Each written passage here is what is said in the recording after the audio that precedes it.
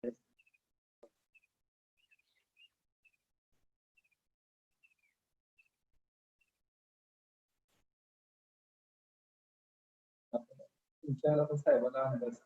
was like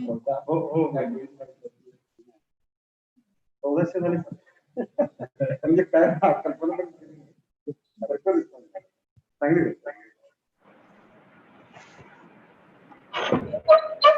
mike चालू आहे. तुमचं माईक चालू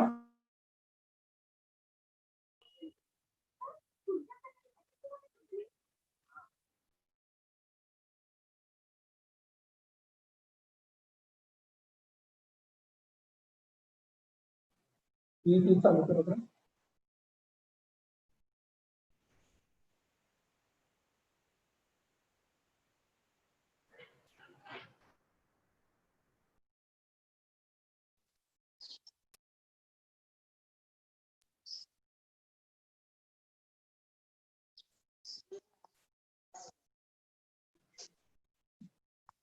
Good morning, everyone.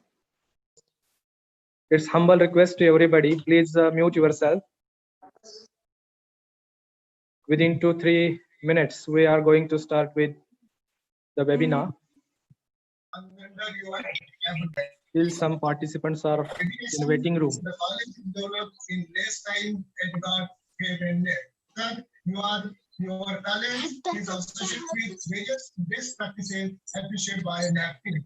I welcome you, sir, and request you to share. It's humble request to everybody, please mute your mic so that we can continue with the session.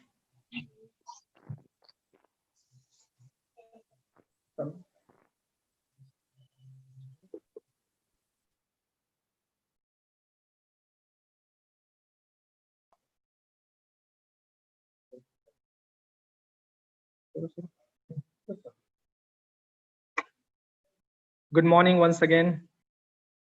I am Dr. Ravi Ranaure, Assistant Professor, DBF, Dayanand College of Arts and Science in English Department. On behalf of Dayanand Institution, Solapur, on behalf of DBF, Dayanand College of Arts and Science, Solapur, and the Department of Economics, UG and PG section, I heartily welcome all the participants in this national webinar on impact of COVID-19 on Indian economy. Before proceeding, I would like to brief you all about the program. The webinar will begin with DAV Anthem. Professor Dr. B.H. Damji will tell us about the objectives of the webinar. Then Professor Dr. Y.D. Pujari sir, he will be introducing chief guest and resource person. Then Honorable Principal Professor Dr. V.P. Ubale will welcome everybody. And the chief guest and resource person, there will be virtual welcome, felicitation. Then there will be inaugural speech by Honorable Vice Chancellor of Solapur University, Solapur, Professor Mrunalini Fadownis Madam. Then the session of resource person, Honorable Dr. Satish G. Jokotia. It will continue. And at the last, there will be question and answer session and vote of thanks. So at the very outset, I welcome the chief guest, Honorable Vice Chancellor, Professor Dr. Mrunalini Fadownis Madam. I also extend my warm welcome to today's resource person, Honorable Girish G. Jokotia, Honorable Principal of DBF Dayanand College, Professor Dr. V.P. Ubale sir, Honorable Professor and HOD, Dr. B.H. Damji, Honorable Y.D. Pujari, Department of Economics, DBF Dayanand College of Arts and Science, Solapur, and all dear honorable participants in this webinar. I request everyone to please stand up at your place for DAV Anthem.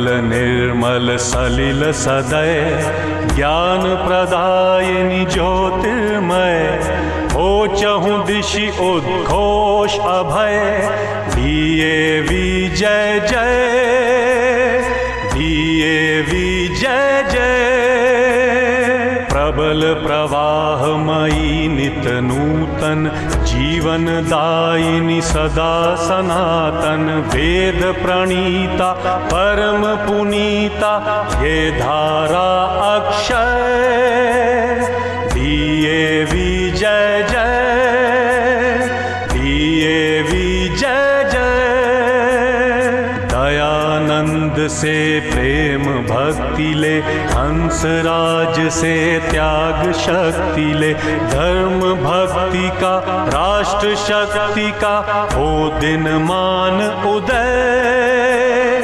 दिए विजय जय दिए विजय जय सुख समृद्धि इसकी लहरें प्रेम शांति इसके तट ठहरे सघन शांतिमय प्रबल क्रांतिमय लिए अटल निश्चय दिए विजय जय दिए विजय जय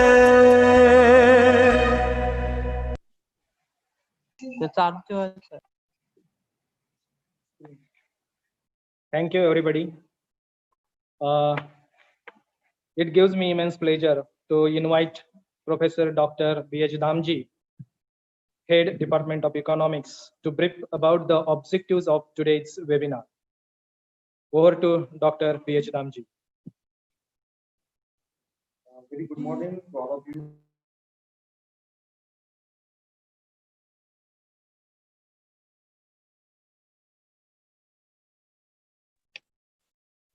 Very good morning to all of you. We all are virtually gathered for the national webinar on impact of COVID-19 on Indian economy. At the outset, I welcome Vice Chancellor Madam Fadnavis Madam and the resource person Dr. Girish Jakotia sir, eminent economist and management consultant, Honorable Principal Dr. Vijay Kumar Rubale sir, who is the chairperson of this function. I welcome all of you again. I'm very happy to share with you that more than 1,400 researchers, scholars, and faculty members have registered for this webinar. The participants are from various states of India. Some participants are from abroad. I'm very thankful to them for showing their interest in the webinar. The idea behind the organization of this webinar is of Principal Dr. Ubari sir. He always encourages us to undertake various activities. The basic objective of this webinar is to have a thorough discussion on impact of COVID-19 on Indian economy, to know the present economic situation and prospects in the context of COVID-19, to analyze the extent of impact of this pandemic situation on various sectors of economy. Also, to suggest some policy implications to overcome this problem. The COVID-19 has forced us to declare lockdown all over India. We have been experiencing lockdown since the last 3 months. I think today it is 96th day of lockdown. All shops, malls, markets, factories, and other economic activities came to standstill. The labor, farmers, shopkeepers, traders, and merchants suffered a lot. The problem of unemployment and poverty became serious. The migration of labor itself is a problem. This problem again created many different problems. The farmers couldn't bring their agricultural produce to the market. various agro-processing industries remain closed. The pandemic also hit to the government revenue to great extent. The growth rate came down. Almost all sectors of the economy badly affected due to COVID-19. I know that this topic is very broad and comprehensive. One cannot cover all the aspects in a single day webinar, but I'm sure that the thrust area will be definitely covered by today's webinar. At the end of this speech, Dr. Giri Jakutia sir will conduct Q&A session, because we are of the opinion that there should be a dialogue between resource person and participants. So participants are requested to put their queries and doubts in the chat box. The same will be addressed by the resource person. So friends, with these few words, I conclude my introductory speech and hand over the charge to Dr. Ranavre sir. Thank you. Thank you very much, Dr. Damji sir. Now I call upon Dr. Y.D. Pujari sir, Department of Economics, DBF Dayanand College of Arts and Science, Solapur, to introduce today's chief guest, Honorable Vice Chancellor Mrinalini Fadnavis Madam, and today's resource person, Honorable Girish Jakotia sir. Over to Dr. Y.D. Pujari sir. Good morning to one and all. A very warm welcome to all the dignitaries and participants present here at the online webinar session. Now I am going to introduce about both today's chief guests and resource person. There is a lot to tell about today's chief guest, Honorable Dr. Fadnavis Madam, and resource person, Honorable Dr. Giri Jakutia sir. But I shall explain it in short. Now, I shall introduce today's chief guest, Honorable Dr. Mrinalini Fadnavis Madam, Vice Chancellor of Punyaslok Ahilya Devi Holkar, Solapur University, Solapur. Dr. Fadnavis Madam is well-known professor, researcher, economist, and good administrator. Ma'am has 30 years experience in the field of teaching and research. She has completed 24 minor and major research projects. Total research paper published 250 at national and international levels. Ma'am has published 19 reference books in economics and successfully guided 14 students as PhD. Dr. Fadnavis Madam was appointed by the Governor of Maharashtra as subject expert on Vidarbha Development Board from November 2011. Worked with district planning body for Nagpur and Wardha. Now, I shall introduce today's resource person, Dr. Girish Jakotia sir. Dr. Jakotia sir is well-known management consultant, economic advisor, eminent professor, and research guide. He consulted the various areas and client are balanced scorecard and performance management system in M&M Limited, Godrej Manufacturing Company Limited, Micro Group, business and organizational effectiveness in Tata Motors, Mahindra and Mahindra, NABARD, Hindustan Unilever Limited, etc., etc. Economic modeling, innovative financial products, and financial monitoring in Central Bank of Oman, Saraswat Bank, Philips Limited, Tata Capital Limited, etc. Business leadership development in Larsen and Toubro, Saraswat Bank. Training program areas and clients are strategic management, financial management, business leadership, and human resource management. It's conducted for Tata Group, Mahindra Group, Bajaj Auto, Larsen and Toubro, Hindustan Petroleum, NABARD, ICICI Bank, Saraswat Bank, etc., etc. He has received many awards. Dr. Jakotia sir is working as a professor in Jamnalal Bajaj Institute and Management Studies, University of Mumbai. He has guided many students for PhD degree. His subject specialization are strategic management, corporate finance, management accounting, strategic cost management, strategic financial management, etc., etc. Once again, I welcome all of you today's national webinar session. Thank you. Thank you one and all. Thank you, sir. Thank you very much, Dr. Pujari sir, for a very deep but very important introduction to both the personalities, distinguished personalities, dignitaries available today for this webinar. Honorable Vice Chancellor, Dr. Monaliji Fadnavis Madam, and the resource person, Dr. Girishji Jakotia sir. It gives us very pleasure to tell you all participants that Girishji Jakotia sir is an alumni of Dayanand institutions at Solapur, and we are very happy to have you here in this webinar. So once again, very warm welcome to all the delegates, participants. Now I call upon Honorable Principal Dr. P.P. Ubale sir to give a formal welcome and felicitation to all the participants and today's chief guest and even today's resource person. Over to Dr. P.P. Ubale sir.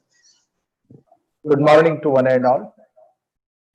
I am sure that everyone is safe at their place. Dayanand Institution Solapur has organized this nice national workshop, webinar, you can say, which is the situation arising due to the COVID-19 pandemic, its effect on various sectors like education, economy, and healthcare. The theme of this conference is related to the economy. According to the Kautilya, economics is a separate science, but not independent to other disciplines and particularly of ethics.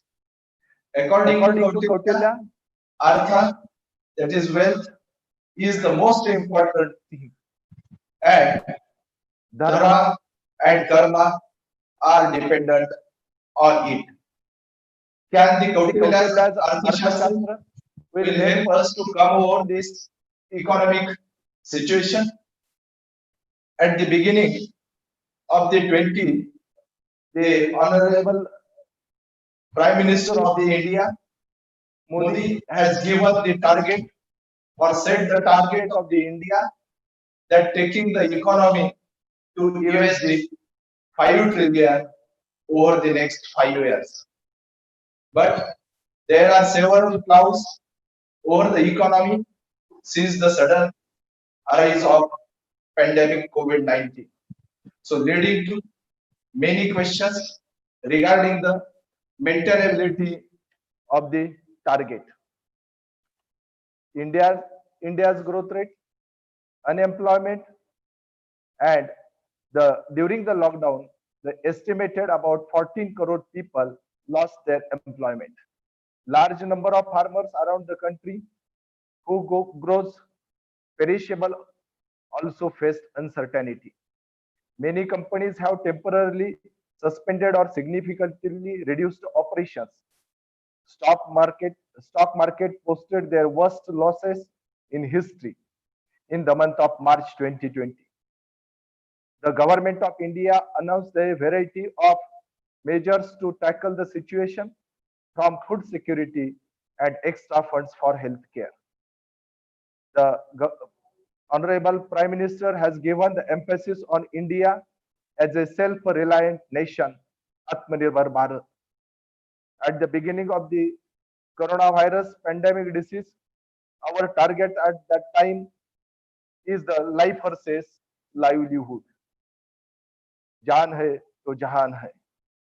Can we have the different solutions to come over this type of situation? And I think that the today's resource persons, Honorable Vice Chancellor Madam Mrinalini Fadnavis Madam, is the master expert and economist in that area. She has a very vast experience related with the various economic policies. Under the leadership of Madam, the Solapur University has marched towards the empowerment of the youth. She started number of skill development courses, number of schools, and she channelized the system. Can her experience will give some inputs related with the economy. Jaketia sir is the alumni of our institution. He has a very vast experience related with the economy policies, and he is the well-known personality in consultant of the finance management. These two resource persons definitely will give the some inputs related with the crisis. And I request all the participants to have their questions in the chat box so we can put forward these questions to the resource persons, and we will have a very nice, fruitful discussion on the economy of the India and the challenges for the economy.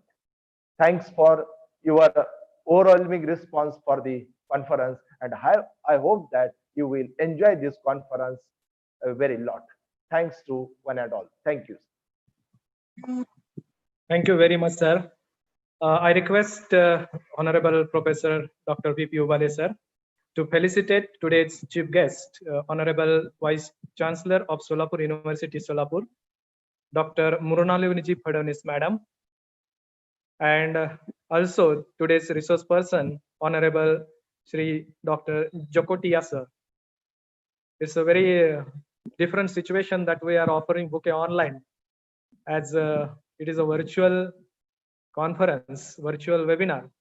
So once again, on behalf of Dayanand Institution Solapur, DAV Dayanand College of Arts and Science Solapur, and Department of Economics UG and PG section, we all welcome you all, today's chief guest and today's resource person, and all the participants.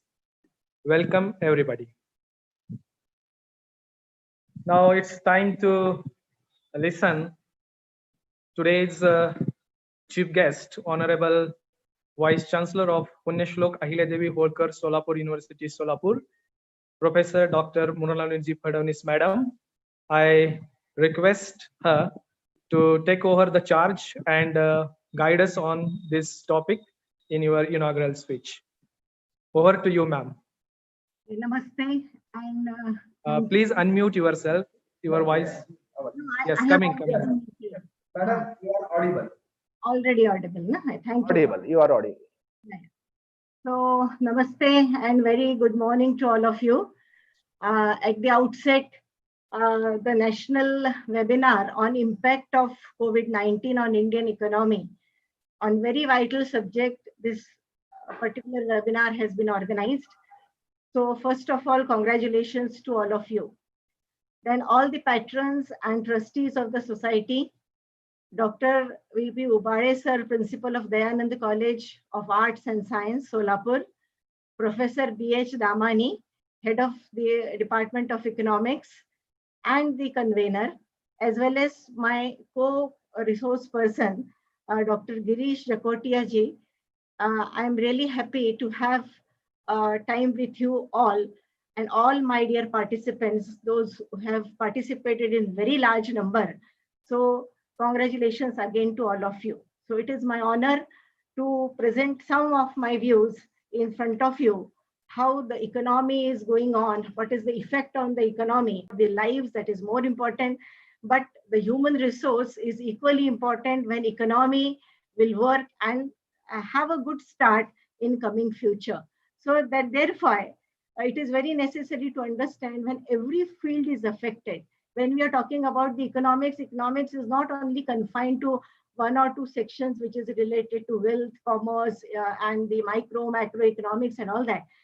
Actually, it is highly multidisciplinary approach we now have to have in this system. And I will start focusing upon the agricultural part, because from many years, say 45 to 50 years, we are talking about the development of agricultural system, and it has been going down and down every year after year.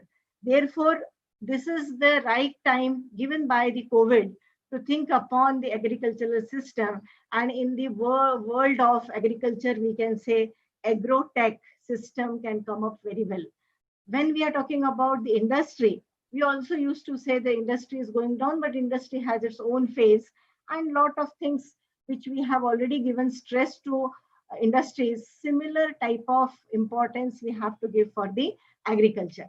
And therefore, from the food system, what we are receiving food at present and even to prior to COVID, that is very important, because without that we can see the lives cannot be saved.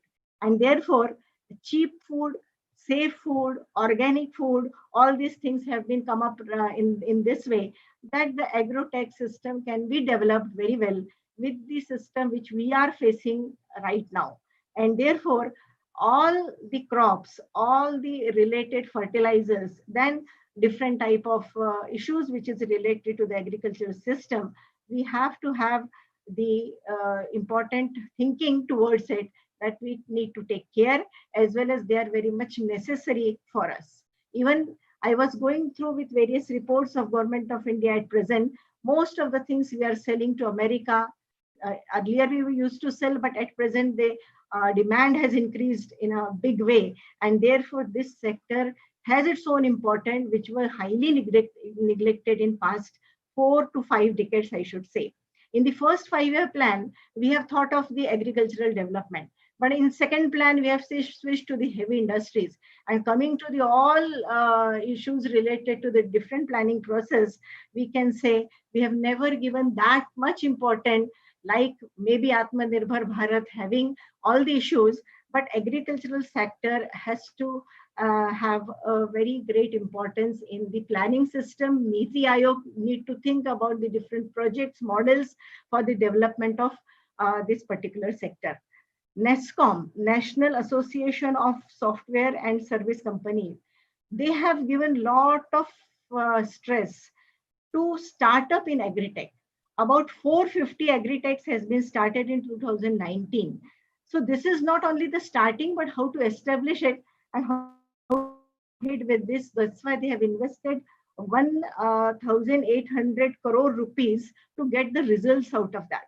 And therefore, I can say the formula we can use, farmers to consumer, that is F2C, how farmers can reach to the consumers directly. Because now we can see when this period in COVID, we're supposed to stay at home, many, you can say, the mediate out, and that's why they can sell their products directly to the consumers, and they are in profit.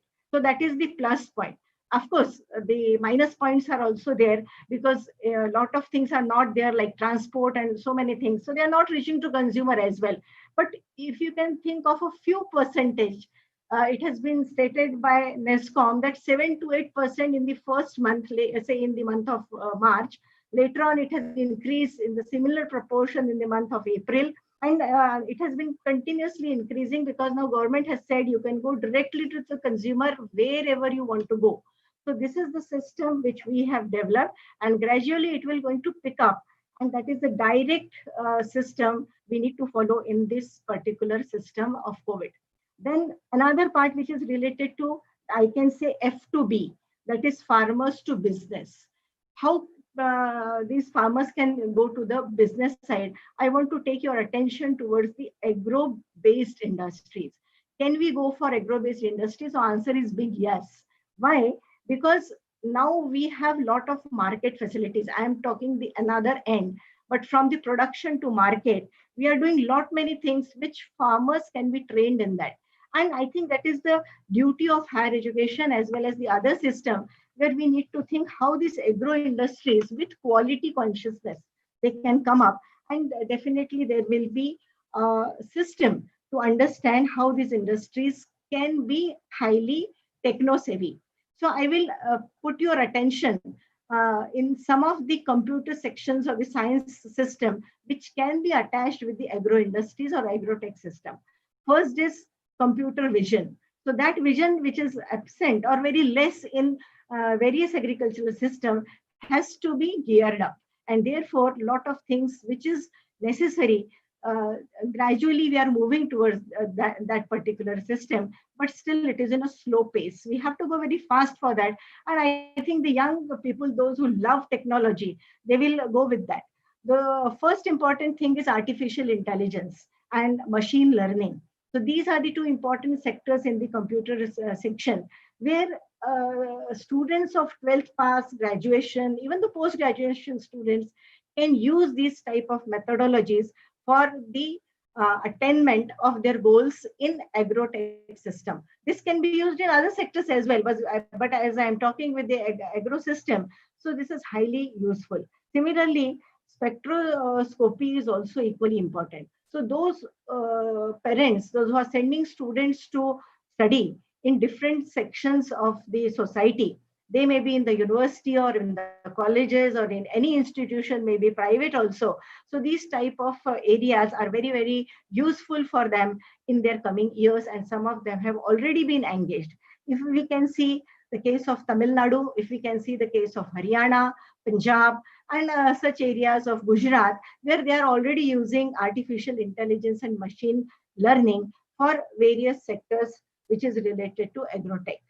Similarly, interest of things, IoT, that is one of the things which we can see, this science and technology.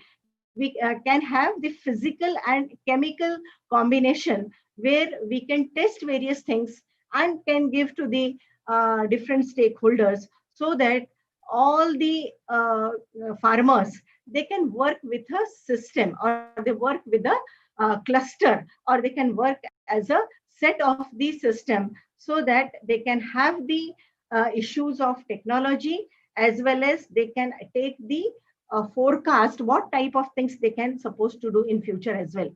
Drone technology is also coming up in a very nice way. I have seen in various places, especially Israel has started this type of technology, where they have put drones in such areas where they can understand where the less water has been given to the crops, where the problem of pests are there, what is happening to the each and particular crop. They can understand, study, and they can work upon this. Similarly, this has been taken over by Punjab government, and they have taken first for the wheat as well as the other crops, which is they have vegetables and all that, which is of a very unique nature of the sarso and all that. So that has been given a good thinking to other farmers that they can also move with this. And gradually, when we are thinking about this technology, the prices are definitely going down. Some subsidies can also be given by the government. And when we are giving so much support system to the farmers, this support can also be very, very associated with all the system for the agrotech industries. Even the MSMEs, which I'm going to talk later on, that will be of very useful for the development of agro-based industries. There are a lot of ancillaries industries, those who can be carried out from the agro system to industrial or the service sector. If time permits, I will also cover that. Then commerce side, which is very important in the point from the point of view of development of industry and insurance. Industry, I will of course see in the context of MSMEs, but insurance, that is very important. In insurance, I can see all agro technology as well as the financial technologies, they are being taken as a coordinators to each other.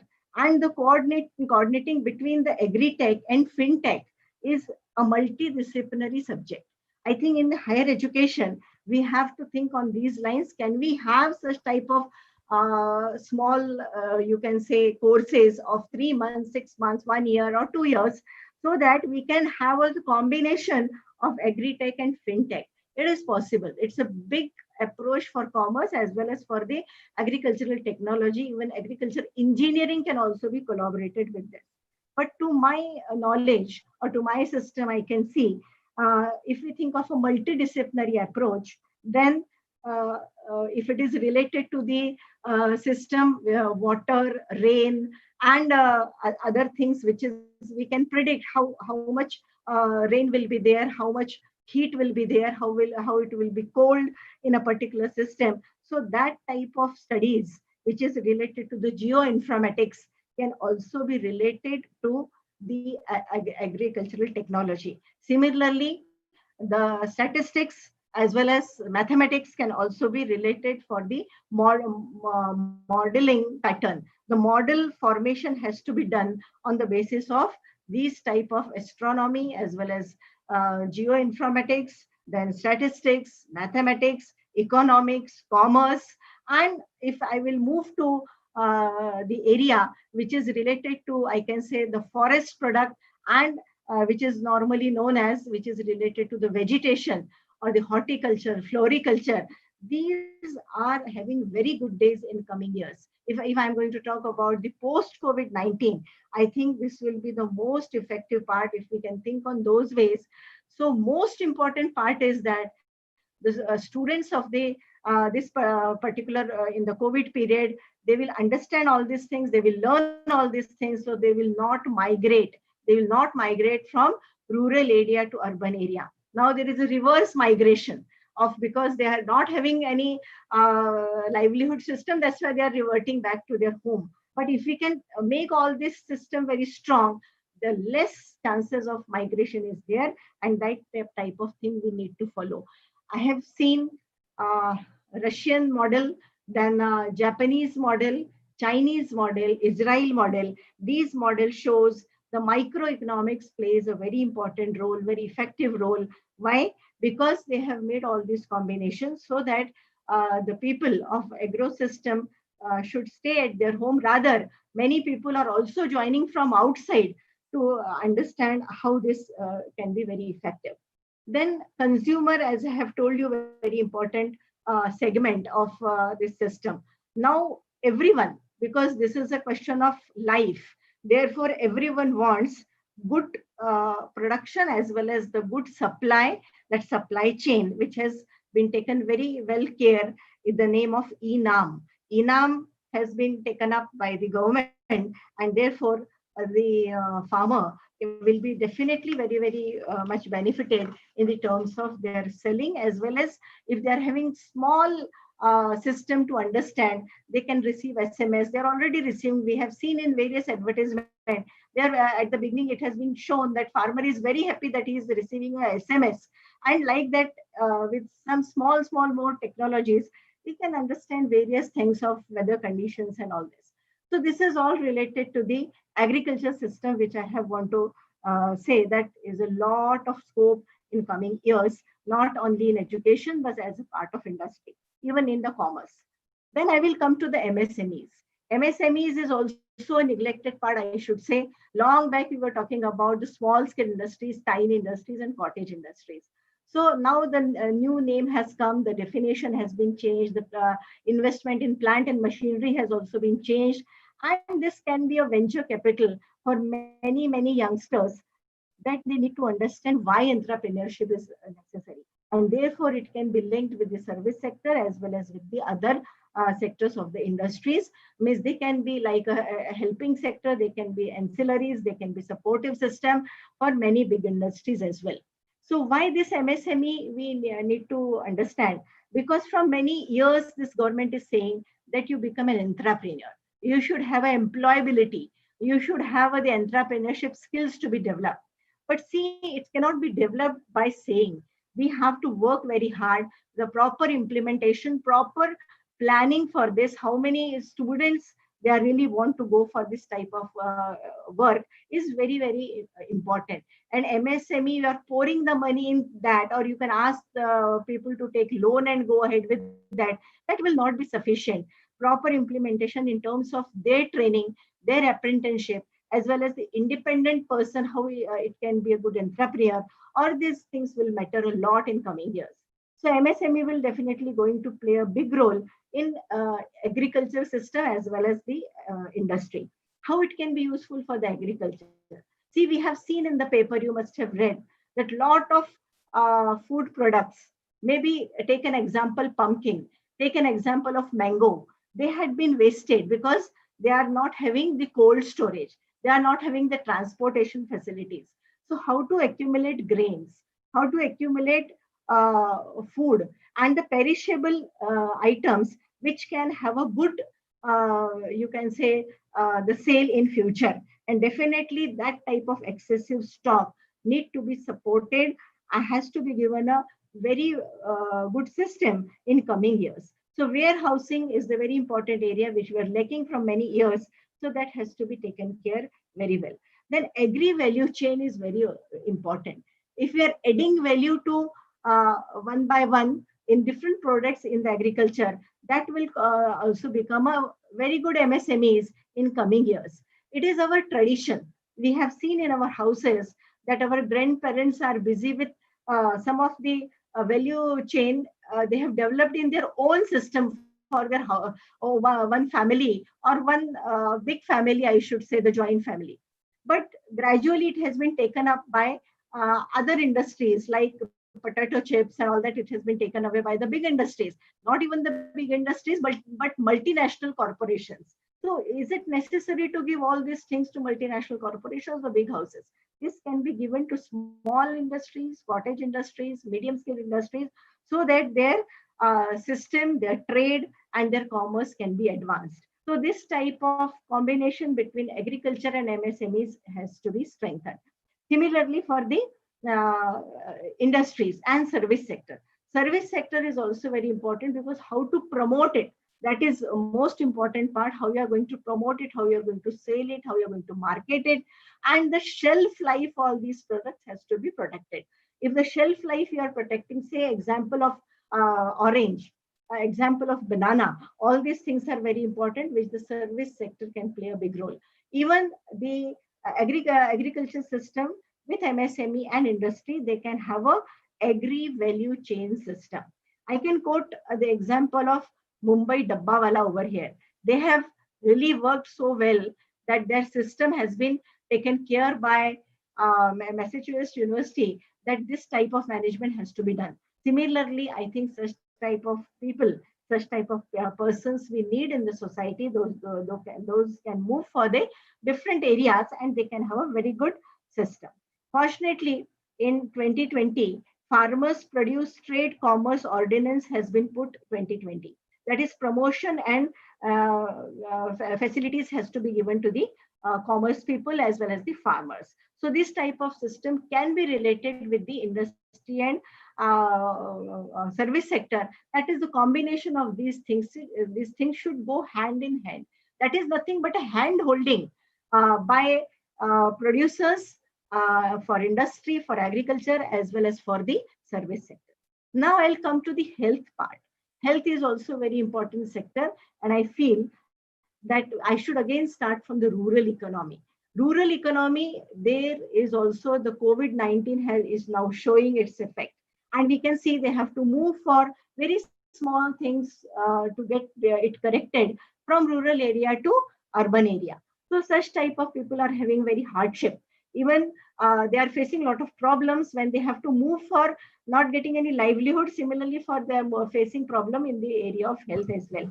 And therefore, I can say in health system, we are already having Asha workers over there, Anganwadi workers over there, Ayas, Ayabais are there, and these people are playing very important role. But why not to strengthen their hands? So health can also be an industry, health can also be a service sector, and in rural area, it has to have its foot very deep rooted in the sense that they should give the fair services to people. But unfortunately, it is not like that. Even when we are asking doctors to go for 6 months for apprenticeship, they just go finish and come back. So that is not good. When I have seen such a in such countries that they are working in rural areas, they have different type of facilities given by the government. If this type of facilities has been given for the doctors and related staff members, the health system will definitely come up. And that is the need of the day. Now coming to the urban part of the health system, because it is also being in such a situation where we are facing a lot of problem because the cases are being now increasing. When in Solapur also we have seen we need more microbiologists, we need more such doctors which can help the various patients. We are in the such type of position to not to give a proper care for the patients, those who are in need of COVID-19. But not, this is not the question of only COVID-19, because COVID-19 is there, but other patients, what they will do. So in urban system, we should have a strong base of health system, which is again related to the commerce and industry. So good doctors, support system of their management area, support system for the commerce, support system for the different positions where they can definitely work, and this area should come up in a very good way. Similarly, in coming to the health side, I would like to focus your attention. It is not only that we should go for allopathy. This is the system when we are talking of yoga and meditation. So similarly, we have to talk for the naturopathy and Ayurveda. In yesterday's Man Ki Baat, our Honorable Prime Minister has said that Ayurveda has its own system. If somebody, sometimes somebody has vanished it, but it is the time to revive it. And therefore, there is a lot of possibility and potential available in the naturopathy and Ayurveda, and therefore health system will also become a robust system if we take that opportunities for our youngsters. Many people, even I have seen in allopathy, they are giving supplementary drugs which is related to the Ayurveda, asking them to go for yoga. Yoga can improve COVID patient within 4 or 5 days or 10 days. So what is the meaning of this? In our university, we have deliberately started such courses, so people should have been benefited. They are getting employment. In this period, I would like to say those who are not from the Solapur University, that whatever the courses we have started, out of that 35 to 40% students have been enrolled for all these purpose, and they are getting job in the system where it is the problem of unemployment. Our students are getting job in this area. So therefore, this is a remarkable thing which we need to see in the sector of health, as well as the pharmacy is having a big role to play. Pharmacy students, pharmaceuticals, their industry related issues, their marketing, all these are very, very important in the point of view of their system, which has to play a big role in coming years. Now, I would like to focus your attention on a different area, which is the unemployment.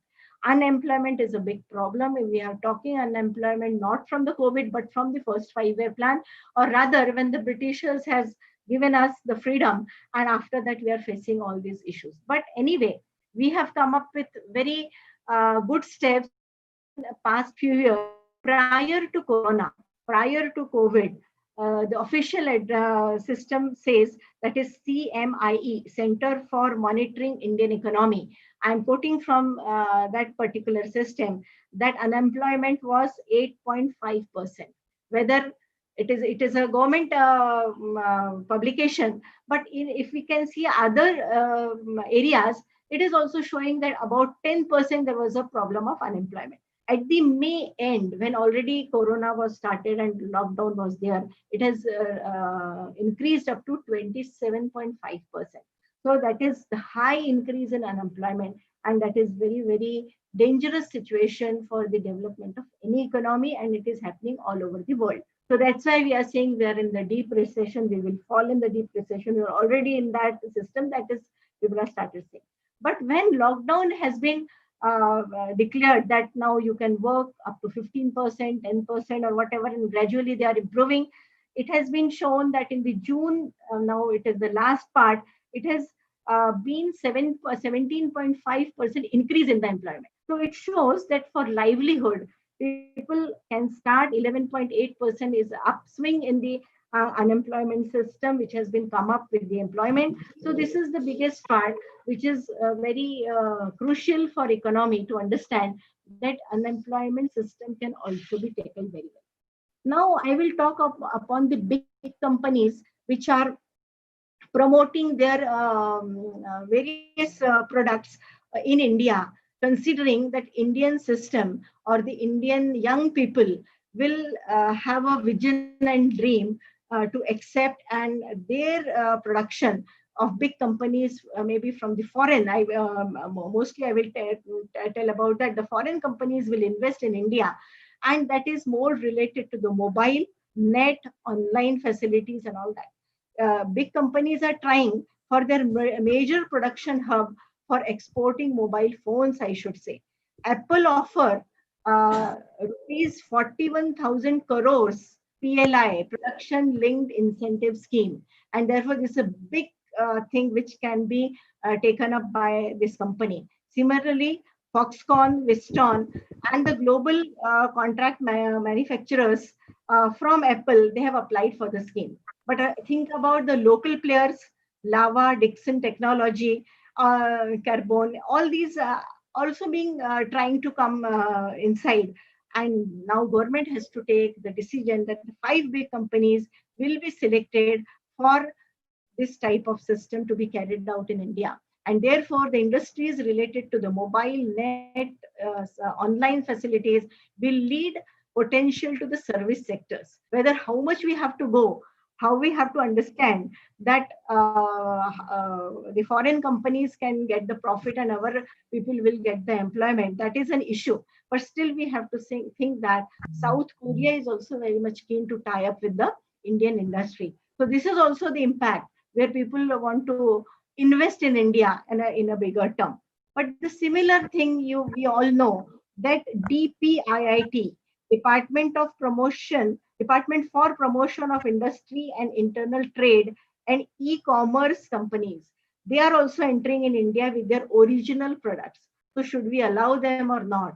Again, we are talking about the Chinese product and a lot of things which we have to understand how they will going to be retained in India and how we have to cut down their products. So this is all the questions we are facing. That is not only because of the COVID, but because of the another external activities which our Indian economy is facing.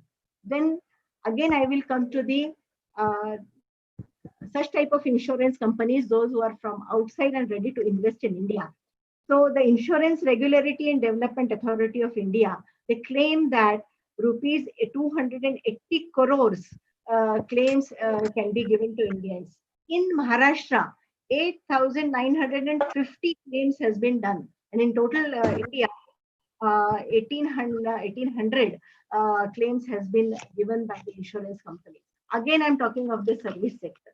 So I have came from agriculture to industry to science and technology and to the service sector, where IMF is also projecting that at present, India is facing heroic low problem. What is historic low? What is this historic low? That is the contraction of the economy up to the 4.5%. So we have come down to that much extent, but it is very true that we will come up in 2021 up to 6% growth, and that is the World Economic Outlook forecast, I should say, is there.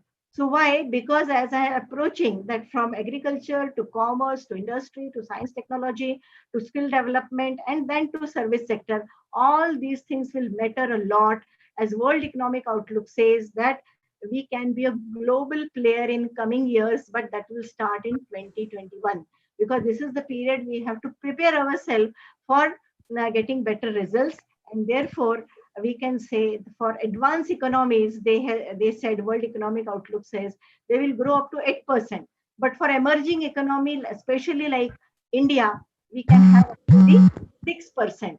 But sometimes it can be dwindle between 3 to 6%, and therefore we have to take care of our GNP and per capita income. At present, we have negative per capita income. We have seen that various places people are not having income, free food has been given, free stay has been given, but gradually it will improve, and we have to understand how our relationship with the Indian system as well as the international system is very important. Another very important, which I'm not going to touch because it will not covered up in that period, but international trade relationship, international economic relationship, international you can say EXIM policies. This will be very, very important for the global trade relationship. This is also an issue where we need to understand. But one part which we want to touch, just one minute I will give to that, because they are also very important. Like global solar grid, environment protection is also one of the area. It has been rightly said all areas cannot be covered, but I'm putting this particular area why.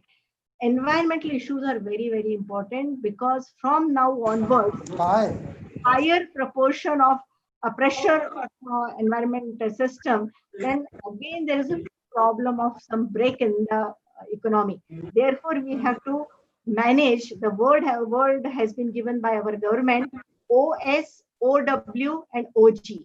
That is one sun, one world, one grid.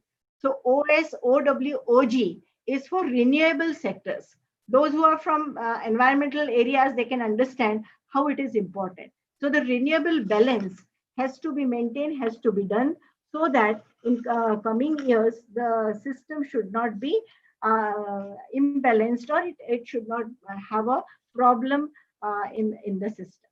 Then let me tell you in my last part of the speech that UNICEF has also estimated a long good thing for us, as well as some thing which they have told us, that we have to understand the problem of migrants, cyclical problems, structural impact, labor issues, migration, and all those. But what UNICEF said in coming years, lot of people, especially in South Asia, when he's talking about South Asia, India is one of the important part of South Asia. And therefore we can say, for that they have said there will be a multi-dimensional poverty.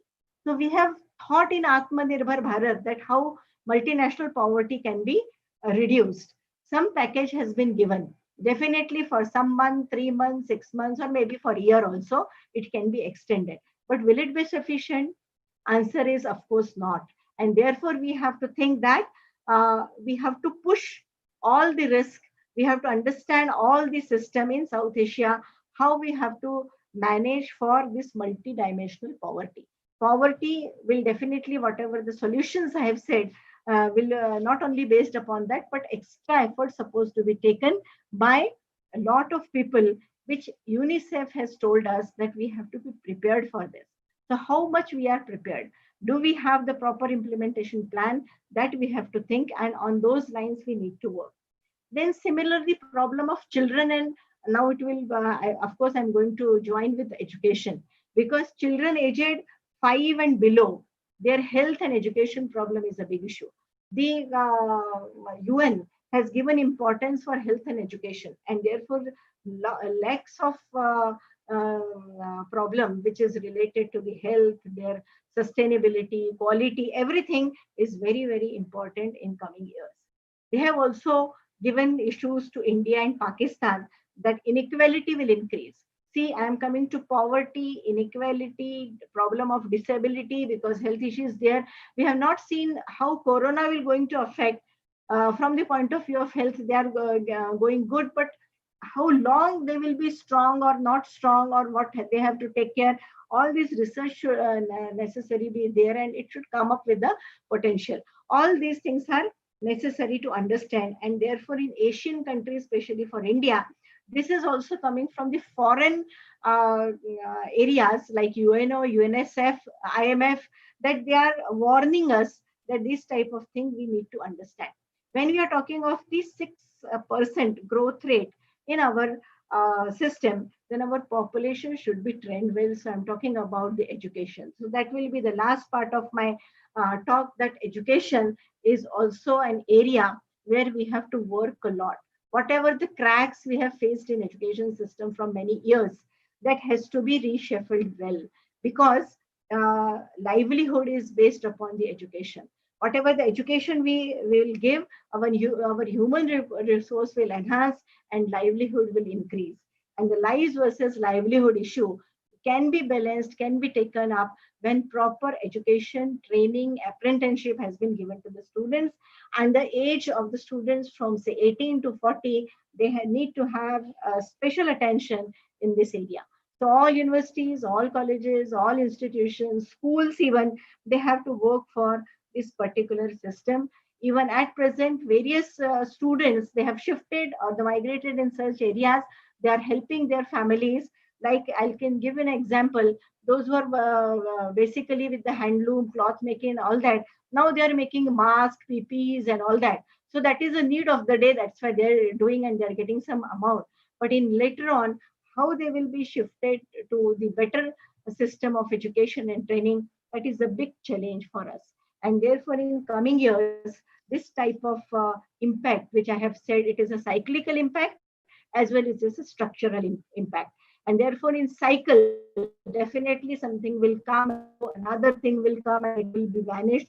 So that there should be a proper impact. So a lot of planning and implementation is necessary. In structure system, we have to make some structure, make some sets, clusters, that which person or which area is very, very important for the society. That will definitely going to implement all these planning procedure in coming. I think a lot of things to say, because not a single part is now we can say away from the corona, or we will not be away from this COVID-19. So a lot of we need to understand on broad issues which is related to the coming years, to understand our vision. And now we understood how to live with the corona, how to live with the COVID. We can have a lot of things which we can take care of health and go ahead with this. We cannot stop various activities. We cannot stop avoiding our health issues also.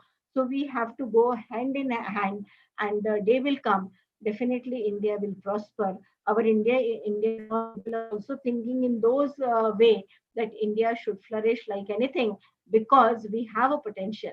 We only it has to be streamlined, and our teachers, students, youngsters, our all manufacturers, they need to have a combination. They need to have a system. We need to have a course well designed for all of us, so that our this future generation will not suffer. So thank you very much, sir, and your team, that you have given me a chance. I have tried to manage my time, and I'm really happy that I could cover various important points. But this is the way we have to work in coming years. So thank you very much to one and all. Have a nice day. Well wishes to the seminar. Thank you. Thank you very much, ma'am. This was very enriching and enlightenment experience for all of us to listen to you. It was an eagle eye observation. Almost everything was seen through your eye, and we are very happy that you have taken a very brief but very studied survey of Indian economy. Professor Damji want to say something about your presentation. Over to Dr. Damji. Very nice, madam. We are very thankful to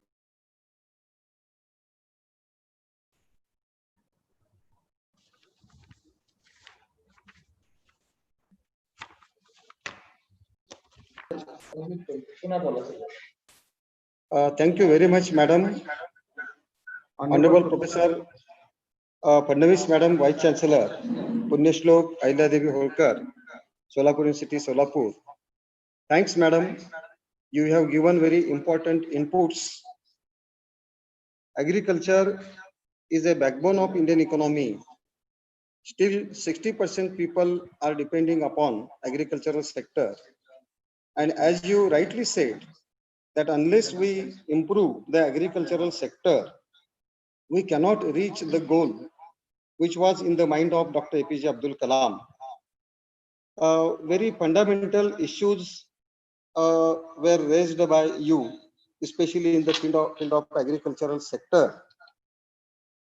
The importance of skill development is also one kind of best measure, as you mentioned in your speech. In order to overcome the problem of impact, actually great impact of COVID-19 on Indian economy, we need to once again emphasize on skill development. Madam, it is very true. You have given very nice input. Environmental concern is also very important. You have also given some inputs regarding Atmanirbhar Bharat, which is one of the best objective, which was already stated by our Honorable Prime Minister. Education issues, health issues, especially children below 5 years of age. You have also mentioned cyclical impact of economy, structural impact of economy. Madam, you have raised very fundamental problems. Actually, due to this COVID-19, we are already facing these problems all over India, and I hope that definitely we can overcome this problem. And once again, I offer my special thanks to Fadnavis Madam for giving very important inputs. Thank you, madam. Thank you. Honorable Madam, we have ample number of questions for you, but keeping in mind the time constraints, I would like to ask some of the questions, selected 2 questions only that participants are willing to ask you. Very basic question one participant has put here. We are boycotting foreign products, but to replace them, we have no Indian products to take place of them. So in this context, how we can grow our economy? Should I answer, or you're making a club of the questions and then you're giving it to me? I think I'll answer one by one. Yes, ma'am, you are audible. Yeah. I'm audible? Yes, ma'am. Okay. So this question is very relevant. Everyone is thinking upon this, that our backup plan is not there, and we can, if you are cutting China products, and what we will have to do. But if the problem is, this is not only the problem of COVID, but it is also problem of political issues as well. So what I can think, that if you are not getting China product, we can live, we cannot die. We can have water until unless it has been cut off, then only we can able to make it. Otherwise, if you are getting in a ready-made way, then we will not make any efforts to make it. So let it be cut for some time, and we will have to give some time for the preparation of our own products. But we should do that, because that is the very crucial time that we need to understand that we should not depend upon China or any other country for basic things at least. So that should come up in this way. One thing I would like to say, in first 5-year plan, there was a thing which has been given to us of Atmanirbhar Bharat, same type of planning which has been given. But what happened?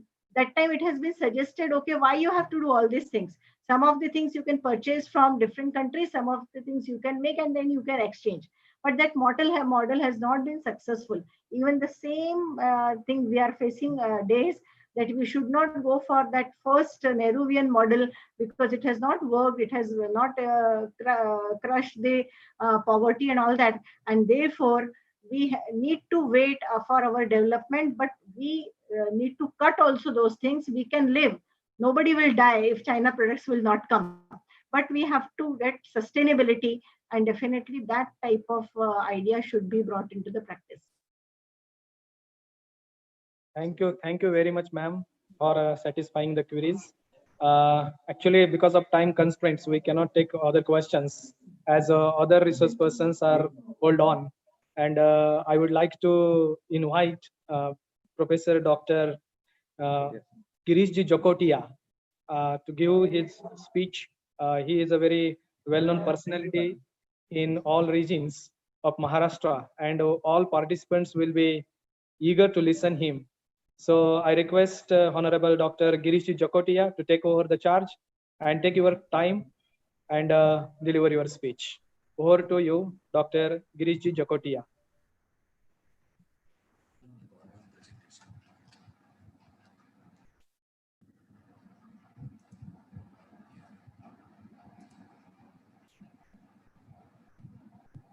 Sir, you can continue, sir. Yeah.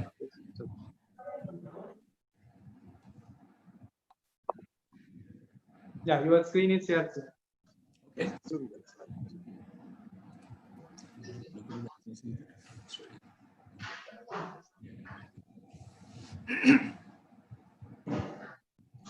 Good afternoon, friends. My very humble salutation to Madam Vice Chancellor of the Solapur University, my principal, sir, the convener of this program, Dr. Damji, and Professor Ravindraji, who is anchoring this program. Friends, we are, I think, reasonably behind schedule, and probably we'll have to set and somehow, see that this vast subject we try to discuss in the remaining amount of time. I, being the ex-student of this college, I feel it is a great honor for me that the DAV institutions could think of me and invited me to some of my thoughts, my process about this subject. without wasting further time, I think it would be appropriate if we get into the topic directly. What I really want to share with you, recently I completed writing my book, Economics of Survival, based on my study of 14 economies worldwide, right from the USA to South Korea, Taiwan to Indonesia, and Saudi Arabia to India. Obviously, China is there. This discussion, COVID-19 and its impact on Indian economy, absolutely goes back to the Wuhan kind of episode, which China initiated. I'm using a geopolitical terminology over here. China's economy lately has not been doing well. I'm not getting into international political economics as such, but then the scenario is very simple, very transparent, that what do we and how do we prepare for the post-COVID-19 scenario? How has it impacted the global economy, and how has it impacted Indian economy? And then my emphasis shall be on both A, long-term solutions, B, immediate solutions. When I studied 14 economies worldwide, my conclusion was very simple. Man worldwide is not happy. Whether he is an American common man, a Chinese, or an Indian, Indonesian. So the economic, the geopolitical issues in the global economy, the two groups, one led by USA and led by China, who have been warring in the WTO space of trade and tariff, have been warring geopolitically, and that's a big discussion. Now, let me quickly take you to the present scenario. If you look at my PowerPoint presentation, I believe it is pretty clear. I could divide an economy, whether Indian or American or Chinese or Taiwanese, into a 3x3 kind of a model. You may call it even a simple linear matrix. So there are fields of operations with the three-wave kind of a concept, which I personally disagree: agriculture, manufacturing, and service. And there are three players: SMEs, the private sector, big corporates, and public sector enterprises. If I make a genuine statement here, the present corona has taught us many lessons. Number one, it has taught us a big lesson, and the lesson about Shashvat Arthashastra, perpetual economics. Go back to agriculture, go back to talukas and tehsils, go back to villages, go back to simplicity of life, curtail desires and curtail requirements and whatnot. I think these are quite well known to all of us, so I won't be wasting my time here. The point here is, if you look at this linear matrix, of course, I'll entire presentation. I requested my friend Dr. Damji to share this presentation with you later on, so you don't have to copy down anything from my presentation. The point here is, Mahatma Gandhi ji made a statement about Antyodaya, and then Deen Dayal ji Upadhyay made a statement about integrated humanism.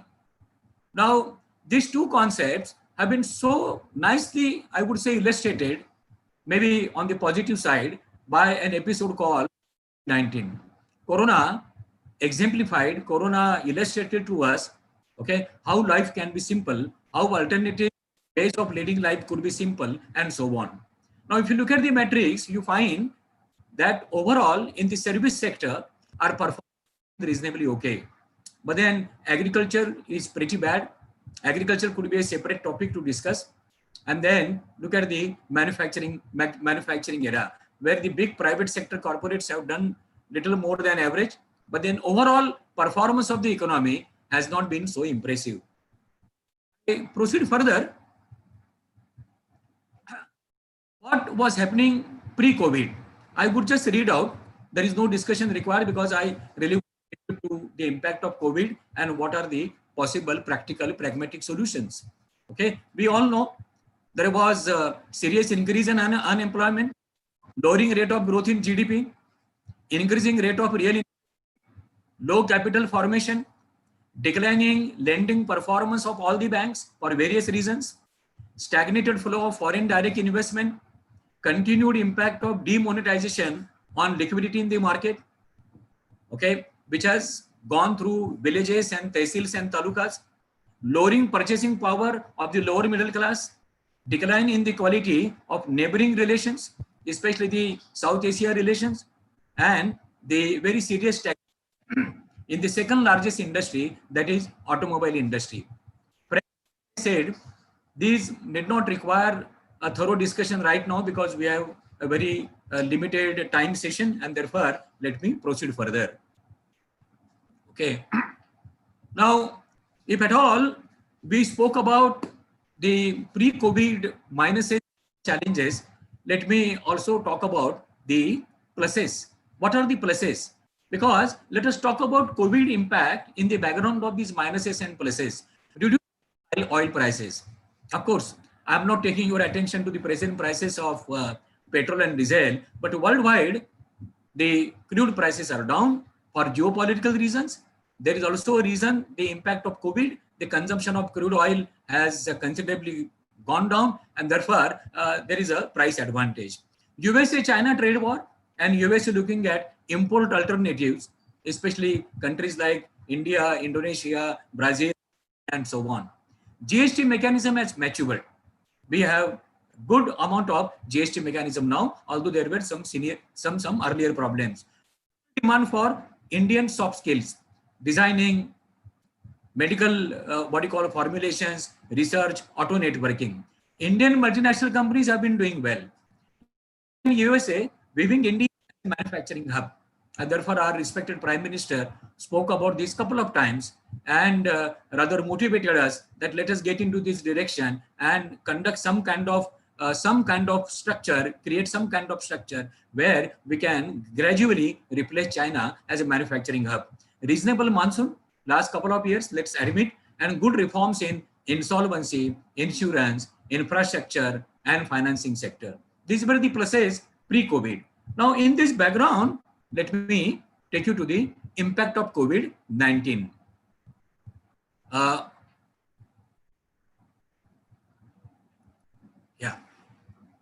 Let me first tell you the impact of COVID-19 on the global economy and ecosystem, and then I quickly take you to India. Okay, serious decline in global trade, choking many economies. Okay, I'm not just talking about India. Even bigger economies like France and Britain, they are very much into the, I would say, the process of rethinking their economic model. Government of Oman invited us. Their oil reserves are declining very fast. The COVID impact is on one side, but then they have been thinking both short-term and long-term. Can we revisit our economic models as such? Corona uncertainty delayed many global investments, collaboration, joint ventures, and so on. Oil, commodity, and metal markets are under depressionary pressure. If I make a simple statement, what Corona also taught us, how do we perform, innovate, okay, rejuvenate ourselves under uncertainty. There is so much uncertainty. I mean, God knows, we wouldn't know if at all we get out of Corona in next 4 or 5 months, or could it take 1 year? Now, if it come out of Corona, will there be another Corona after 2 or 3 years? We do not know. But as Indians, to be ready for all types of uncertainties now. Countries heavily dependent on China suffer from a supply chain bottleneck, and we are one of them. It is very simple, friends, to talk about boycott China, boycott Chinese products, services. It sounds sometimes an emotional statement. Yes, we should. With the present geopolitical China, what China has done to us, I am also with you. But the point here is, do we have a strategic approach there? And Corona has rightly taught us that kind of an approach. We can socially, culturally, economically, politically replace China if we have a strategic approach.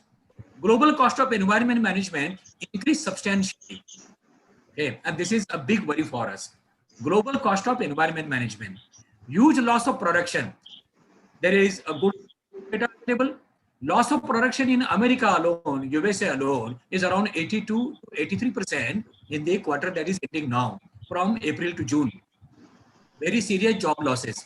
Madam Vice Chancellor made a reference to this. Serious job losses in India, Indonesia, elsewhere. The global impact is obvious, especially to do with migrant labor.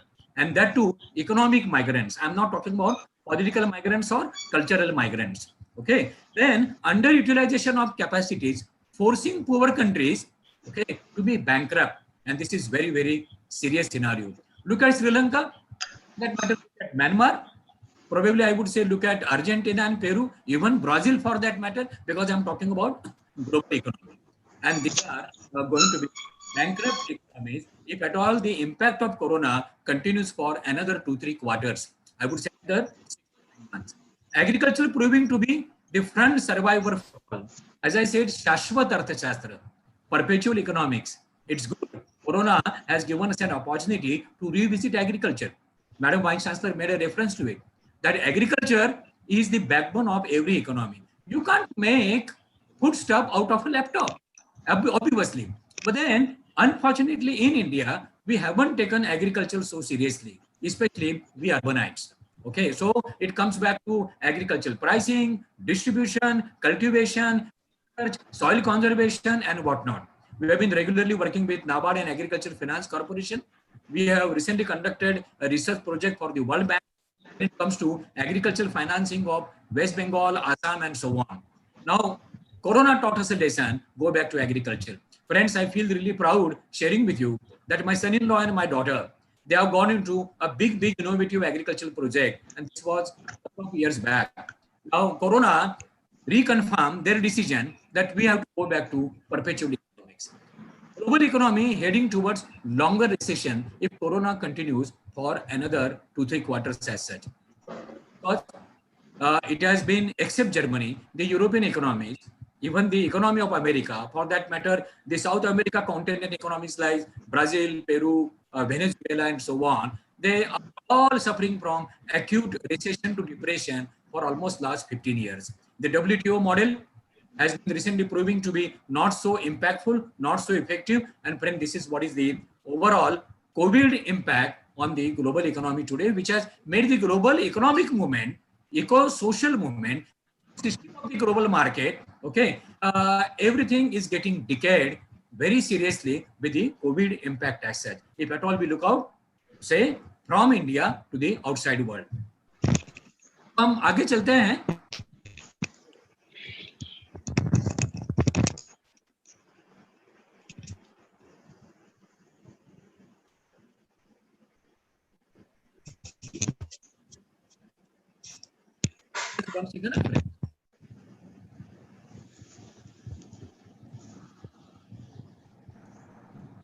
There's some disturbance here.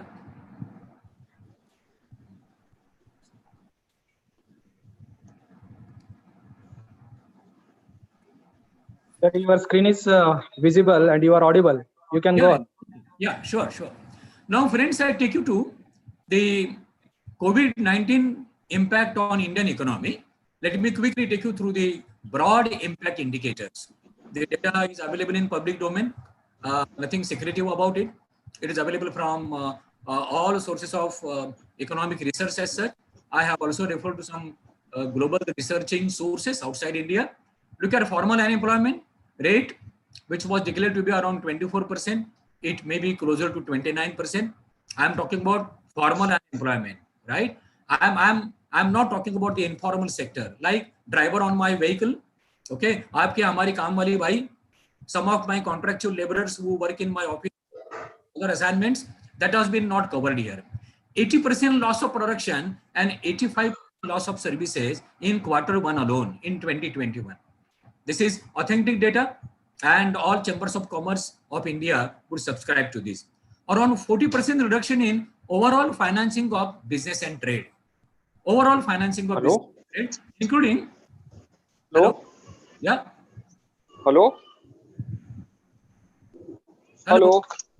Who's this? Please no Please disturb. mute yourself. It is humble request to all participants. Don't disturb the resource person. Please mute yourself. Yeah. So let me continue.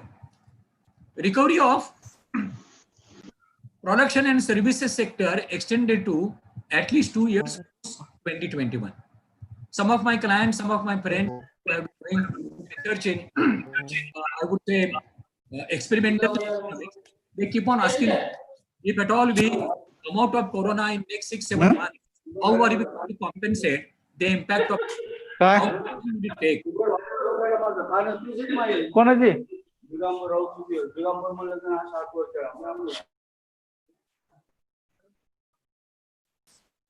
Sir, please please unmute yourself.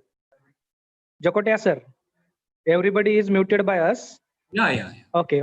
You continue, please, sir. Am I audible? Yes, you are audible. You are Okay. audible, sir. Please continue.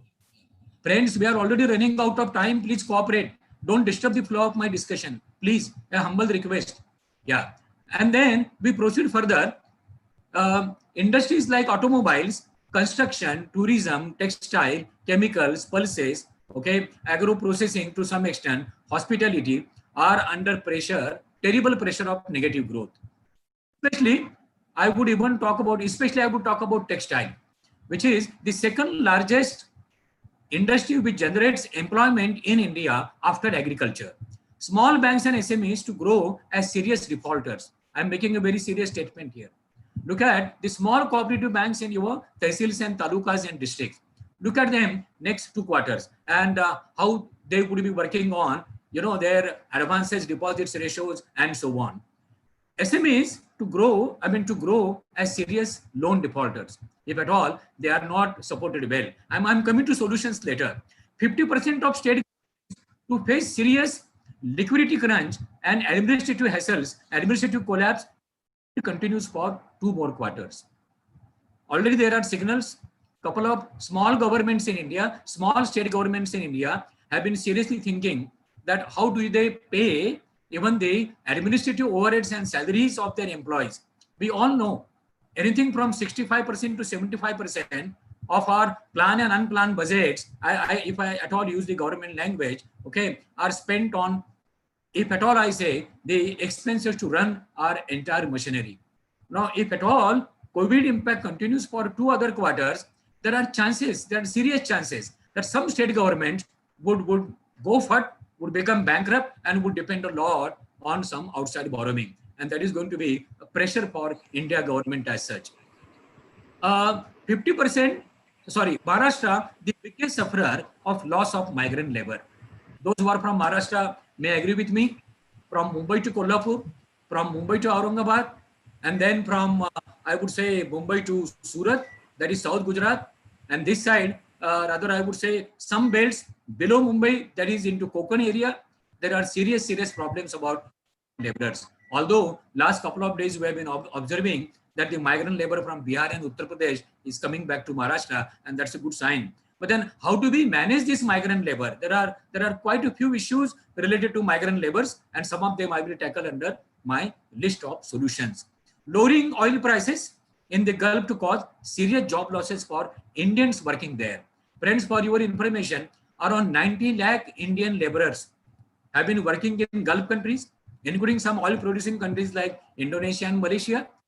These 90 lakh jobs, probably 20 to 25 lakh jobs will be abolished in next 2-3 quarters if the crude oil prices in the Gulf countries, they keep on lowering month after month, week after week. Eco-friendly cities and tehsils gaining importance. Let me make one jolly statement here. I'm from Mumbai. Yeah, my daughter and son-in-law, they both reside in Nasik. There is a late realization in a city like Mumbai that what is happening to Mumbai, Pune, Ahmedabad, Indore, for that matter, a couple of those crowded cities. And this has also been a realization from the COVID-19 impact that something somewhere has gone wrong with our urbanization model. It is good. Dr. Babasaheb Ambedkar also made a mention that people should migrate from smaller villages to, not just for economic reasons, also for social reasons. But this migration, which is economic, political, cultural, and so on, has not been managed so well, not just in India, worldwide. But then lately there is a realization. Go back to tehsils, go back to talukas, go back to smaller towns, have houses there.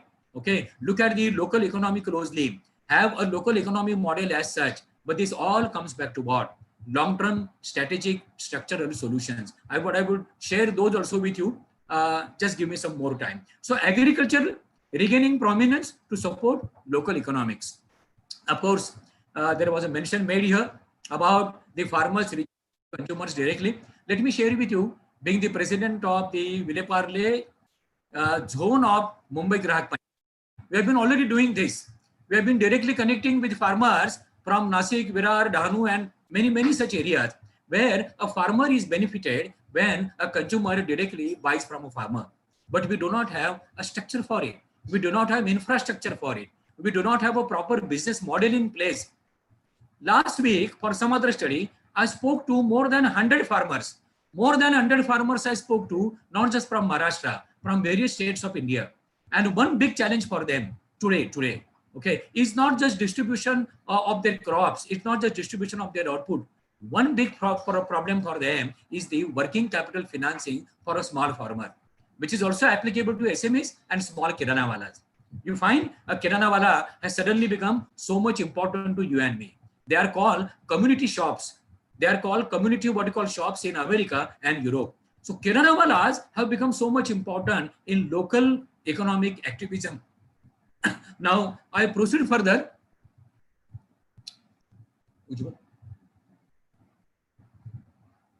Please give me a second. Yes, you are audible, sir. Yeah. Yes, your screen is also visible.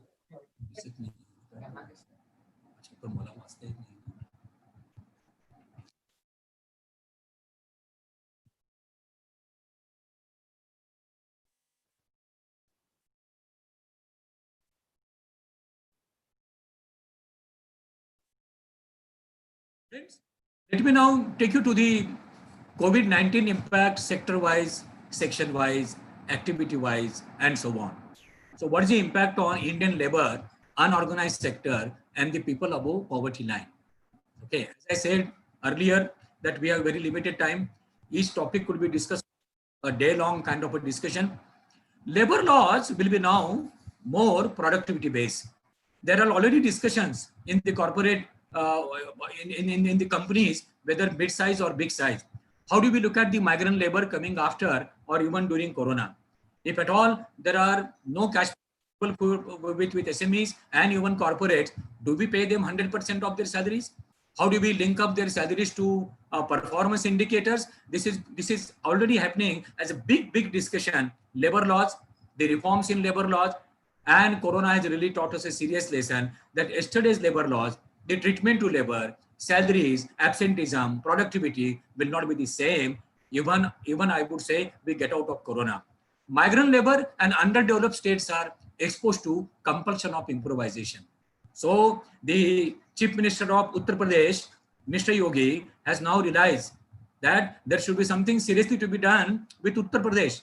The western Uttar Pradesh part, which is closer to Delhi, is doing well when it comes to, but then eastern Uttar Pradesh, half of West Bengal, that is southern West Bengal, for that matter, entire Bihar, okay, 70% of Orissa. I'm not talking about South Orissa, where you find a good amount of plants and factories working over there. Now, most of these states, we have been calling them Bimaru states, and their chief ministers, their leaders have realized, thanks to Corona, that they need to do something with their state economies. Okay, so it is a realization out of compulsion, right? There are around 70 lakh laborers who come from Uttar Pradesh and Bihar alone to Mumbai, Navi Mumbai, we call it Vashi, and the neighboring areas. So if at all I talk about Maharashtra, Aurangabad, Nasik, Mumbai, okay, and Pune, there is a square, and this square has swollen over a period of time. Okay, it is so thickly populated. Right now, there is something again wrong with our economic modeling as such, and we have to revisit it. Going forward, as I was talking to compulsion of improvisation, advantage of 20% of the poor crossing poverty line, okay, who already crossed poverty line as a result of our last 15 years economic reforms and so on. Probably, if Corona continues for another 3 quarters, there can be serious problem with the number of people, the amount, the quantum of population, which is hovering around the poverty line. And this can be a very serious issue. Not just that I am making this statement. There is a good amount of research that has been done by, I would call it as research institutions, not just CMI. I should also give you a reference. The Economist, which is a global magazine, has come out with a paper, okay, people around the poverty line in countries, not just India, Brazil, Argentina, Peru, for that matter, Bangladesh, Pakistan, and so on. So the COVID-19 impact is going to be very serious here. Friends, we all agree that in the pyramid, the people who are at the bottom of the pyramid, they decide the foundation of the pyramid. So 60% of we Indians, okay, we are almost at the bottom of the pyramid. If at all we look at comparative purchasing power, if at all we look at, okay, the free of inflation impact on our salaries and earnings. So this is a very, very serious area. Indian industry is now preferring automation, and this would cause something close to 5 to 6% of further job losses. Somebody as an entrepreneur sitting in a corporate office is looking at what? Is looking at automation. To what extent can I automate my marketing, manufacturing, procurement, supply chain, even to an extent accounting and finance, R&D. So there's a buzzword, there's a discussion going on, ruthless discussion going on about automation. I would call it robotization. Can we bring in robots? Can we automate processes and so on? And this is not good for Indian economy, where our priority is employment generation.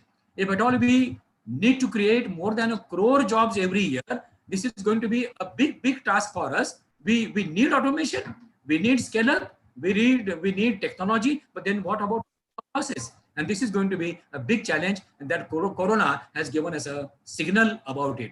This was signal already, but then there is a discussion about automation now. Low to return to natives and become a burden for the local economies, especially agriculture. I can share with you around 5 lakh Mumbaites, 5 lakh, they have returned to Kolhapur, Sangli and Konkan. When they would come back to Mumbai, Pune, do not know. How were they surviving there? Do not know. What was the economic model that yesterday before Corona?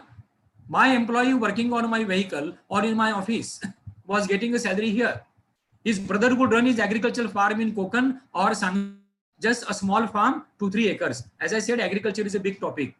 Now these two brothers, they would support each other. The guy working here in Mumbai, if he loses his job, fortunately I'm paying his salary. But there is a big number of unorganized employees from Mumbai, Pune, who may not be getting salary after the month of June. How long SMEs, MSMEs would be able to pay them their salaries? Now these people have gone back to their natives. They are staying with their families, and the agricultural farm, agricultural output is so limited. So we have to think about local economies, and we have to think about different economic modeling as such. Going further, salary cuts will be seriously impacting the savings of lower and middle class earners. And this will in turn impact local banks, local cooperative banks, local trade, local MSMEs, and so on. So there is a value chain impact. There is a value chain impact. Like the Kirana walas in Mumbai and Pune are doing very well. But the Kirana walas in villages and tehsils, okay, they won't be doing well if at all the savings, the salaries, the earnings of small farmers, poor farmers, landless kind of employees who have been working in tehsils and so on. How long India government, facing its fiscal deficit, revenue deficit, okay, would keep on supporting the unorganized sector? There are limitations. I'm coming there with some practical solutions. Now, proceeding further, the next discussion here is the impact of COVID on MSMEs. Okay, as I made a mention, in certain pockets of our economies, suddenly that the malls are down and the Kirana walas are doing well. Shops are doing well. My Kirana wala in my suburb, okay, is very happy with the impact of COVID-19. अब वो अपने मन के मन में कोविड-19 की प्रार्थना करता होगा कि कोविड भैया तो और 1 साल चलता रहा, जिससे मॉल बंद रहेंगे और मेरा अपना बिजनेस चलता रहेगा. But then the 15% of MSCs would be facing bankruptcy, and that would also cause 6 to 7% of job losses. My friends in the banking industry, some very reputed cooperative banks, reputed nationalized banks, good private sector banks, foreign banks, there is a conclusion, broad conclusion, that around 15% MSMEs, okay, would default on their loans. They would prove to be defaulters if Corona continues for another 2 quarters. Believe me, I am not getting into the banking terminology, whom you would call a defaulter, for what reason, discussion again. Then SMEs have already got into a liquidity debt trap. Okay, quite a few of the dealers and vendors of my corporate clients, they are into this. And that is impacting the entire value chain. Therefore, Mahindra and Mahindra, Hindustan Unilever, Marico or ITC, they want to produce their product and sell, but then there is no supply coming from the vendors. The supply not coming from the vendors is for liquidity crunch. And during this liquidity crunch, although our respected Prime Minister made a mention that our banks should be in financing SMEs and MSMEs, but on ground reality, this is not happening. The additional lending that has been done for the SMEs, MSMEs, okay, is so rule-based, is so law-based, and you can imagine a big industrialist may get into name lending without proper paper working, but a small SME will have to produce 20 papers, 40 recommendations, and then a bank would be lending him. I don't blame the bankers, but the seriousness of the situation is such that if we do not improve the liquidity of the SMEs, MSMEs, or whatever you call them, okay, this is going to be a big trap in the entire value chain. Okay, whether they are dealers, distributors on the marketing side, or they are vendors, ancillaries, or small suppliers, service providers on the left side, that is on the supply chain side. So SMEs dealing in non-priority products and services are facing a big problem. Let me tell you, my nephew who runs 4 textile shops in Aurangabad is into big trouble. Why? Textile, products, shopping is the least priority. That is what Corona has taught us philosophically. When I look at my cupboard, when I look at my dress code today, sometimes I feel nervous कि भाई मैंने इतने कपड़े खरीदे क्यों? Therefore, furniture, textile, etc., which are the non-priority areas. A friend of mine from Solapur runs a furniture mall. His furniture closed down for last 3.5 months. How should he pay salaries to his employees? So non-priority areas. But then this also comes back as a lesson to my entrepreneurial friends from SMEs. Do not depend on one business. The impact of Corona, the impact of COVID-19 is a big lesson for many of my Marwari Gujarati friends that one business in the family won't be enough for survival, won't be enough for you to support under uncertainty. चलिए आगे चलते हैं. We proceed further. The next is the COVID impact on the manufacturing companies. Okay, it's a big area. We work with almost 60 manufacturing companies from different sectors, right from automobile to mining, and from FMCGs, even I would say components, rather I would say chemicals and so on. This is one big sector which creates lot of formal and informal employment. Lot many vendors, small what you call SMEs depend on them. And this is going to be a serious problem if we do not come out of Corona, do not live with Corona. And this is one big lesson has taught us. If at all Corona is to continue for another 2-3 quarters, there is not going to be a medicine available to us. How do we live with it? Quite a few of my clients in Mumbai, Pune, Bengaluru, Hyderabad, Ahmedabad, Delhi, Kolkata, they have started living with Corona. So a different lifestyle, a different business model is now emerging. And that business model is our answer to the impact of COVID-19. So except agro-based companies, pharma companies, okay, manufacturing that is done into the priority areas, almost 80% of the corporates, big private sector companies are going to face cash losses in 2020. Respected Ratan Tata Sahab already made a statement that look at the year 2020 as cricket match 2020. Don't look at profits. Don't look at ROI. Don't look at profitability in 2020. Okay, I'm talking about big corporates, and therefore there is a realization among the employees of corporates, their suppliers, vendors, okay, dealers, distributors, we consultants to them that 2020 is an year of survival. That's all. Now, if you are mentally, psychologically ready that 2020 is going to be an year of survival, then you have a free mind to think about what after COVID. What after Corona impact that is gone? How do we get ready for the remaining 7-8 months? How do we prepare for next 3-4 years? And then what we are working with most. Let us work about post-Corona strategic plan for 3 to 4 years to compensate Corona impact. If at all we do that, and we also help our SMEs and MSMEs, we help our small agricultural farmers, their families for a plan for next 3 to 4 years. That would boost our confidence, would boost us psychologically. And this is the need of the hour. And this is my humble request to all you teachers. I was also a teacher once upon a time. That how do we boost this confidence in our local economy? And that can happen through a long-term business planning, long-term agricultural planning, long-term service planning. Import-based manufacturers are facing losses. And this is to do with the entire global logistic, not just China. Please remember, not just China.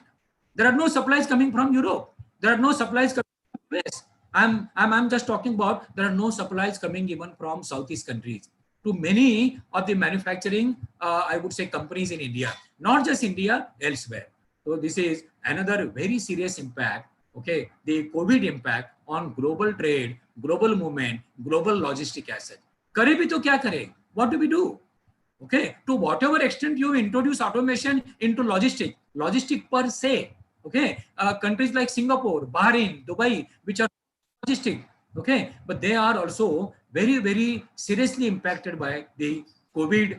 I would say the COVID calamity. Exporters of non-priority goods like automobiles, information technology, jewelry, furniture, okay, will incur hefty losses as a result of 2021, as a result of COVID, and that impact would be seen even after 2021. I would imagine this impact will go to 21, 22 also. Right now, we are helping one automobile company, a major company. How do we look at exports in next 2-3 years? And it is going to be a serious challenge for automobile industry per se. Labor intensive manufacturers will suffer from all those issues of migrant labor, productivity, labor psychology, and so on. Those laborers, especially in Maharashtra and Karnataka, who left Mumbai and Pune. My latest news as of Saturday, day before, is what? They are not ready to come back this part of Maharashtra, Aurangabad, Pune, Mumbai, Nasik, and so on. I am not talking about other states. Other states, the problem is further more serious. So labor intensive manufacturers, again, especially SMEs, where the degree of automation is hardly 25 to 30%. Labor intensive programs, labor intensive kind of industries, services, etc., are going to face big cash losses. Okay, not just remaining 3 quarters.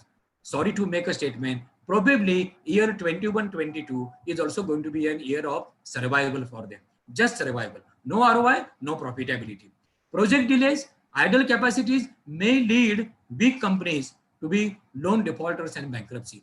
आपको मैं पते की बात बताता हूं. The informal banking system and even the formal banking system in China has not been doing well for last 4 or 5 years. This has impacted their currency very badly. So the geopolitical ambition of China, right? China's activities in neighboring countries, the South China Sea activities of China, okay, the China's BRI kind of a project, all these are lately getting into wrong directions. And therefore, we find that there is an increase in China's geopolitical aggression. Now, geopolitical aggression of China, to some extent supported by Russia, to some extent supported by North Korea, and so on, is a different topic of discussion going into global economics. But it has been impacting, okay, our economy also to an extent with a serious degree. What and how? Almost 11 to 12% for imports. I am talking about basic imports. Huh? I am not talking about commodity imports. Basic imports around 12% at least is from China alone. Okay, so I already made that you wanting to do something with Chinese products is not that easy. And Corona has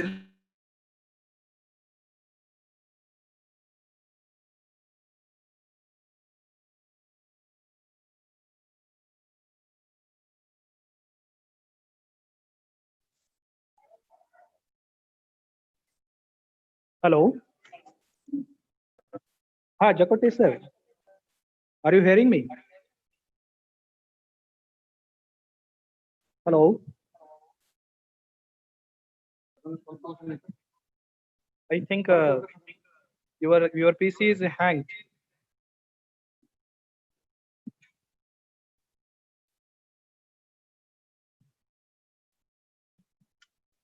Restart the.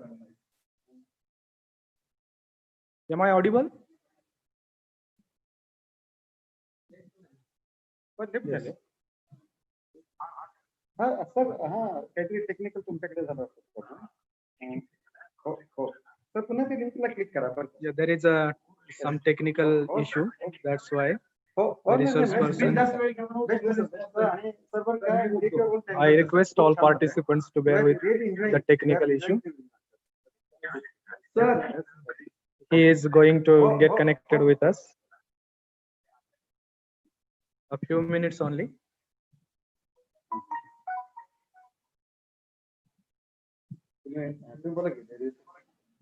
Yes. Yes. We are trying to get connected with the resource person. I request all participants to bear with the technical error.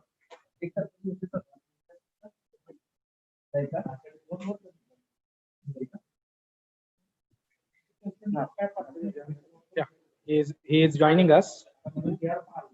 Live streaming. Hello. Okay, Jakotia sir, are you hearing me? Yeah. Am I visible? Yes, sir. Please. There was a technical error. We understand. Yeah. So please continue, sir. Yeah. Could change like that.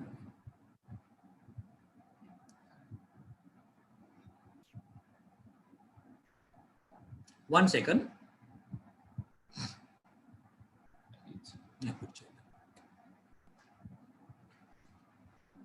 Yeah, friends. So let's proceed further. Now I'm taking you to the impact of COVID on banking, insurance, and financial services. Okay. The COVID has been impacting this sector both way. Of course, as I mentioned to you, there was a pre-COVID scenario in the banking sector, which we all know. I'm not going to talk about nationalist banks and their NPAs, lesser productivity in the cooperative banking sector as such. That is not a matter of discussion now. So what is the COVID and the impact of COVID on the banking sector?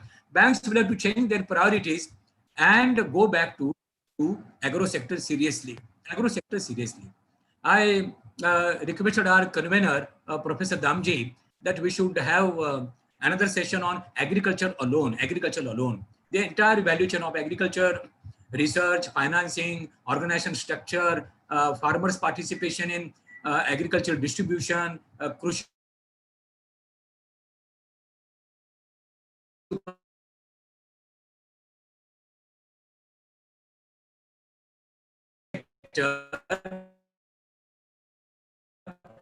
when it comes to its financing. When we financing structure of the agricultural sector,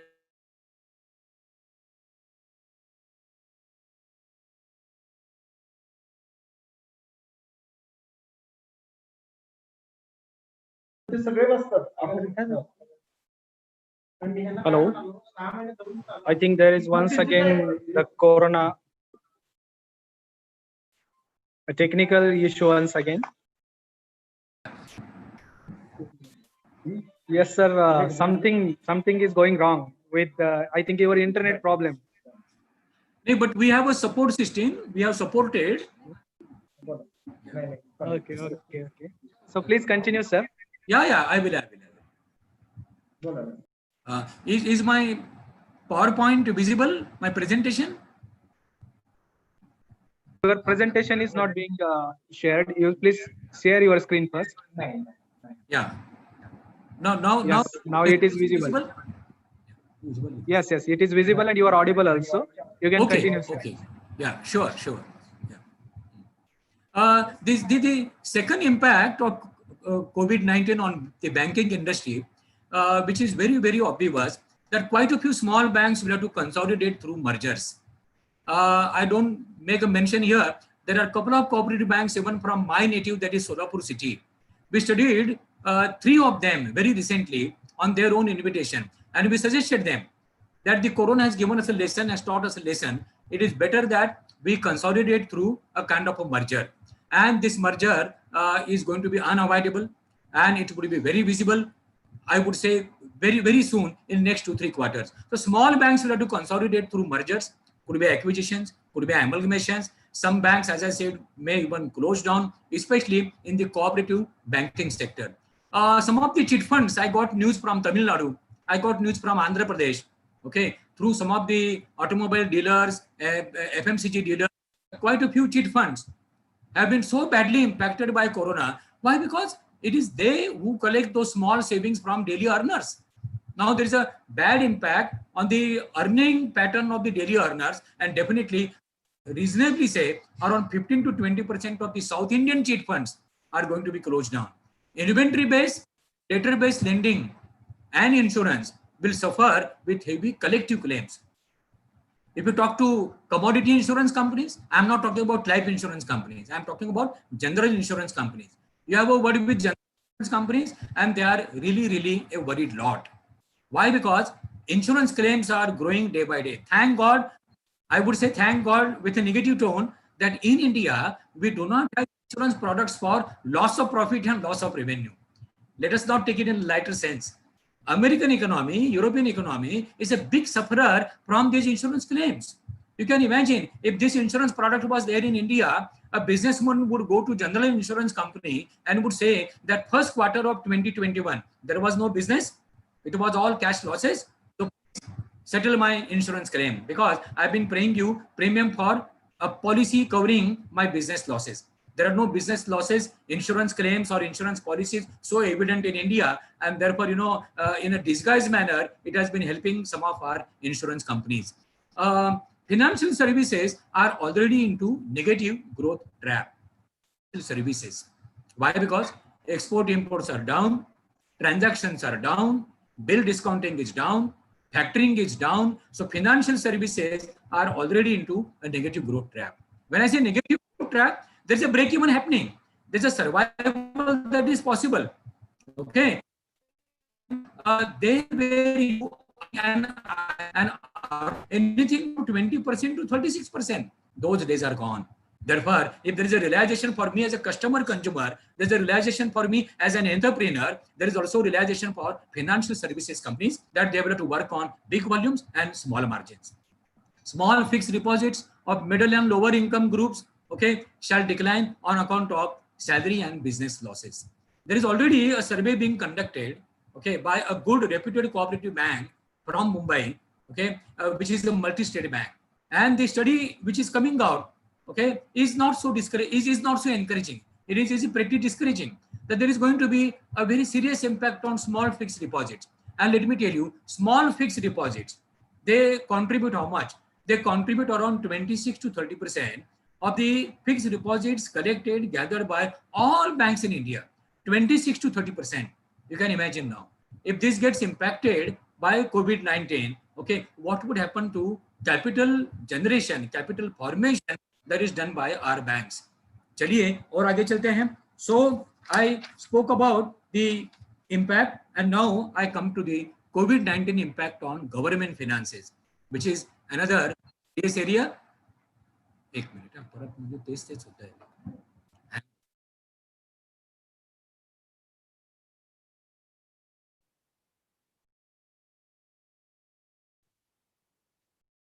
The very first impact is heavy reduction in tax revenue.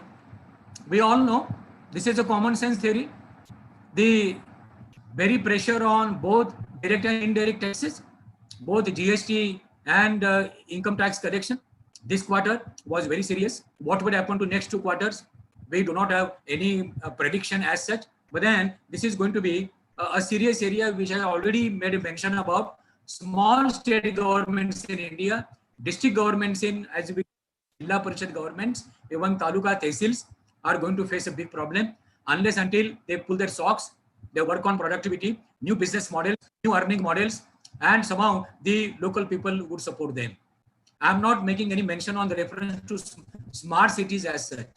My own native Solapur is one of the smart cities. A lot more is happening there.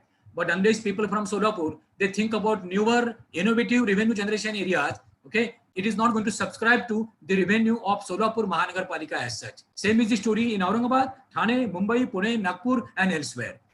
Governments will have liquidity bottlenecks, leading to delays in many developmental projects. As it is countries like India, for that matter, Brazil, Argentina, even I would say China, okay, around 50 to 70%. The range is very wide. Is spent on what? Running the government, running the bureaucracy, running the show, running the infrastructure. And we have been talking about development projects. I am afraid if Corona continues for another 2 quarters, okay, in terms of developmental projects, yeah, we shall go back by an agenda of around 5 to 6 years, at least 5 to 6 years. Why? Because it is again a chain impact. So when I talk to a friend from Larsen and Toubro, when I talk to a friend from any government department that runs infrastructure financing, infrastructure management, project management, the news is not so heartening. The news is not so encouraging. Why? Because there is going to be real impact on financing development projects. But here again we come back to what? Innovative financing. Some such solutions I will come back to you. Many state governments will be debt ridden. I don't discuss. We made a reference to this. Public sector banks, financial and insurance institutions, okay, will be required to bail out some of the state and district governments. And you can then imagine what will be the chain impact on our banking sector. As it is, most of our states are debt ridden. Okay, you can look at even the debt that is there with Maharashtra government. I'm not talking about Maharashtra government. We have enough industries here. Our service sector is very strong. Our banking sector is very strong. So I am not talking about Maharashtra alone. I am talking about states in India. There is a great possibility that our financial system will have to bail out quite a few states and tehsil and district government who could be on the verge of bankruptcy. Friends, अब हम आगे चलते हैं. My real interest is in what? Can I suggest some solutions? Immediate solutions, short-term solutions, long-term solutions, and so on. In this very impactful session, in this small session. तो अब हम आगे चलते हैं, solutions की बात करते हैं. Okay, fighting COVID, the road ahead. Fighting COVID, the road ahead. Okay, so what are the immediate remedies? Immediate, which must be implemented tomorrow. I made these presentations to a couple of chambers of commerce. I sent these papers to some ministries in Maharashtra, and even I sent some of my suggestions to the PM also through the friends known in the circle. I do not know to what extent my suggestions would be considered, but then let us share some of them over here with the teaching fraternity. Number one, create a national fund to pay the unemployed for at least 6 months. At least 6 months. We need to do this. Why? Because as I said, that is the bottom of the economic pyramid as such. We need them. And my one suggestion here, let us not invite any religious debate over here. Can we look at the funds of temples, churches, and mosques? This may be politically sensitive topic, but as an economist, you and me, as a teacher in economics, we need to look at what? We have to look at certain sources which have been lying there idle. अरे भाई वो भगवान हो, प्रभु हो या अल्लाह हो, अगर हम वहां कुछ जाकर दक्षिणा देते हैं, कुछ पैसे चढ़ाते हैं, श्रद्धा पूर्वक चढ़ाते हैं, okay, so that money should help our economy. Let me share with you, even countries like Brazil, for that matter Venezuela, which is an oil producing country, for that, let us not talk about China, which is a communist country.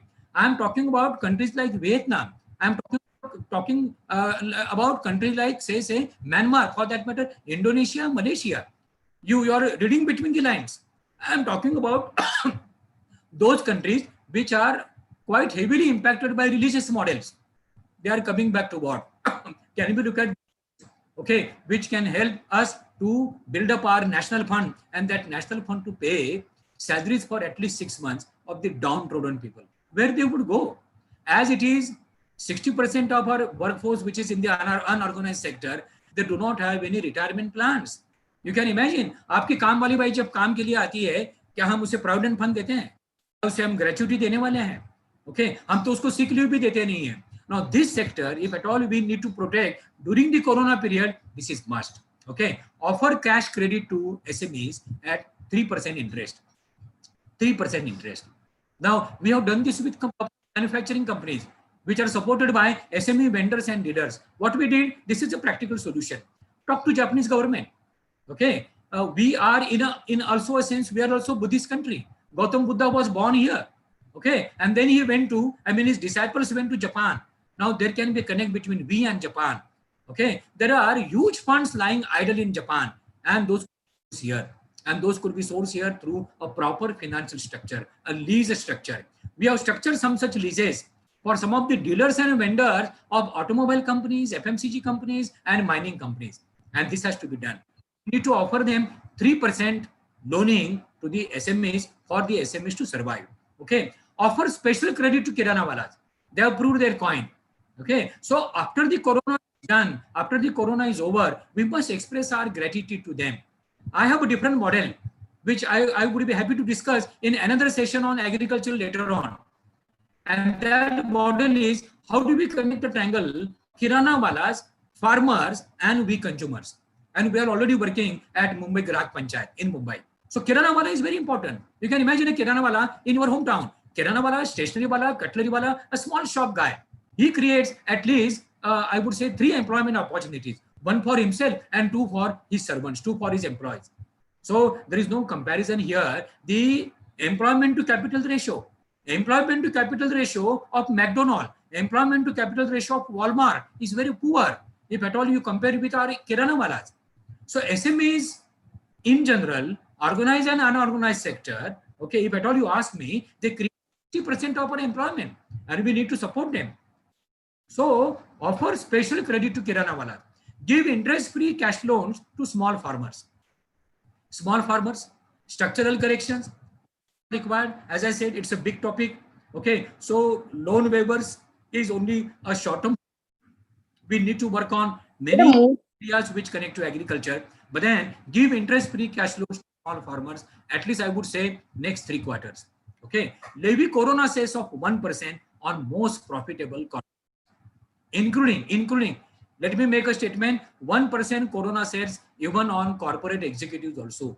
I may sound to be communist or socialist to some of my members of audience here.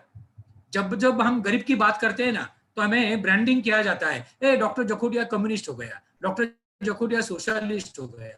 This is really, ridiculous fun. You talk about a common man, and there, if at all we need to create revenue, okay, if there was a GST loss, if there was a direct taxation loss, we have to look at a corona cess. Okay, now let the opposition parties talk about something else. देखो, politician का, political class का अपना एक agenda होता है. आप अच्छा कीजिए, विरोध करेंगे. ओके, आप बुरा कीजिए और भी विरोध करेंगे. हम तो बुरा करने की बात कर नहीं रहे. Those who can pay must pay during difficult times. So when I make a statement about churches and mosques and temples, I should also make a mention about the rich guys who are sitting in the corporate world. Look at their salaries. The top executive salary in the corporate world today, okay, minimum I would say is around 1.5 crore rupees per annum, minimum. Okay, so 1% says or 20% salary for these big daddies, for these big guys, okay, it is not something very serious sacrifice they would be doing for the economy. Some of the companies are coming forward. A very reputed Tata group has already come forward and it has agreed for 20% cut in their salaries. Okay, so this would indirectly go where? This would cut down their cost, production cost, pricing, would cut down on what I would say the interest some of these companies charge to their vendors and dealers, and there is a positive chain impact. Going further, finance public health infrastructure. Okay, Madam Vice Chancellor also made a mention about the health system of ours, but on ground level, we need to look at what? Finance public health infrastructure 100%. This was a blunder made by American government 22 years back, which Barack Obama wanted to correct. He corrected to some extent. Mr. Trump is not very serious about it, but this has been working well in a communist country like China. Therefore, Chinese labor productivity is fantastic compared to our own country. देखिए भाई, जो China में अच्छा है, जो अच्छा China में हो रहा है, we have to look at it as an economics researcher, very pragmatically, with all kind of neutrality in our approach. So coming back, finance public health infrastructure, again a big topic. How do we look at public health infrastructure? Health infrastructure, where is the investment? From where the investment? Can we think about some innovative health infrastructure bonds for the middle class investors? Because bank interest rates are going down. Okay, probably tomorrow interest rate won't be enough even to take care of my inflation. So can there be some such long-term health infrastructure bonds, okay, with a 9 to 12 year kind of a lock-in period, where the government will offer them a tax-free rate of interest, I would say around 6.5% to 7%, but tax-free. So if you consider the tax impact, it will ultimately virtually go down to what? Practical rate of return to them 9%. This was just one example, but we need to look at this. Engage youngsters to manage schools through, okay, double or triple shift. Education, primary education. So guys sitting in Mumbai and Pune, online education, simple for our children in Mumbai, Pune. Okay, how do you conduct education for the children of the downtrodden communities? Okay, so a farmer in a small village or a small kirana wala, a small salary earner in Solapur, जिसके घर में computer हो नहीं सकता है, होगा भी तो उसके खर्चे नहीं चलेंगे. So we need to look at the education model very, very seriously. Okay, so waiving examinations, waiving assessment, giving certification, that was a temporary solution. But Corona has positively, fortunately, taught us a lesson. Of course, education is also a great area of interest to me. In my book, Economics of Survival, I devoted a chapter of 80 pages only on education modeling, education financing. Sorry to make a statement here. We have BAs, we have BComs, and we have BScs. Okay, what is their connect to market? My college, the Anthem College, has come out with many short duration courses, which are based on market skills. I admire, I'm very happy that I'm the product of this college, and this college has taken a right initiative.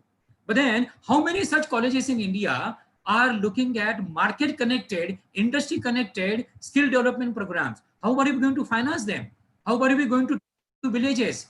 Corona, COVID impact could be a temporary phase, but we need to look at the entire education system very closely. I would say with an approach that whatever is required in the interest of my economy should be the base for my education system.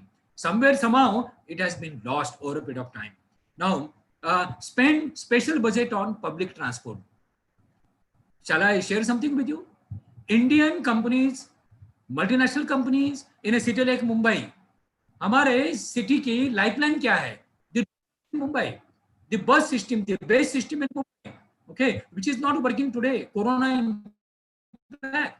So therefore, a laborer wanting to come to a factory from Kalyan to say Kurla or from Kalyan to Viti, he is willing to come. The employer is willing to invite him. There are machines ready to invite him. But where is the public transportation system?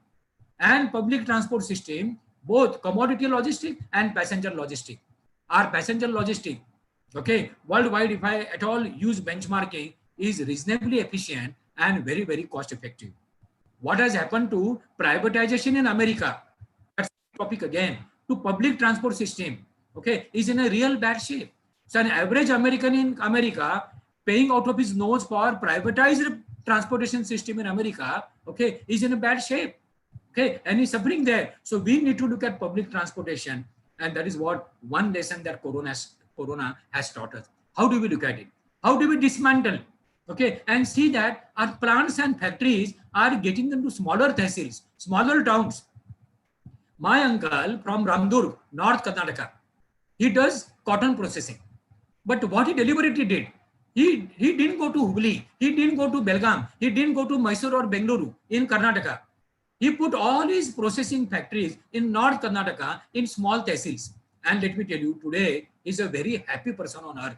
Why? No Corona social distancing problem, no productivity problem, problem of labor absenteeism. Okay, everything is fine. And this is what, you know, public transportation and dismantling of plants and factories from bigger towns and them to smaller cities are two sides of same coin. Look at Mumbai city. There were too many offices and factories in South Mumbai, Central Mumbai. We shifted them to North Mumbai, outside Mumbai. Okay, and we Mumbaikars are breathing to some extent today that our crowd, the pressure on our public transportation system has reduced to some extent, although the city has been taking the load. Now, I proceed further to some of the short-term remedies. Now, what are the short-term remedies? Short-term, when I say short-term, what is the definition of short-term? When I said immediate, immediate is from tomorrow to 1 month. Short-term, I would define it as, say, next 2 quarters, to say 3 quarters, max 4 quarters. Okay, that is short-term. What is short term? Number one, raise cheaper funds from Japan. We already spoke about it. The private sector is raising. Okay. For that matter, Mr. Mukesh Ambani is raising.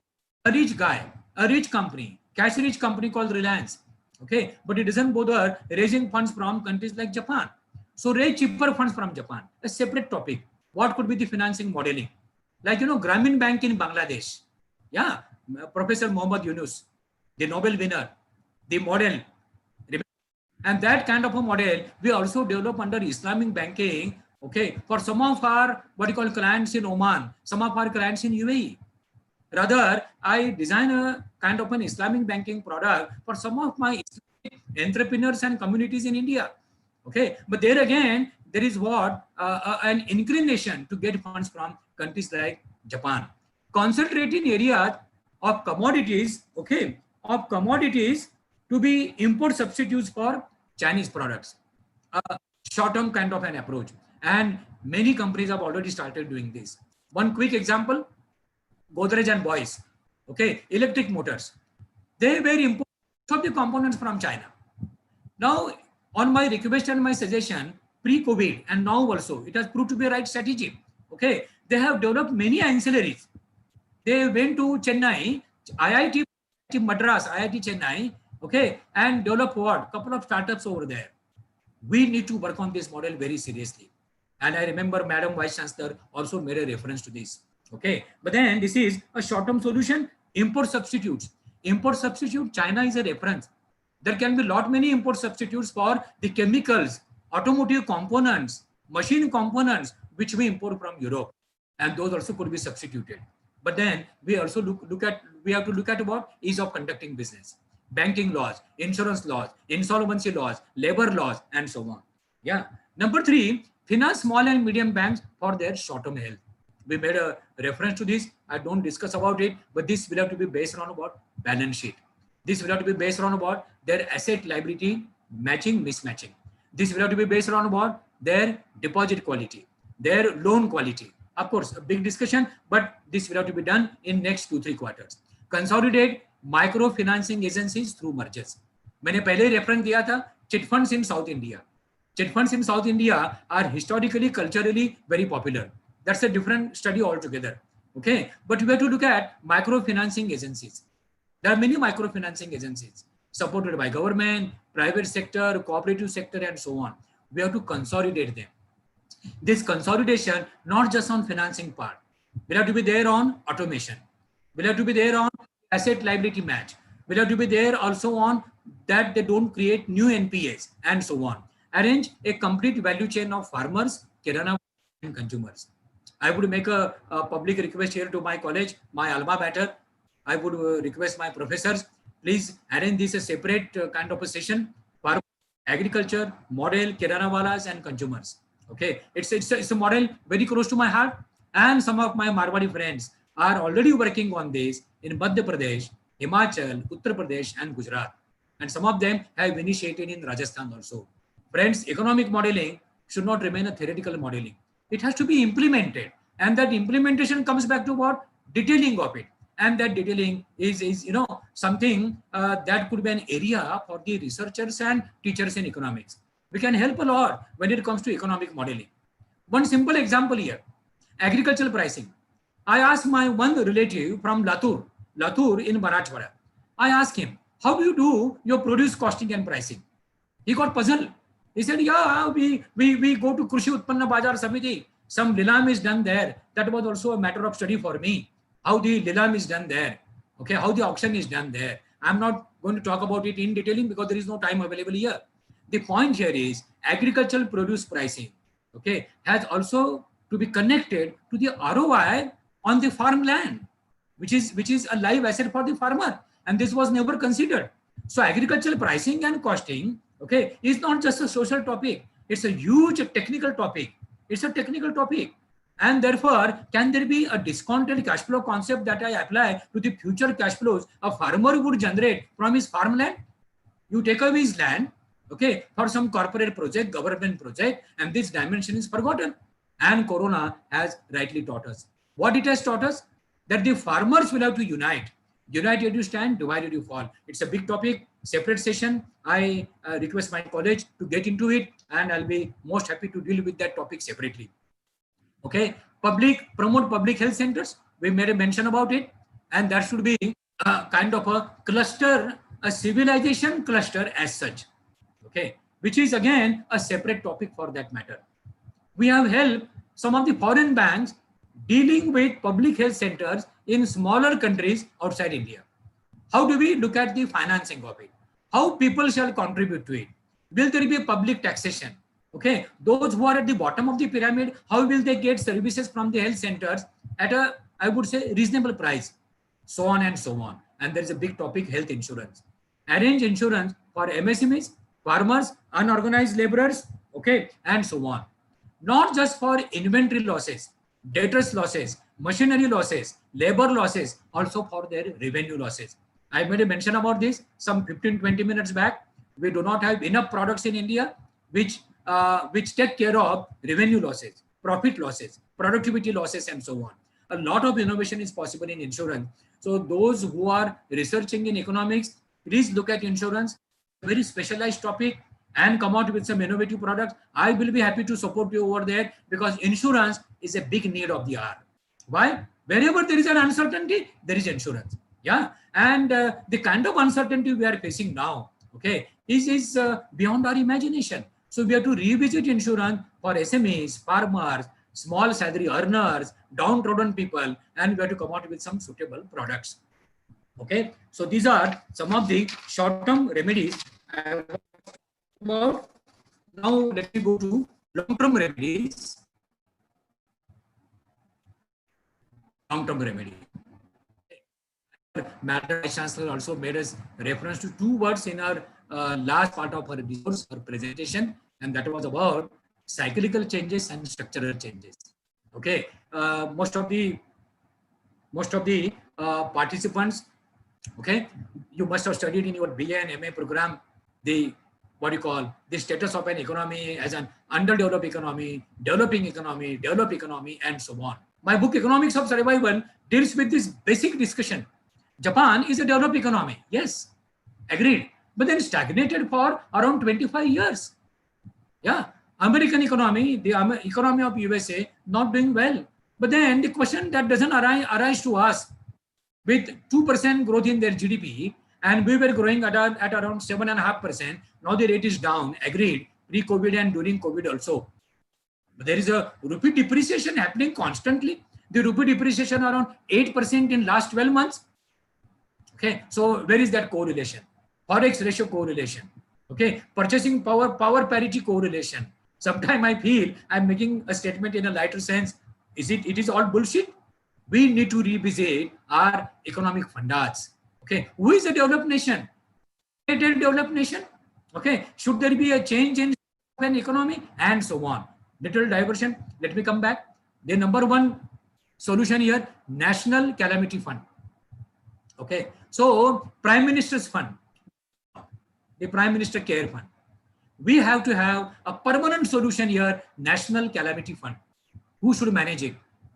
If you ask me, it should be managed by we, the people of India. It should not be just left to the bureaucrats, the system of bureaucracy. No. Okay, it has to be managed by all of us. It has to be managed by a governing board comprising of reputed personalities from different sections of the society, industry, economy as such. Farmers Cooperative Confederation. Cooperative Confederation. It's a very noble idea. What does it mean? Farmers also should take the advantage of limited company. If Reliance Limited, Tata Motors Limited, Hindustan Liver Limited, if these companies take the shelter of limited liability, why not the farmers? But then we should avoid crony capitalism over there. But we should combine the principle of cooperation and the principle of limited liability of a company. And I am calling it as what? Cooperative Confederation. Okay, it's a big discussion. Again, I remind you, we should do it under our separate session discussion on agricultural setup as such. Kiranawalas, Cooperative Confederation. Consumers, Cooperative Confederation. And can you imagine? These three will support each other. These three will finance each other. These three will invest in each other. I wrote a series of articles a couple of years back in a Marathi reputed newspaper called Sakal. And it was taken note of by our then agriculture minister, respected Sri Sharad Rauji Pawar. I suggested that the agricultural sector, the farmer should grow through 4 stages: level 1, level 2, level 3, and level 4. All that comes back to cooperative confederation. But that's a separate discussion. Agriculture and agro-based industry to be the focus of local economies, local economic clusters. Okay, it's a very beautiful idea. Local clusters, like Corona has compelled us to get into a local cluster.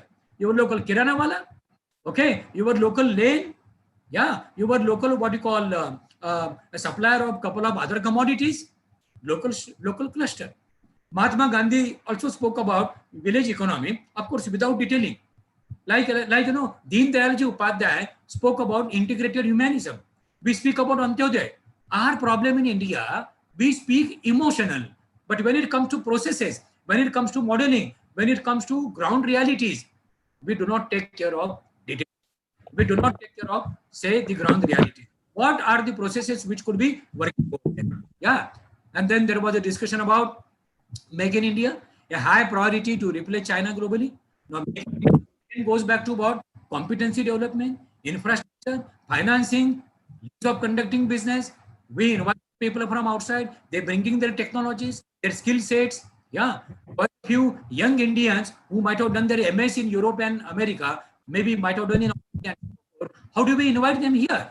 Okay, so that the technological advantage of America, Europe, Taiwan, South Korea, China, okay, would benefit us. But do we have a plan? How do we invite them here?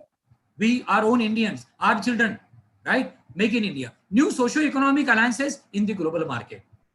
I shall be very happy to share with my college. I recently developed a kind of a, what do you call, a video. How do we get China face Chinese threat onslaught? Not just geopolitical, business, economic, social, cultural. Okay, China's big dream versus America's big dream, China's Mandarin dream, and so on. So, new socio-economic alliances in the global market.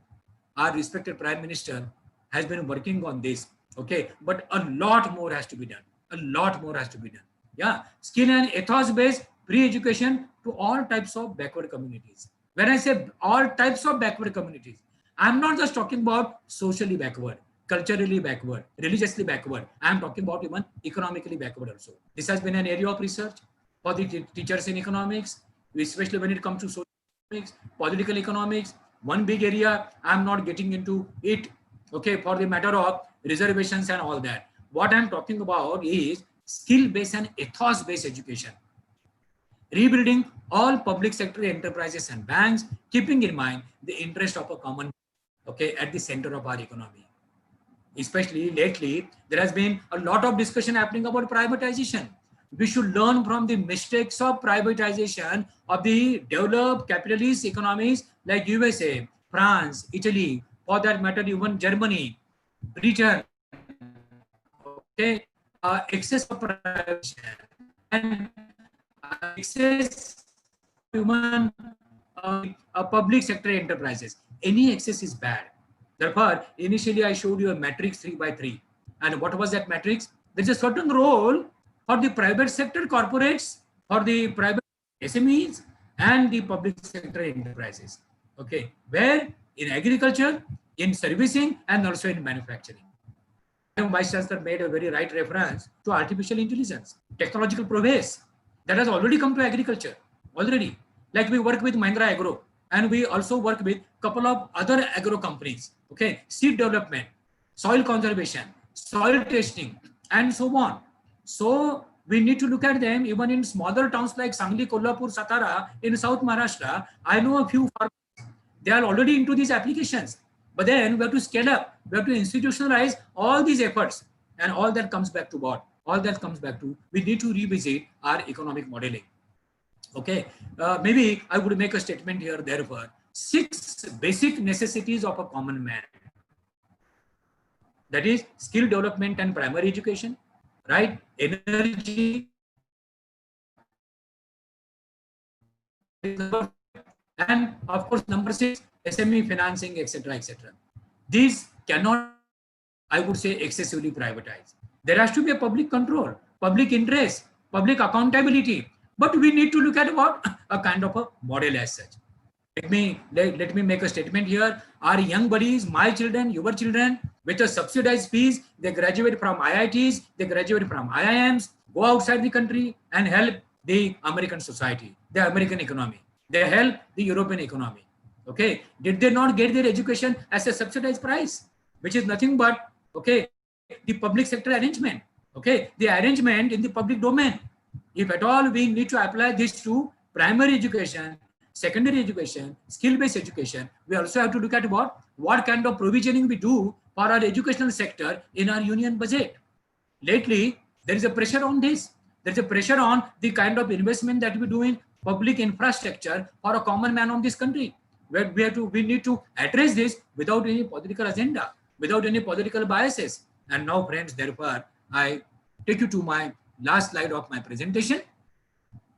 Okay, this is in summary, 4 pillars of long-term solutions: economic equilibrium and sustained growth. Capability, capacity, capital, and culture. As I made a mention about my new book, I have done detailing of this. Capability, okay, employee productivity, technological competence, and agricultural productivity.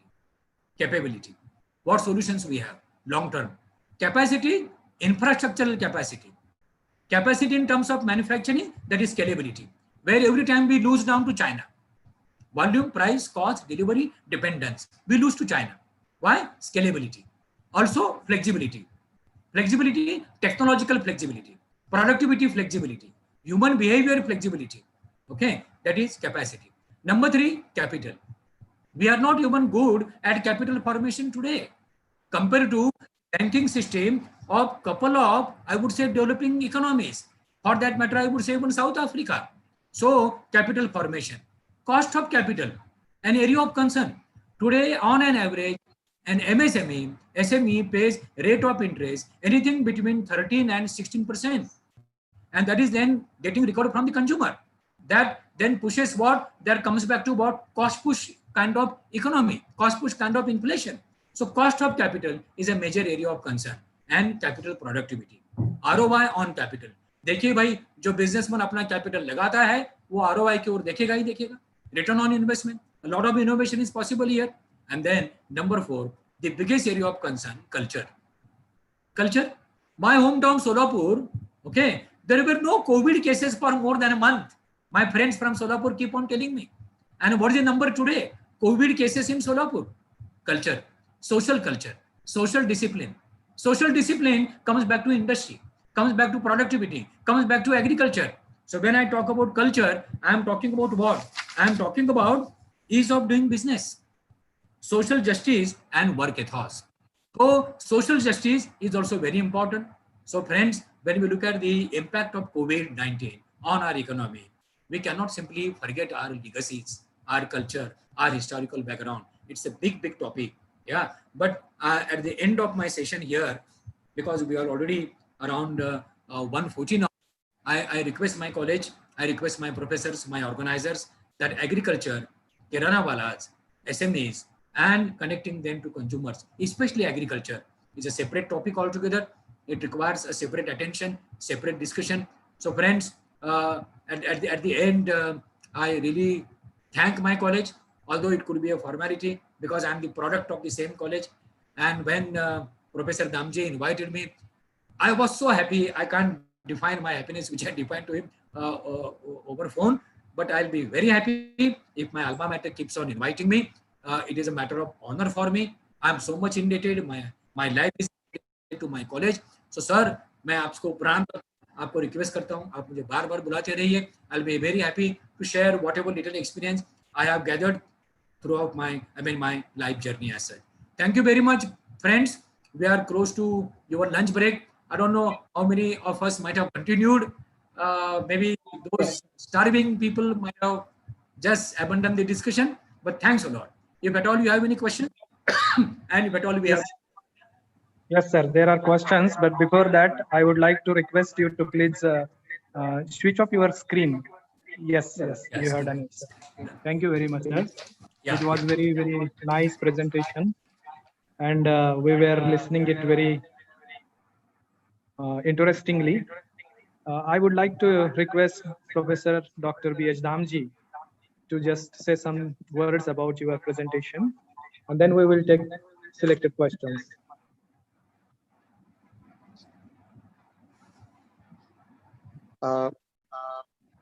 Dr. Girish Zakotia sir, it was a really very nice session, very informative session. You told that farmers should be benefited, and unfortunately, agriculture sector is remain neglected. It's very true, sir. Agricultural sector is a backbone of Indian economy, and we are required to strengthen its foundation. You have also touched the labor, unorganized sector, and people above poverty line. Low-skilled labor are returning to native place. Migration has become very serious problem. Micro, small, and medium enterprises are into liquidity debt trap, and how to come out from this debt trap is also very important. You have given very important inputs in this regard. Dear sir, you also focused on various remedies. It means what is the way out of this pandemic situation, especially as far as economic situation is concerned.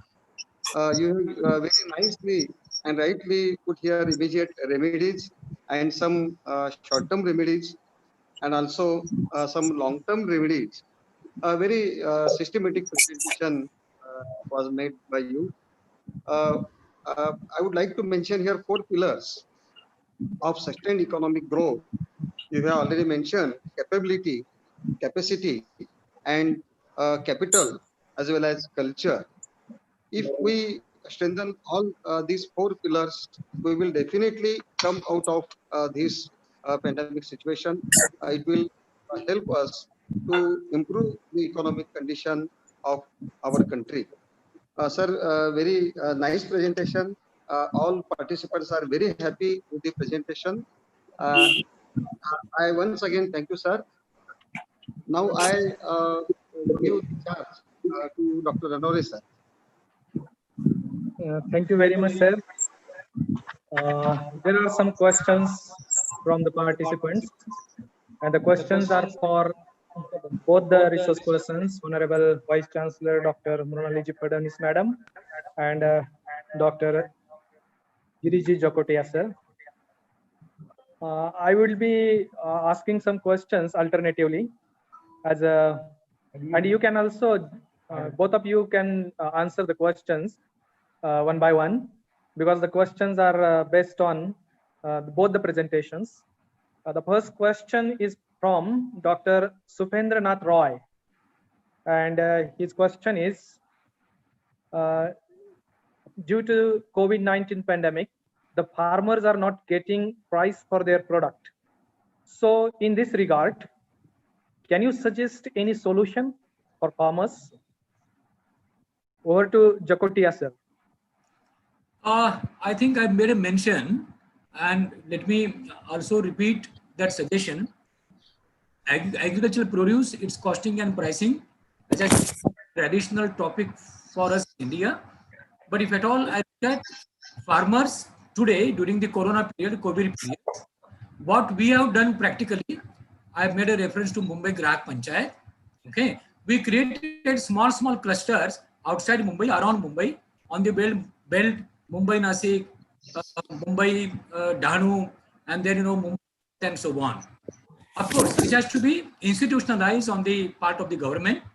If the farmers have to come back to markets, the distribution system requires a priority attention today, and that priority attention will be absolutely the primary accountability of local administration. Like in Solapur city for that matter, or for that matter in Mumbai city, if at all the agricultural produce has to reach, I'm boasting my city, but then in my city, Mumbai, there is a good amount of discipline. That's why we created clusters. Okay, we created a kind of a scope where farmers directly come, keep their produce, collect their cash, and go back. And this has been happening with a disciplined approach for last 2.5 months. At least I would say so. Of course, the answer could be bigger one. As I said, a lot of structural reform is required in the entire value chain of agriculture. I just limit my answer here.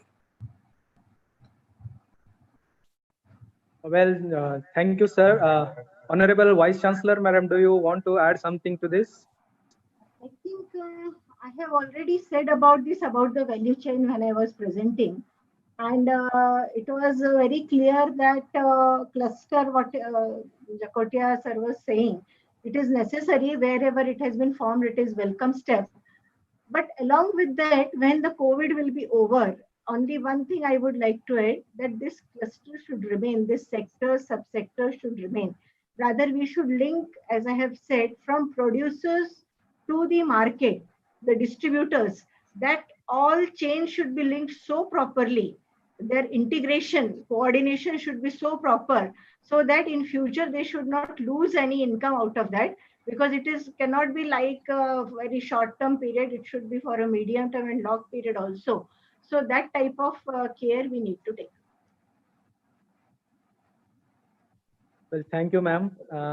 Next question is from Mr. Anil Gosari.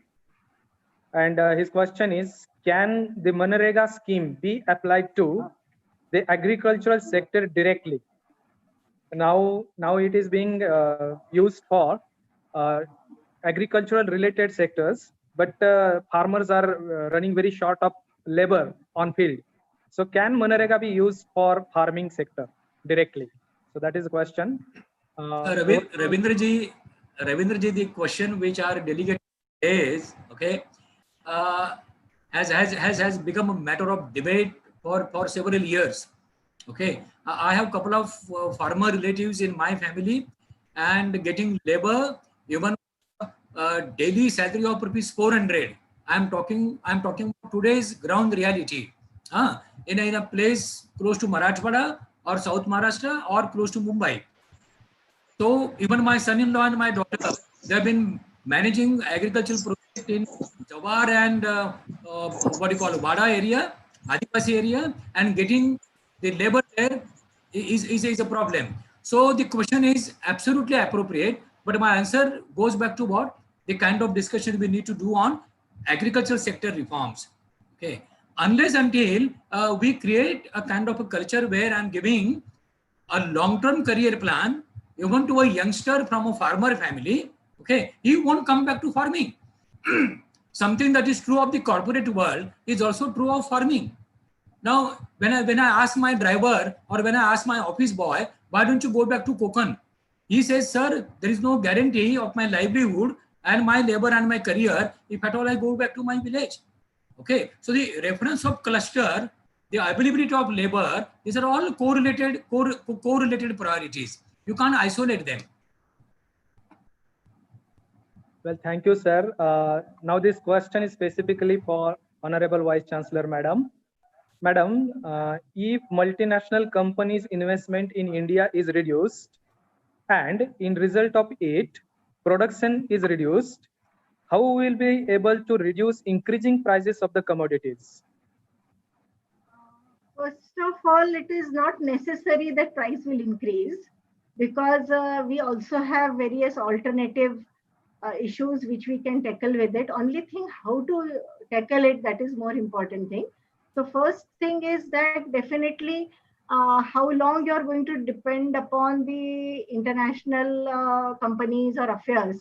So that has to be reduced, and already in Atmanirbhar Bharat project, they have said that those who are investing 200 crores, though it is very less for international system, but anyway, those who are doing it 200 crores less, for them that products will not come to India. If it will be followed like in toto, then definitely small sectors, tiny sectors, cottage sectors will be benefited.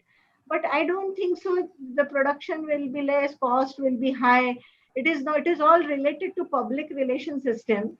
The policies, monetary and fiscal policies should be made in that way so that it can be tackled very well. So let us try for the home production first, and let us also try to regulate its price level. And it can be discriminatory also to whom you are selling, which product you are selling to which person. On that basis, prices can be taken. Only government intervention and some policy making with PPPs, means public-private partnership, that has to be tackled well. I think that can solve the problem. Thank you, madam. I would like to request Jakotia sir if he has to say something about this. About what? About this question? Question is that if multinational companies' investment in India is reduced and result of it is reduced production, so how will be able to reduce increasing prices of commodities? I think there are a couple of issues in this question. Okay, it goes back to a very basic question: who is a multinational company? Okay, we have a wrong notion that a multinational company is always a foreigner company. There are many Indian groups, like the Tata Group has become multinational, Reliance has become multinational, Mahindra has become multinational, RPG has become multinational. Okay, so जिसे हम लेन then कहते हैं, हमारे संस्कृति में भी कहा गया है वसुधैव कुटुंबकम. The entire universe is one family for me.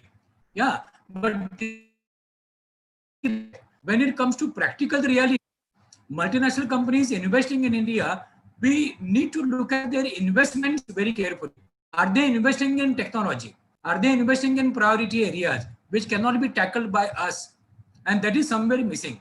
So we cannot generalize that we do not want multinational companies. If at all, if the Tata Group can pick up Jaguar or Mahindra can go to Ssangyong in South Korea, naturally the foreign multinational companies would be willing to come to us. Okay, so global trade, tariff, movement of technology, patents, labor, capital is happening.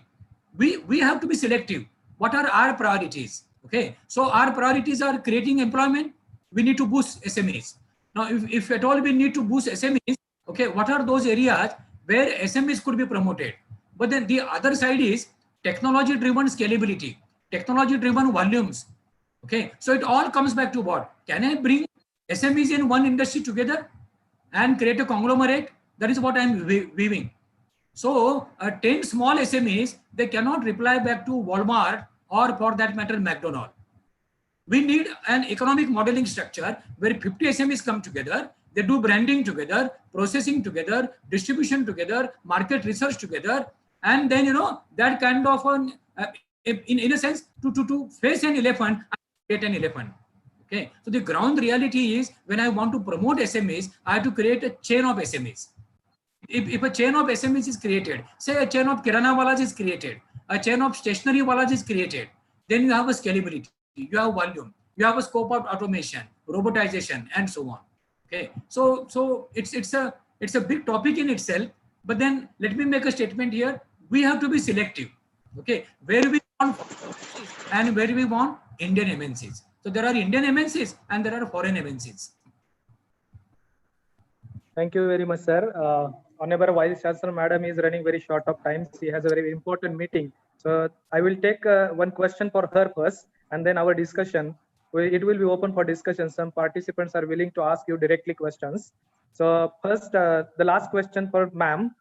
Ma'am, there is a question: how we can avoid the impact of unemployment on Indian economy in the context of this corona pandemic? Because of corona pandemic, there is a lot of unemployment, and that has a direct impact on Indian economy. So is there any solution from your side? Every problem has its own solution.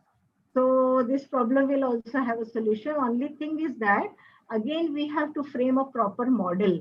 What I have also said that as we have opened up the economy, some employment problem has came down.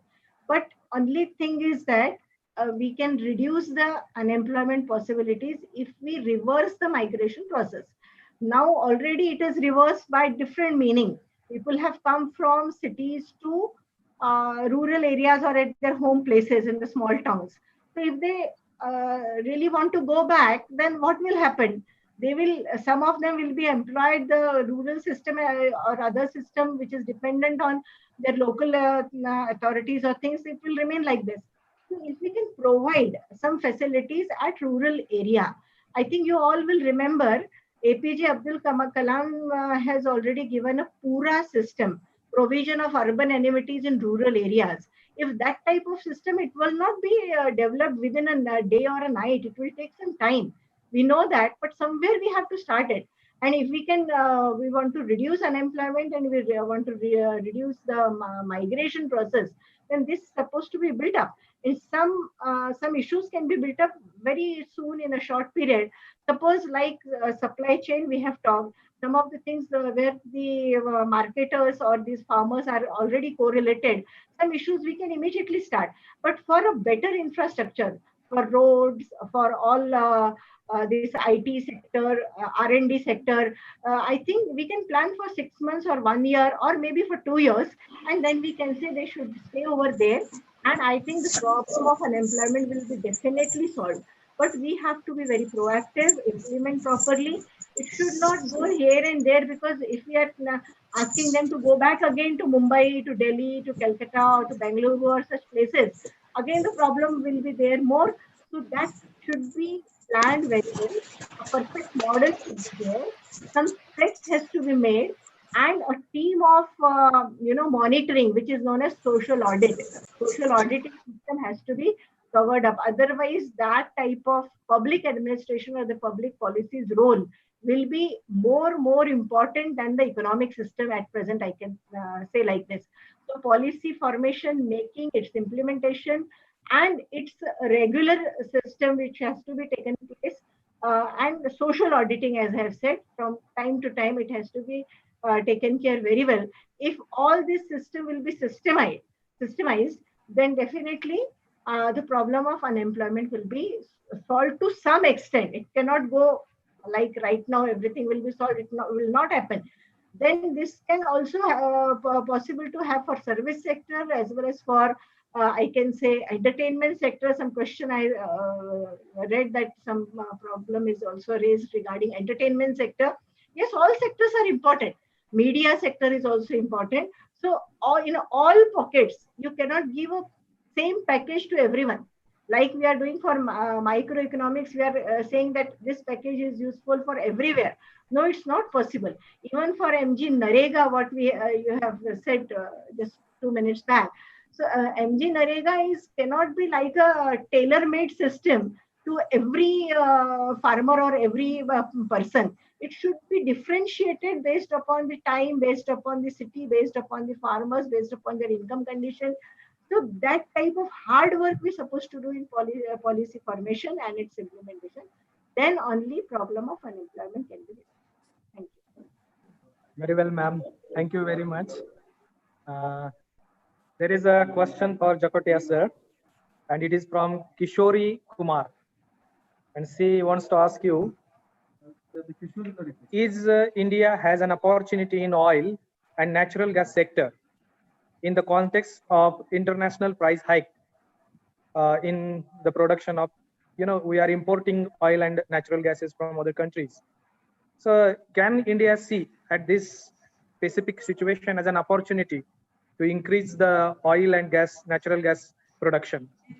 So what is your opinion, sir? Actually, a very good question. I really welcome this question.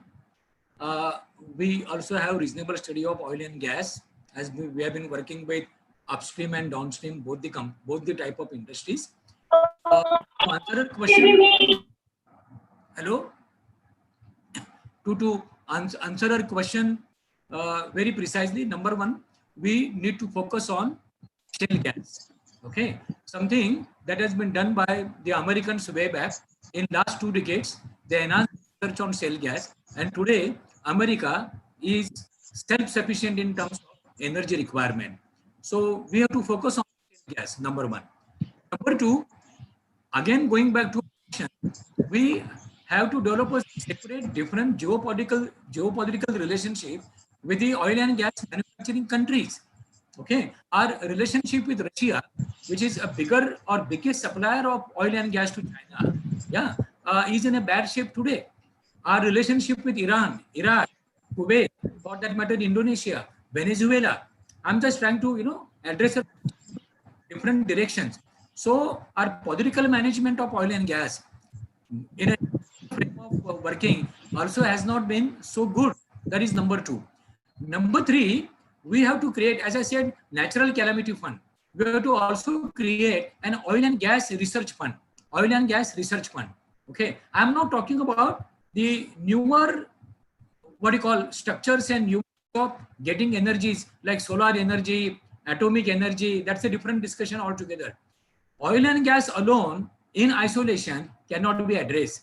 If at all, we need to look at oil and gas, we have to also look at about another innovative answering of this question, barter system. Now, what is this barter system? Can I get into a bigger barter with Iran, a bigger barter with Iraq, a bigger barter with Venezuela? After Russia, the bigger oil reservoirs are existing in Venezuela and Saudi Arabia. So how is Saudi Arabia going to address its oil and gas challenges in next, say, 20-25 years? If at all you ask me, our studies about Saudi Arabia, Venezuela and Russia is on a weak ground. We are not very strong there. So our oil and gas requirement will keep on increasing. So if at all you ask me, the permanent solution would be on what? A combination of three. Number one, we're working on shale gas. Number two, we're working on modern energies. And number three, we're seeing that our oil and gas contracts are very, very long term. Okay, 30 to 40 years and so on. Very limited, precise answer. Well, very nice, sir. That was a very excellent explanation to the problem and opportunity for India you have highlighted here. Now I would like to request all the participants. We are going to unmute the session for all. Some participants have raised their hands, and they might have some queries. So Dr. Ankush More and Dr. Anshu Chauhan and Dr. Mahendra Singh Rathod, they have raised their hands. Perhaps they might have some questions, and we are requesting them to please unmute yourself and ask directly to the resource person what queries you have, one by one. So first of all, I would like to request Dr. Ankush More. Please ask what you want to ask. Dr. Ankush More. Yes, Annapurna. Please unmute yourself and then you can ask directly to the resource person what query you have. आवाज येतोय? Yes, yes. मी doctor Ankush More, Sonbhau Baswant college Shahapur, Thane. Yes, sir. Ask question. कोविड-19 च्या नंतर in future India's growth rate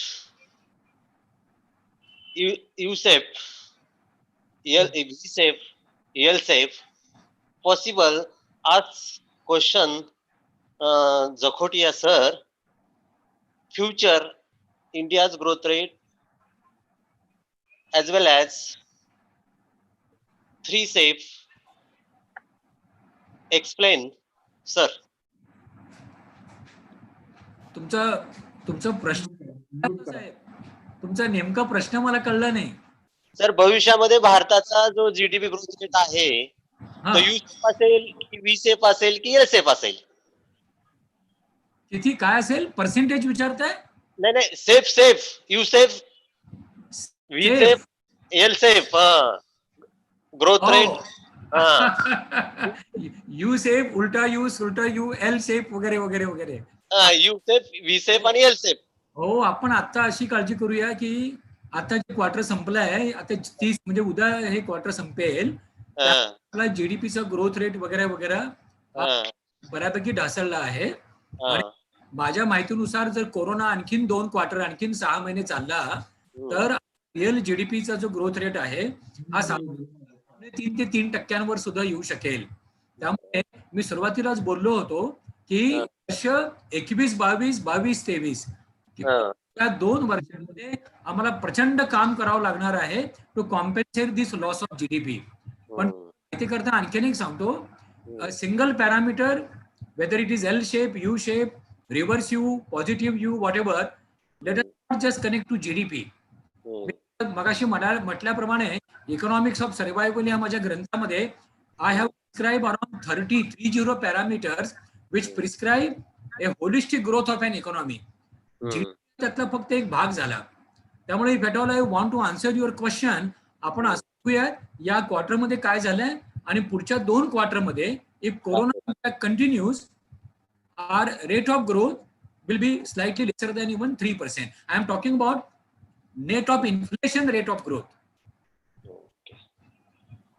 Well, it is humble request to all participants to ask your question either in English or in Hindi, because some participants are from outstate and even from some other countries. I know. So that will be fine. Sure. Now, Anshu Chauhan, Dr. Anshu Chauhan.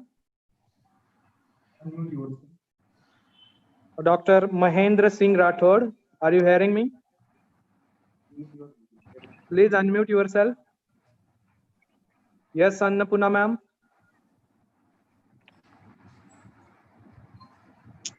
Hello. Yes, ma'am. Please ask your question. Sir, you said unemployment 24%, sir. In so many people are affected in Corona. Then is solution, sir? What is solution, sir? Sir, unemployment in 24%, sir. In so many people are affected Corona. What is the solution, sir?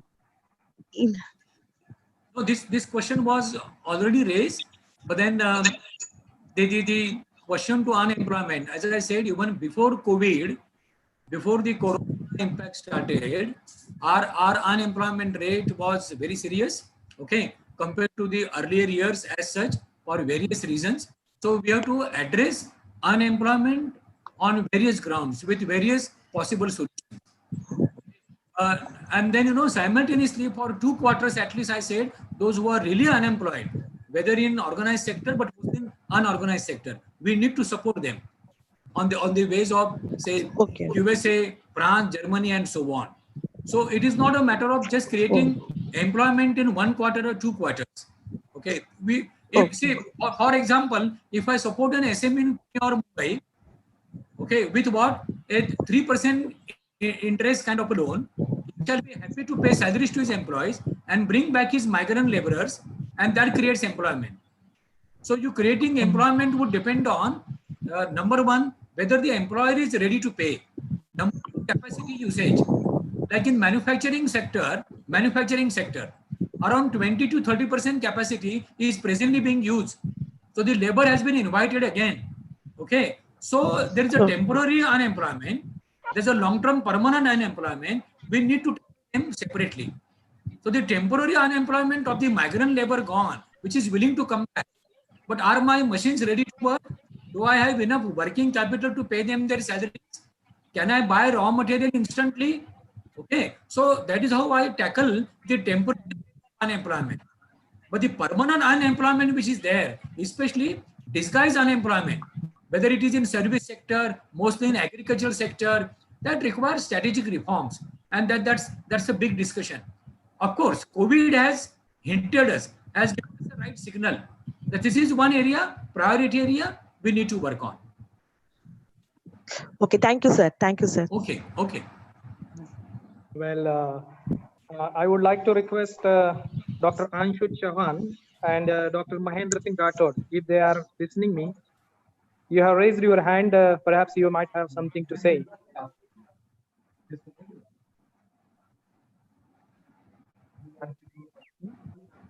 Mr. Arun Jadhav. Am I audible? Mr. Arun Jadhav, please unmute yourself and please ask your question.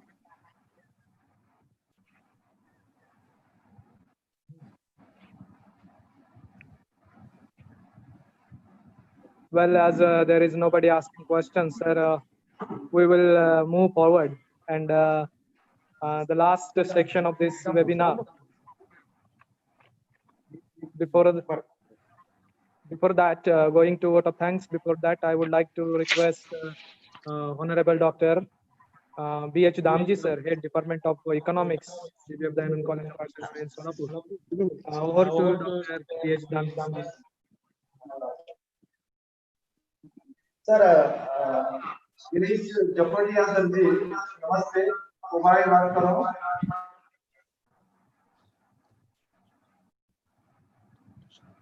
Hello.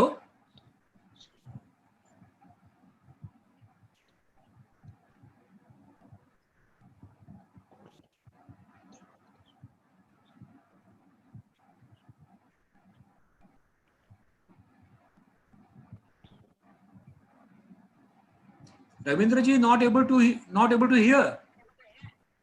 Yes, 1 minute, sir. Just.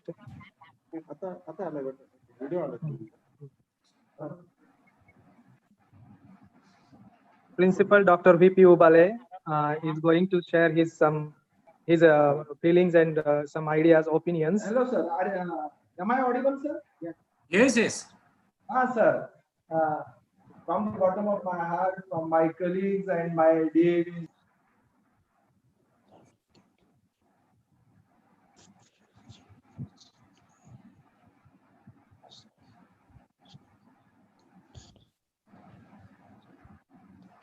आवाज येत नाही. Not able to hear.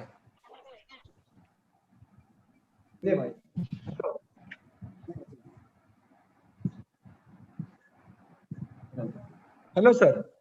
Now, am I audible? Yes. Yes, you made the session very fruitful. You have enlightened or you have spotted all the points which are in the mind of the participants from the different states of the India as well as from the abroad. The time that you have spent for the session is very excellent. The nice content, the presentation is very fruitful, and on behalf of my management, I can't say thanks to you because you are beyond that. You have answered n number of questions raised by the participants also.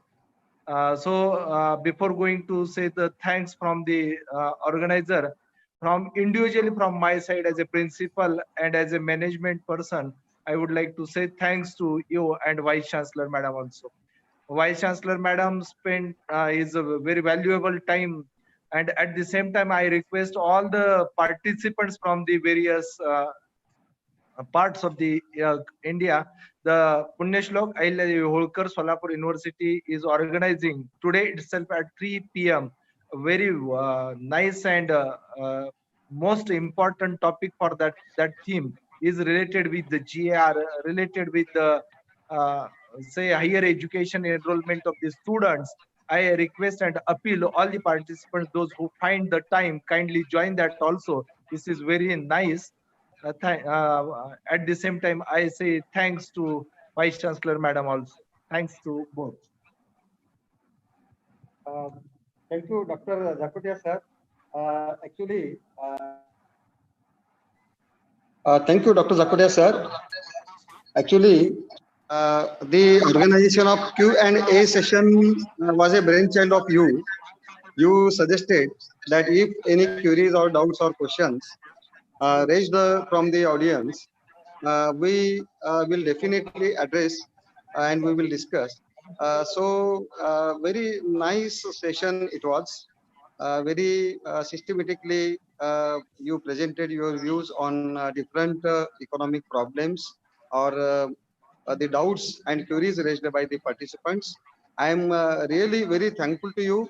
The official vote of thanks will be offered by our colleague. Now, I request to Mr. V.V. Birazdar sir to propose vote of thanks. Thank you, sir. Thank you. Yes. Very good afternoon to all. The best and beautiful things in the world cannot be seen or even touched. They must be felt by heart. Thank you is such a prayer among them. I consider it a great privilege to propose a vote of thanks to all the dignitaries who have witnessed it as a memorable and successful event. First of all, I would like to thank everyone present here. Our today's chief guest, Honorable Professor Mrunalini Phadnavis Madam, Vice Chancellor, Punyashlok Ahilyadevi Holkar, Solapur University, Solapur, who honored this function and delivered the inaugural address with her inspirational thought. I offer my sincere thanks to our today's resource person, Dr. Girish Zakotia, eminent economist and management consultant, who guided us all in a very good way on the topic impact of COVID-19 on Indian economy. I would like to offer my thanks to President of today's webinar, Professor V.P. Ubale sir, Principal, DBF Dayanand College of Arts and Science, Solapur, whose all words of wisdom that radiated a source of energy within us. We will ever remain grateful to you, and we thank you, sir, for being with us today. I would like to thank the organizer of this webinar, Professor B.H. Damji sir, Head Department of Economics.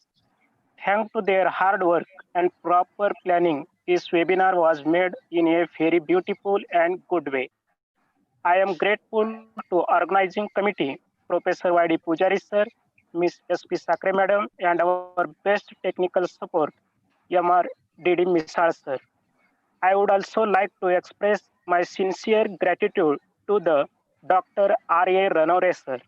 I am also thanks to all the teaching and non-teaching staff of DBF Dayanand College who support this webinar.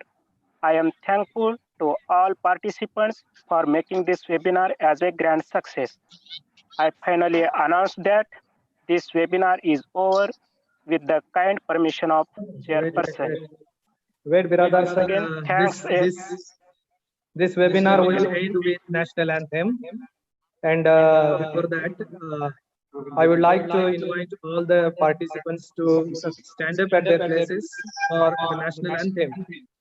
Sindh Gujarat Maratha Dravid Utkal बंगा विंध्य हिमाचल यमुना गंगा उच्चल जलधि तरंगा तव शुभ नामे जागे तव शुभ आशीष मांगे गाहे तव जय गाथा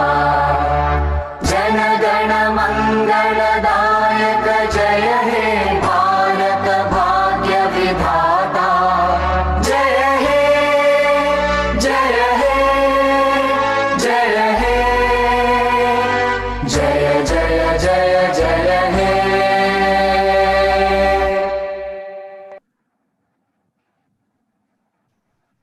So once again, thank you everyone. Stay tuned with Dayanand College, and hope that in future also all of you will like to join us in another webinar. So wish you very happy and healthy life. नाही फक्त उद्घाटन साहेब तू करावं लवकर बरं ते फेलिसिटेशनचा photo केला का तुम्ही केलं की सर त्यात कुणामुळेच टाकले तुमचा शाने सरांचा टाक अरे साहेबाचं होतंय का बघा साहेबाचा पण सत्कार करावा लागेल ना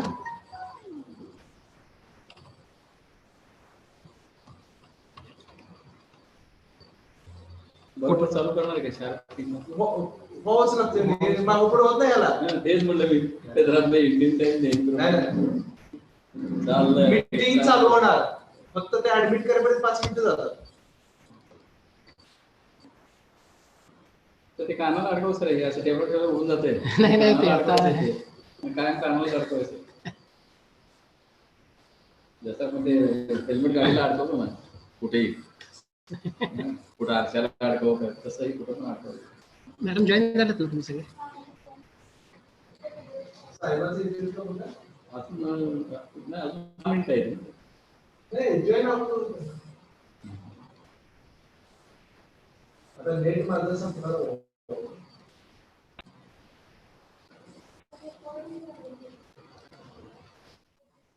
कशाचं ना ते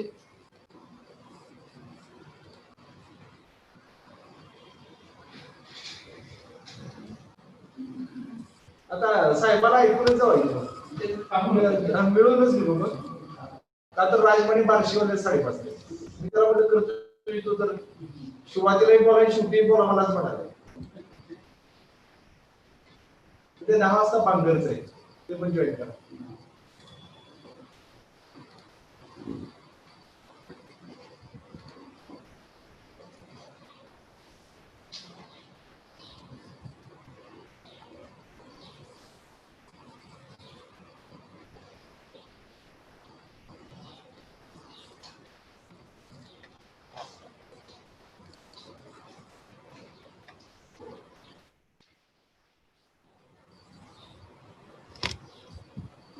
त्याचं पण चेक करत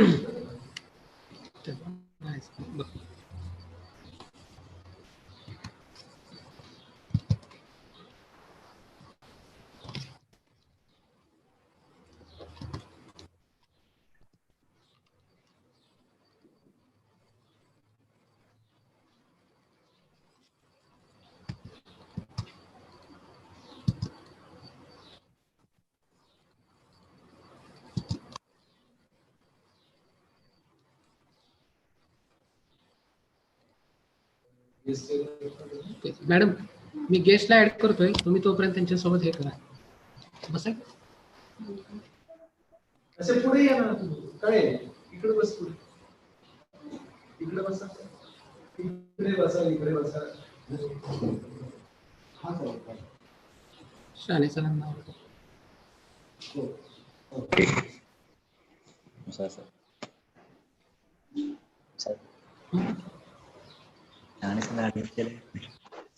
आपले गेस्ट कोण कोणी देशमुख सर आले नाहीत ते, नाईक आणि Deshmukh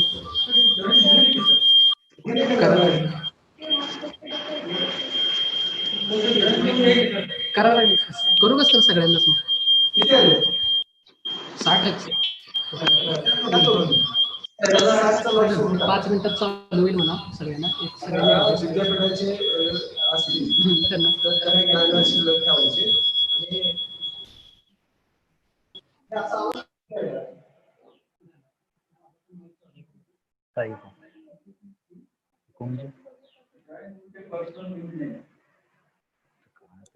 hello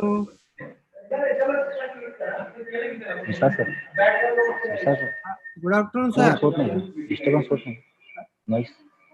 Good afternoon, Deshmukh sir. Dr. Ajay. Good afternoon. Dr. Shahane here. Yeah. Good afternoon. Am I audible here? Yeah, sir. Yeah. Okay. Hello, Ajay Kumar. Hello. Ajay Kumar. Hello. Ajay Kumar is there. Yeah.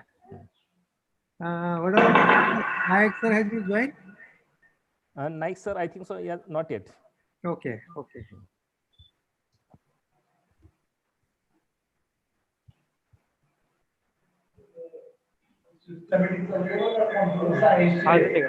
नाही ना.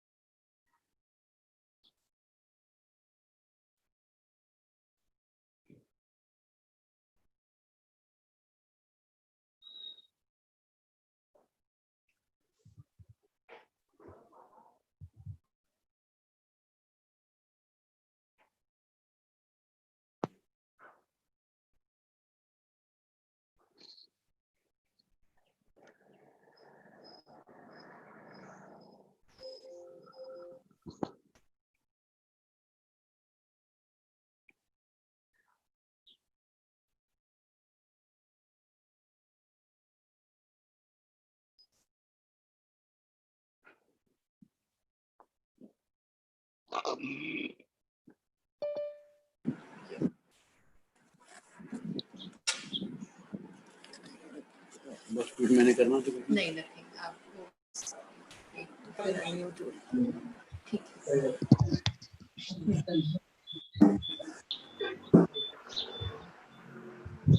Good afternoon, everyone.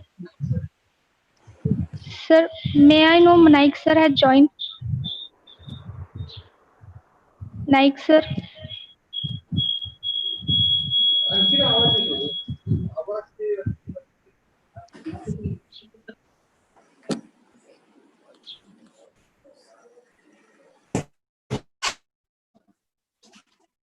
ये पास जल्द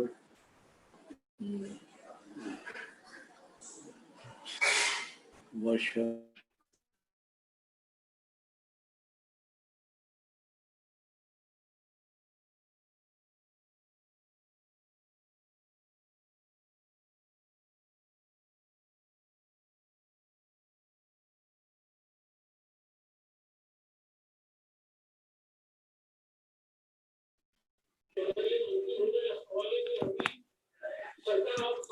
मिसा sir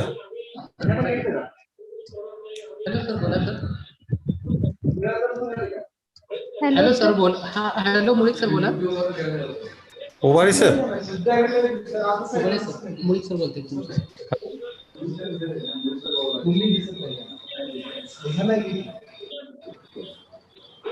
hello sir बोला sir हा अरे साहेब join झालेत मग हा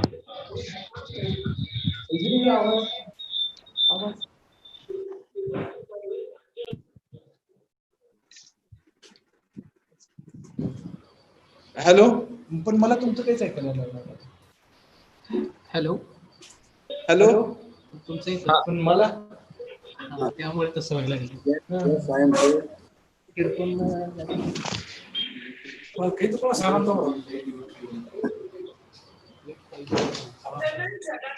The session will start in few minutes. Since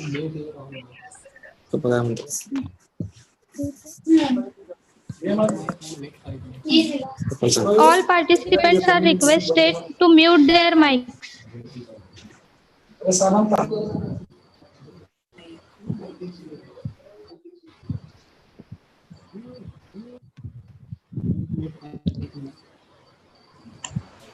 All participants are requested to please mute their mics.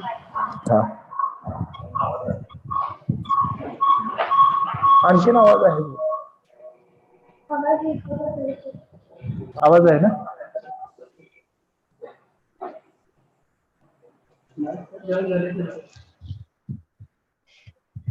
Naik sir, have you joined? Am I audible? Yes, sir. I am audible? 96 झाली Yes, sir. Thank you. Thank you. Oh, you are audible, sir. Good afternoon. Thank you very much. How are you, brother?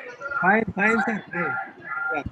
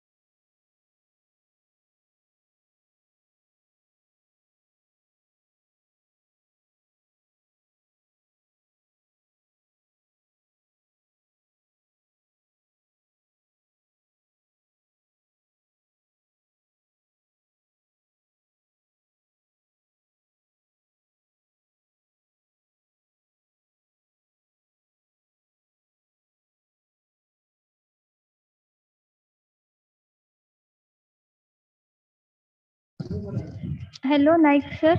Is your ID CS13? Naik sir. CS13 is the ID of Naik sir. It is visible here. Okay, sir. Now you are co-host, sir. You can mute or unmute. Okay.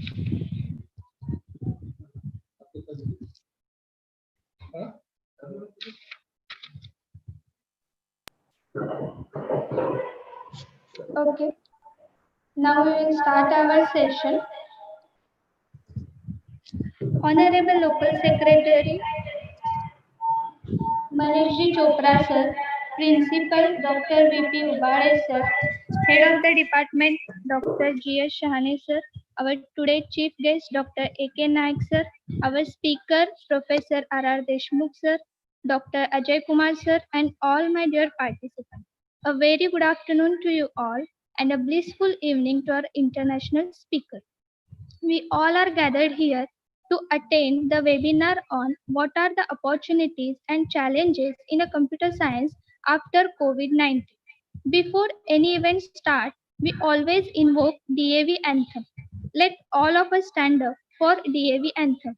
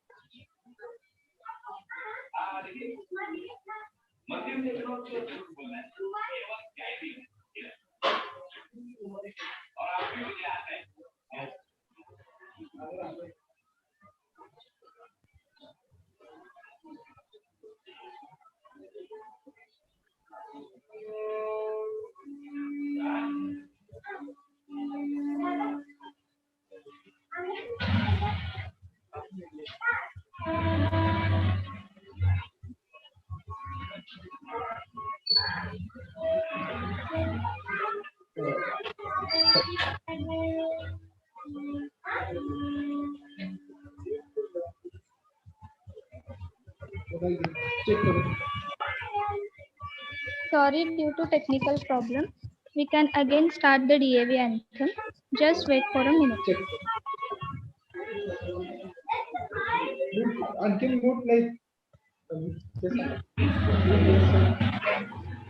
Please, all participants are requested to mute their mics.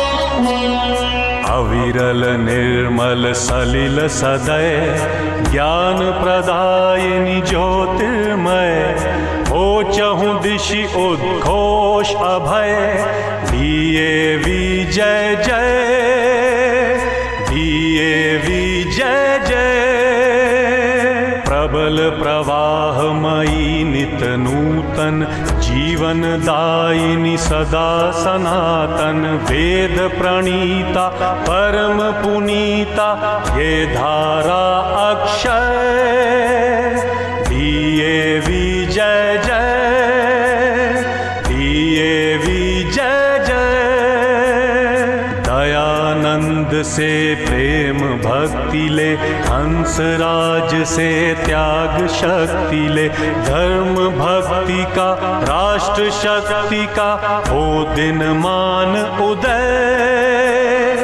DAV जय जय DAV जय जय सुख समृद्धि इसकी लहरें प्रेम शांति इसके तट ठहरे सघन शांतिमय प्रबल क्रांतिमय लिए अटल निश्चय DAV जय जय DAV जय जय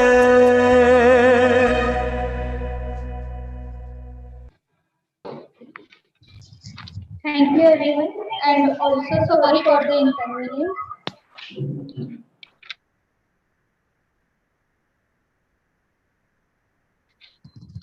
Now I request our head of the department, Dr. G.S. Shahane sir, to tell us about today's seminar.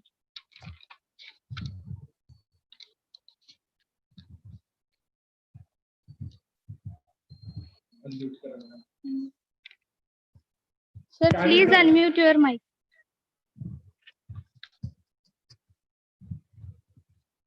Shahane sir, you are not audible. Please unmute your mic.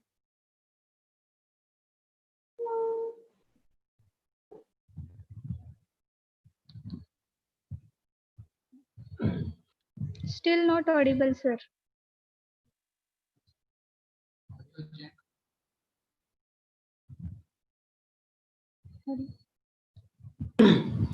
Hello, sir. Hello sir, Nisar sir बोलते सर. तुम्ही headphone काढून बोला सर. ते Bluetooth off करा.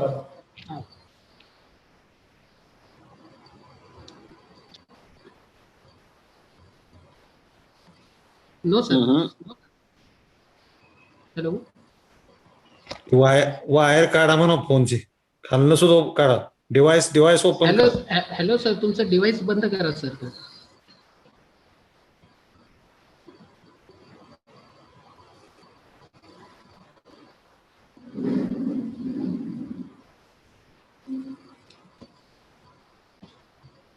Hello sir.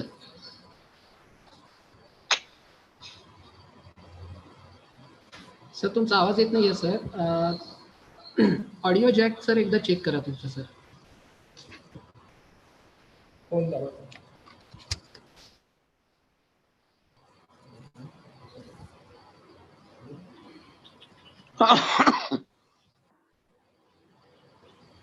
Hello sir, तुमचा आवाज येत नाहीये sir.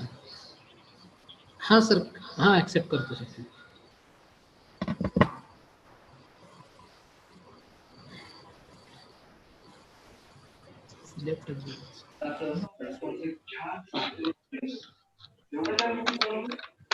All participants are requested to wait for 5 minutes due to technical issues.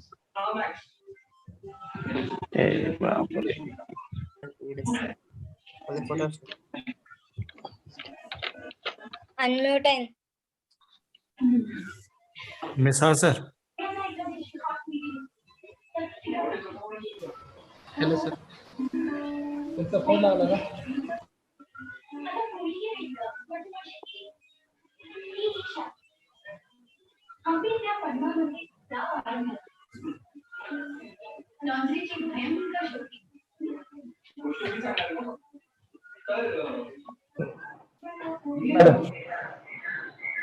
Phone लावा.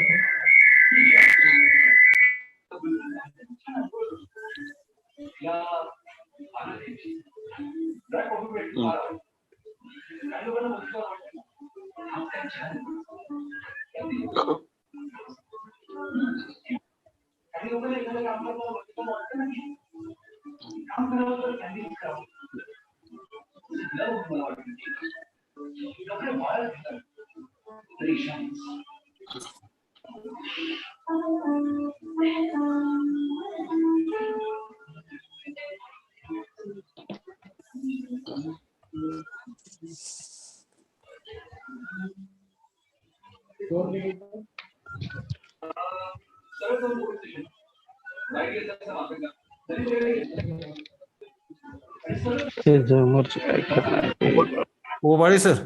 हा करतो sir. Now I request our principal, Dr. VP Ubade sir, to address us. Back in.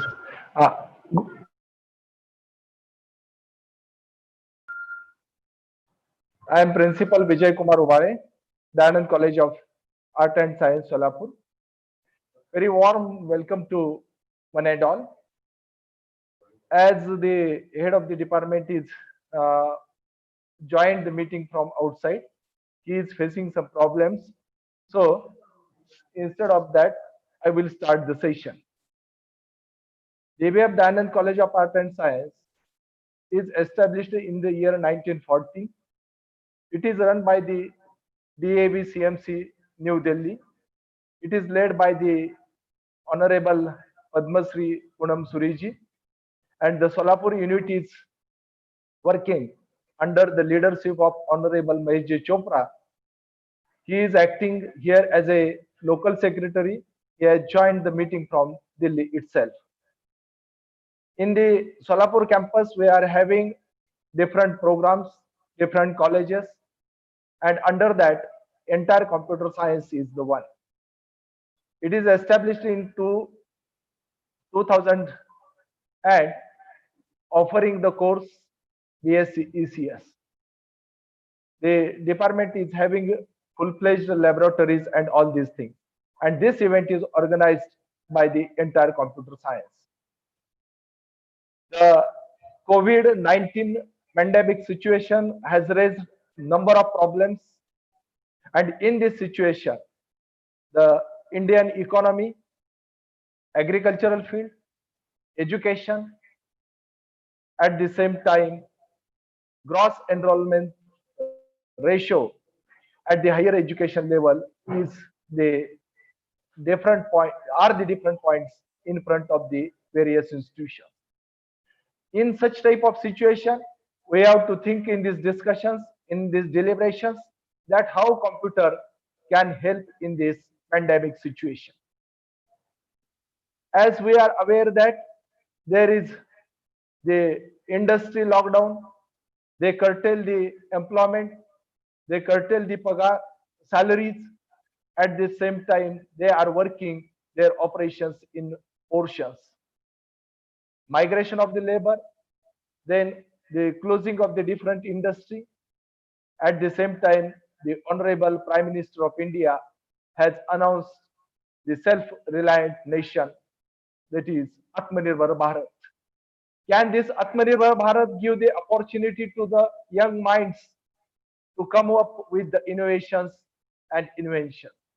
And looking to all these aspects, the different challenges and as well as opportunities, now in this deliberation we have to think how computers can contribute to controlling the COVID-19 pandemic is being posed to experts in the artificial intelligence all over the world.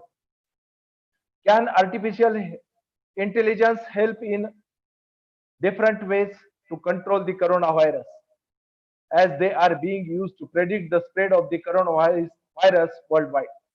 The data analysis, predictions, development of the different apps, as well as their analysis with the help of the artificial intelligence, with the help of the expertise in the computer area, we can have this discussion forum. The another main advantage of using computers in the education field is the importance in the quality of teaching, learning, and assessment process. Most of the times in traditional colleges, we are using the regular blackboard and chalk teaching tool.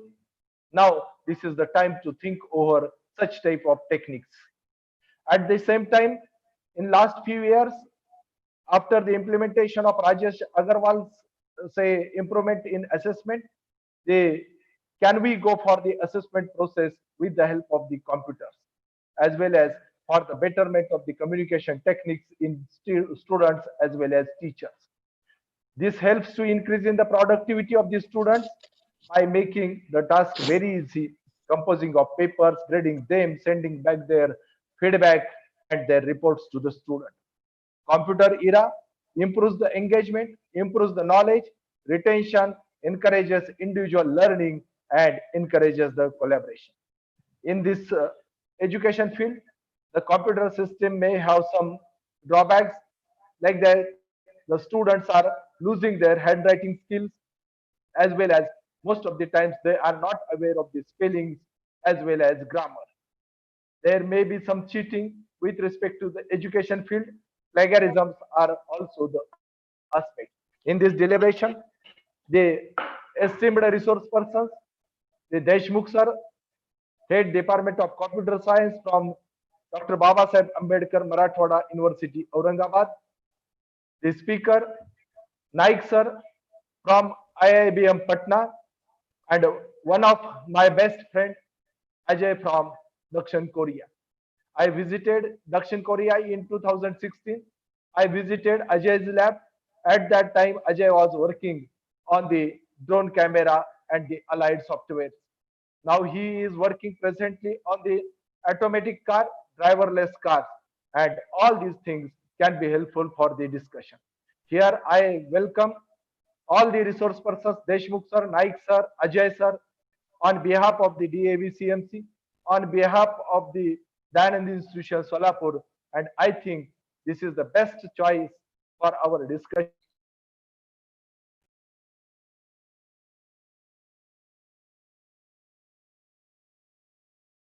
Happy with this type of situation. At the same time, I should say sorry due to the not proper connectivity of the bandwidth and the technical delay in this one. The Not yet, not audible. Rajesh Chopra ji, I hereby welcome Suri Sahib for the meeting. After this, Suri Sahib will guide us, and at the same time, he will extend his best wishes for the participants. Thanks to one and all. Thank you. Thank you, sir.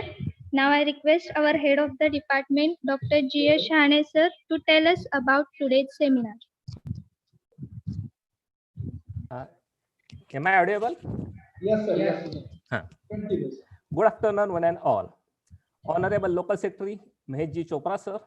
Principal Dr. V.P. Ubade, sir. Chief guest Professor Naik, resource persons Professor Deshmukh and Ajay Kumar, and my dear friends. It gives me an immense pleasure to welcome you all for this international virtual conference on opportunities and challenges in computer science after COVID-19, organized by Department of Computer Science, DAV Anthem College of Arts and Science, Solapur. Friends, since last 3 to 4 months, the entire world is going through a pandemic situation due to coronavirus. For the first time, almost all parts of the globe were under lockdown and stopped their working. But still, the pandemic situation is not fully controlled. Under this situation, the concept of work from home has been accepted by some organizations. But this approach is possible only for some selected areas, in particular, the IT field. For this, the nature of work should be computer-based. Then and then only it is possible to have work from home. We know that the first victim of coronavirus in India was a taxi driver who got infected by a passenger came from abroad. This type of situation may be avoided by the use of automated driverless cars. Also, the drones and robots can be used for the services of corona patients. Thus, technology has a pivotal role in this situation. Looking to the pandemic situation, it is essential to change our lifestyle as well as the nature of work. That is, we have to change the nature of work from conventional approach to technology-based approach. The technology may help you to work remotely from your home. It's our responsibility to accept the challenge and at the same time develop new technologies for the same. Looking to these facts, we have decided to organize a virtual conference on opportunities and challenges in after COVID-19. For this conference, we have a galaxy of eminent persons. Professor Naik, the Director, Indian Institute of Business Management, Patna, as a chief guest. Professor R.R. Deshmukh, Head, Department of Computer Science and IT, BAMU, Aurangabad, and Dr. Ajay Kumar from South Korea as the resource persons. All the speakers are experts in this field. I am happy to share you that we have received an overwhelming response for this conference from different parts of the country as well as international participation, in particular from Korea, Ethiopia, Kuwait, Iraq, Saudi Arabia, Nigeria, etc. The total number of registration is about 1,400. I hope we will enjoy this conference. Once again, I welcome you all. Thank you.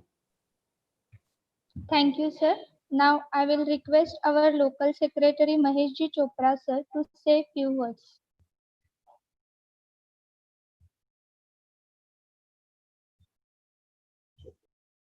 Chopra, sir, please.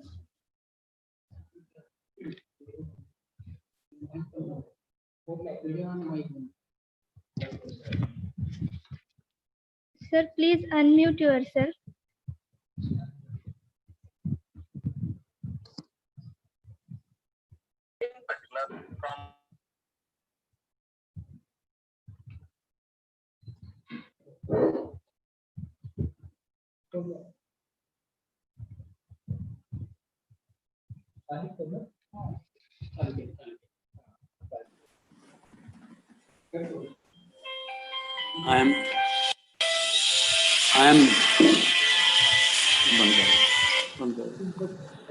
I am pleased to note and find that Dayanand College, Arts and Science College, Solapur, has taken an initiative in this period of COVID-19 that how this COVID-19 has impacted our economy, our educational system, and in this crisis, it is only the computer that has come to our help. I find that this kind of situation will remain in the coming years. And so this computer, our communication through computers, it has become indispensable. It has become a symbol, a strong pole, a strong pillar to boost our economy, our educational system.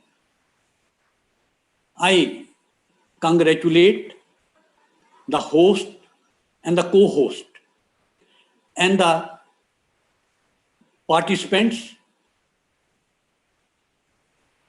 and the research, the speakers, the chief guests, that they are bringing the importance of computers in the lives of the students, in the lives of the human beings. All my best wishes for the success of this webinar. Thank you very much. Thank you for your wishes as well as kind words.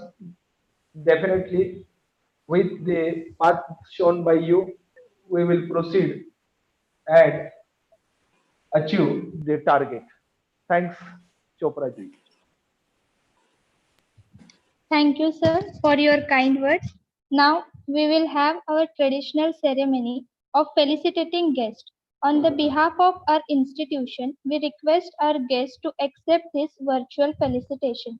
We welcome our chief guest, Professor A.K. Nayak, sir, who is the director of IIBM Patna, Professor R.R. Deshmukh, sir, from the Department of Computer Science and Information Technology, Pamu University, Aurangabad, Dr. Ajay Kumar from Chang'an University, Seoul, South Korea. Now, I will invite Mr. Aran sir to introduce our chief guest. Thank you, madam.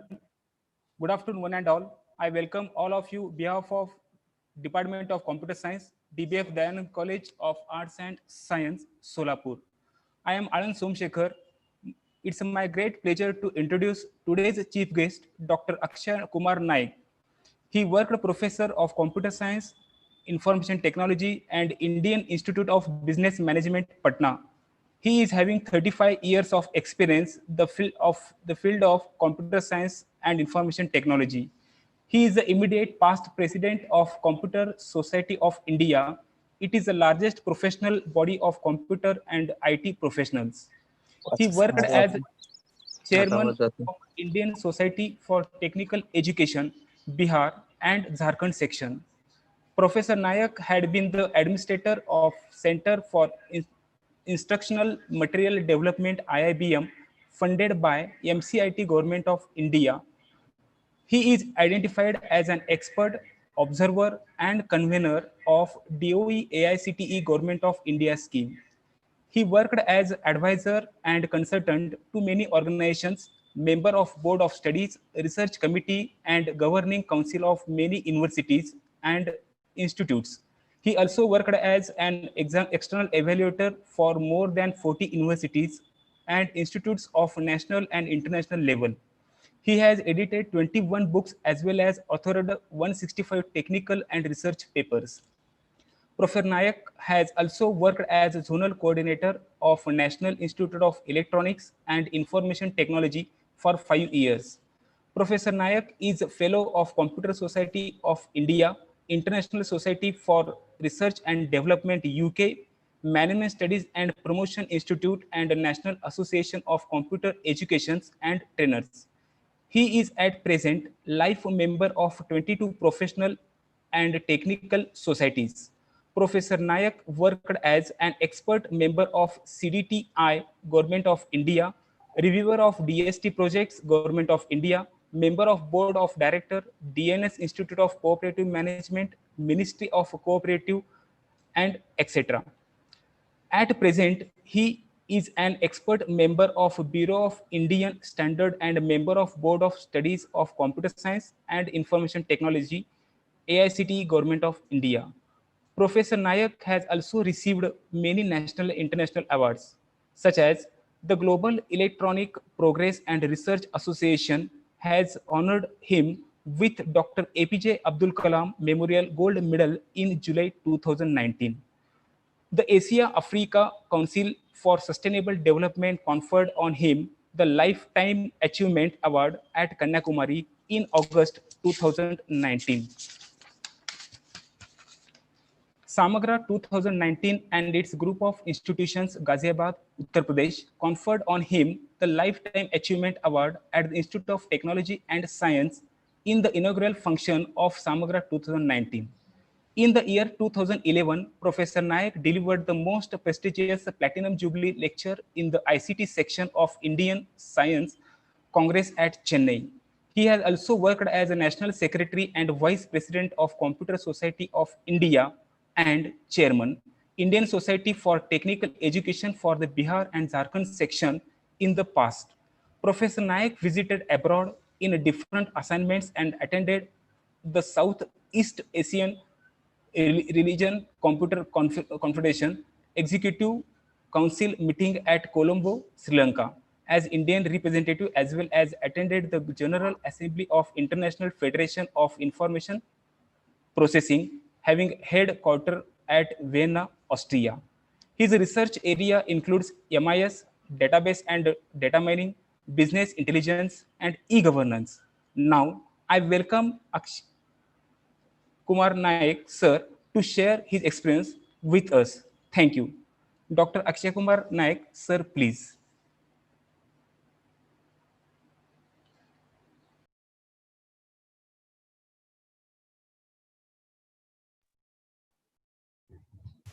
Sir, please your unmute mic, sir.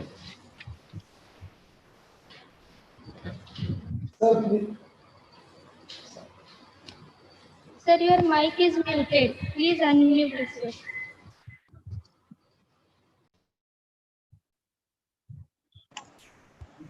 Now I am audible?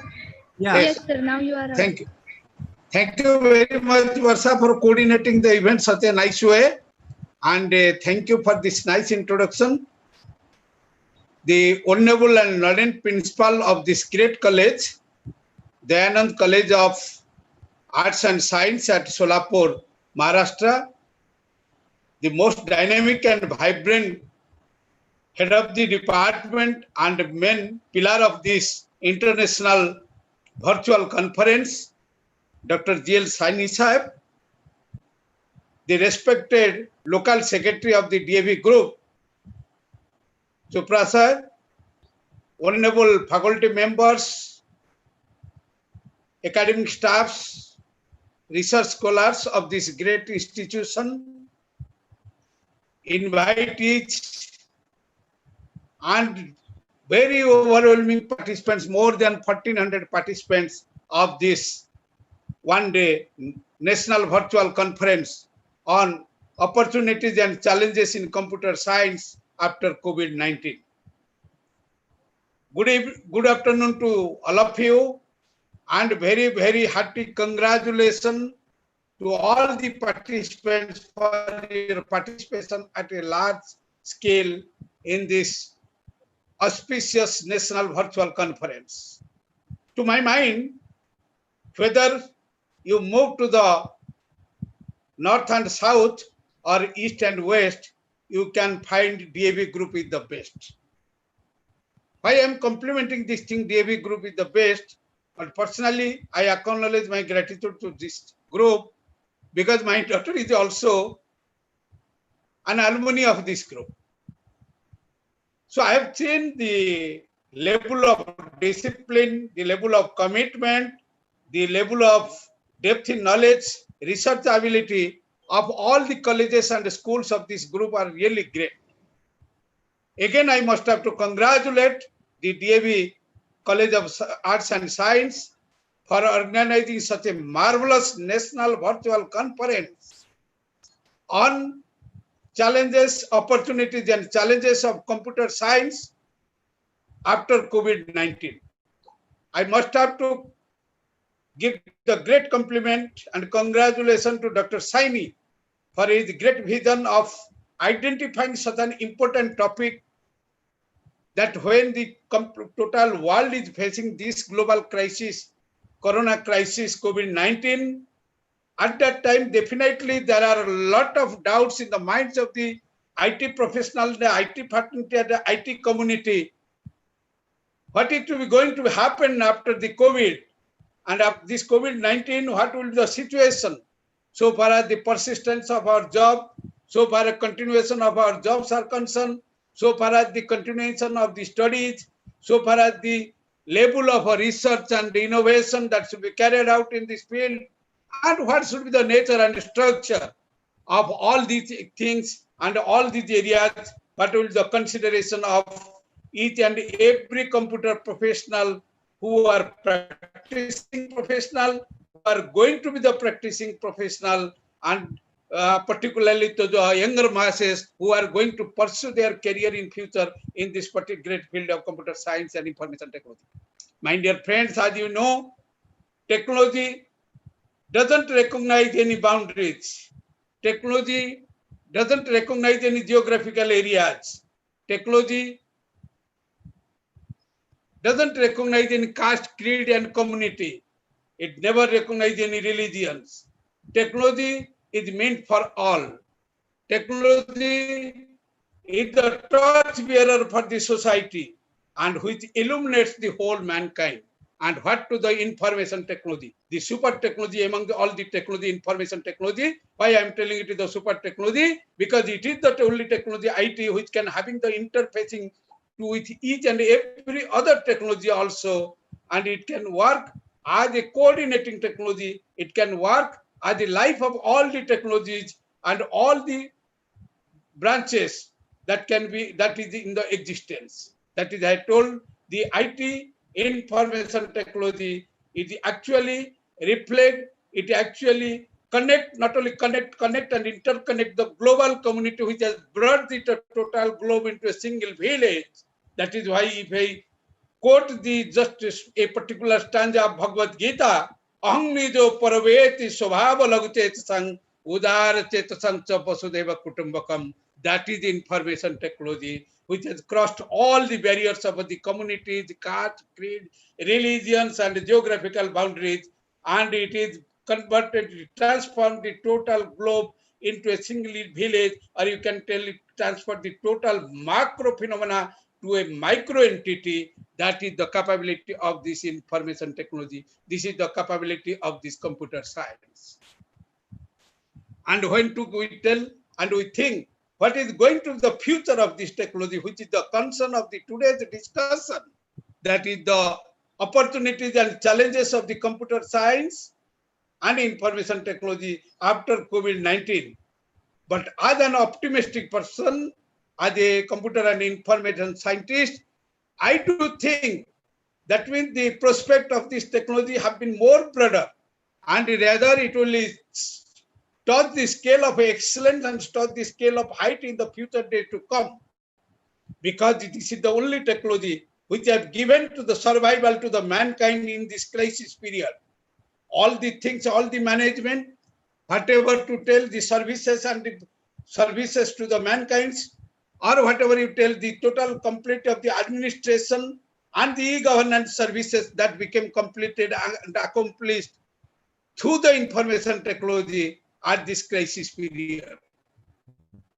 Imagine if this technology could not be there, then what should be the crisis at this global crisis period? Then how could we think and how could we imagine that we can surpass this COVID area, the COVID period, the COVID-19 period?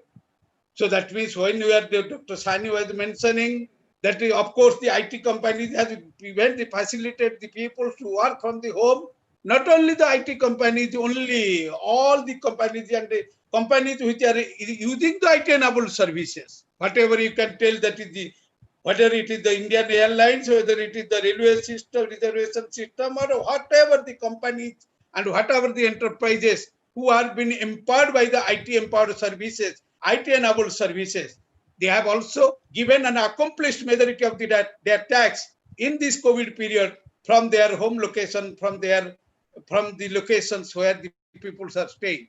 And imagine if this information technology blessing was not been there, if this power of this IT was not there, that imagine what could be the situation in this crisis period, where every activity, so to say, directly or indirectly have been managed by the help of the ICT, information and communication technology.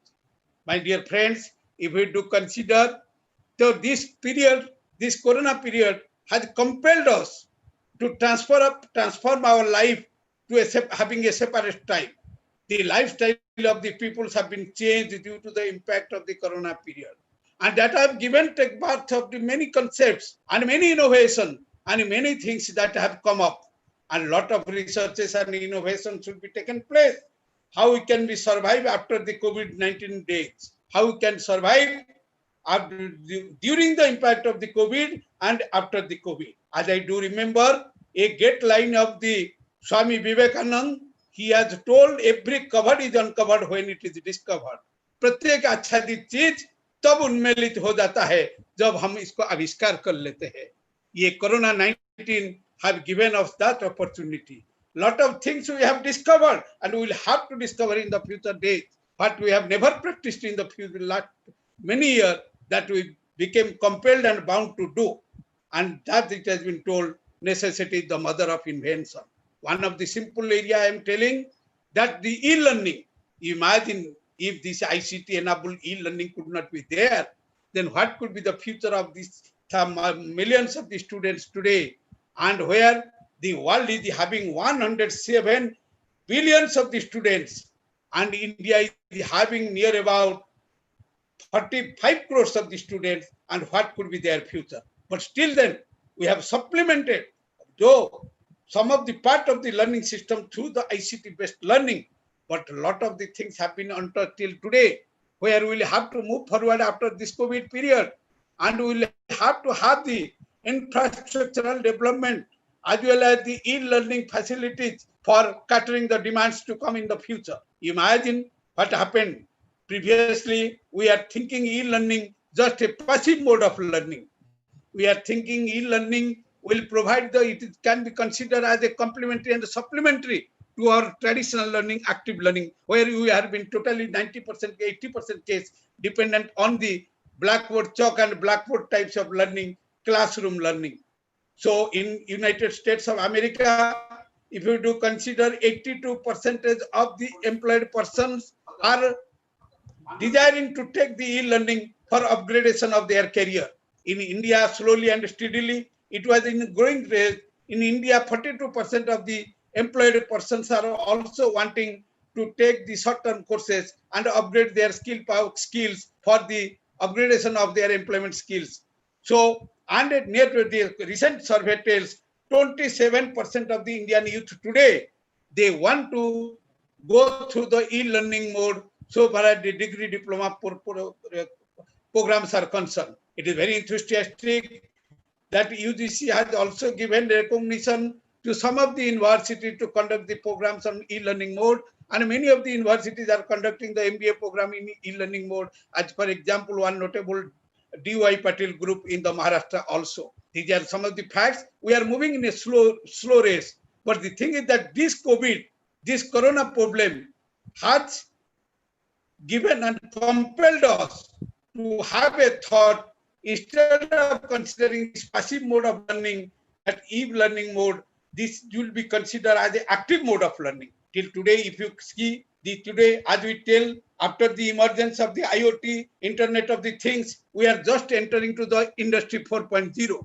Similarly, this COVID has compelled the society, compelled the educational society this COVID has compelled the academic fraternity to enter to the education 4.0.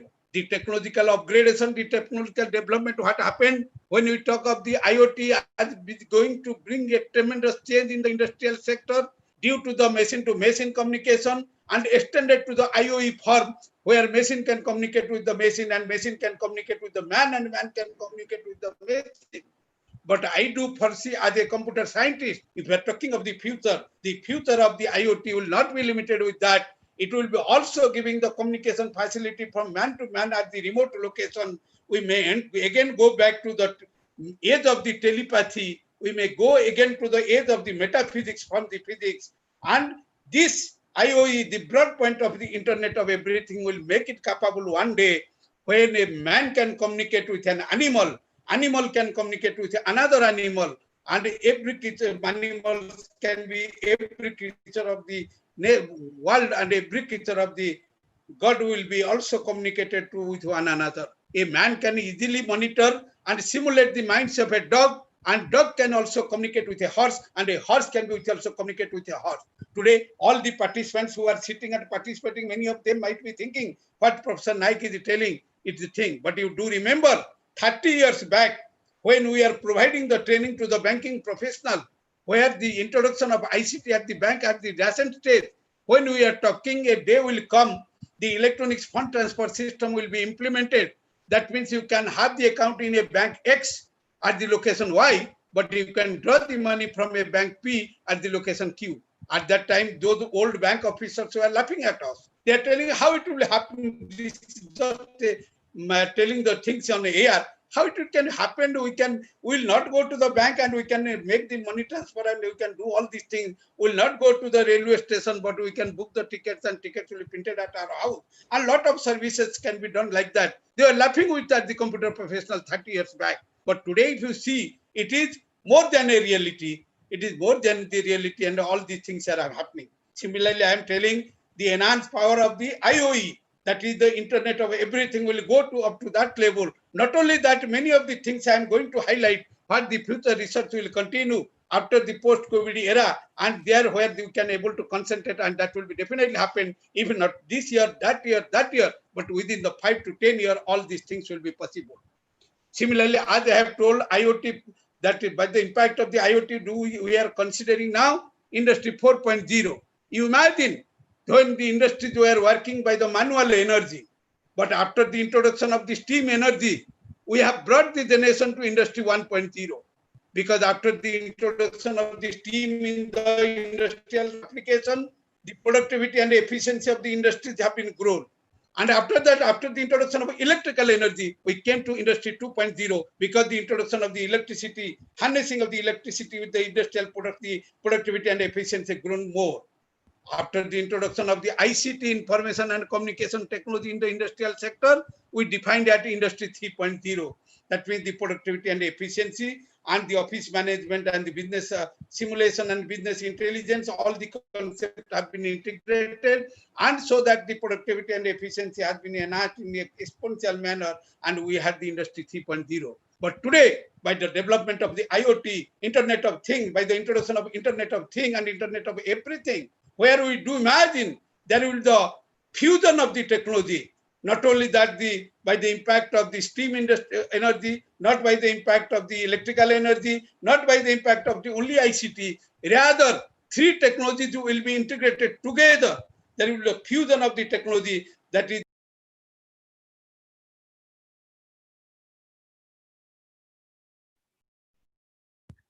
Sir आपका sound गया है sir आपका. Naik sir, you are not audible. Your mic is muted, sir. Naik sir.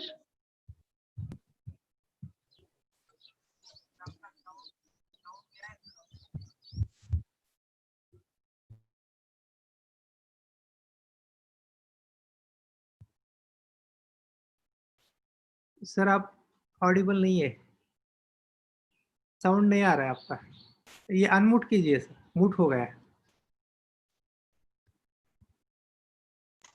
हाँ, या now. हाँ, automatic. How many? How many time I am not audible? How much time? No, within 2-3 minutes. 2 to 3 minutes. Okay. So I was just telling that the introduction of the IoT, we are talking of the industry 4.0, and the thing is that I was telling that you see at the chronological development how we are proceeding towards. So once upon a time we are working the industry by manual energy, but by the introduction of the steam we have got the industry 1.0, and the steam energy got introduced in the industrial sector and enhanced the productivity and efficiency of the industry 1.0. After the introduction of electrical energy, we enter to the industry 2.0, that the productivity and efficiency have been grown more.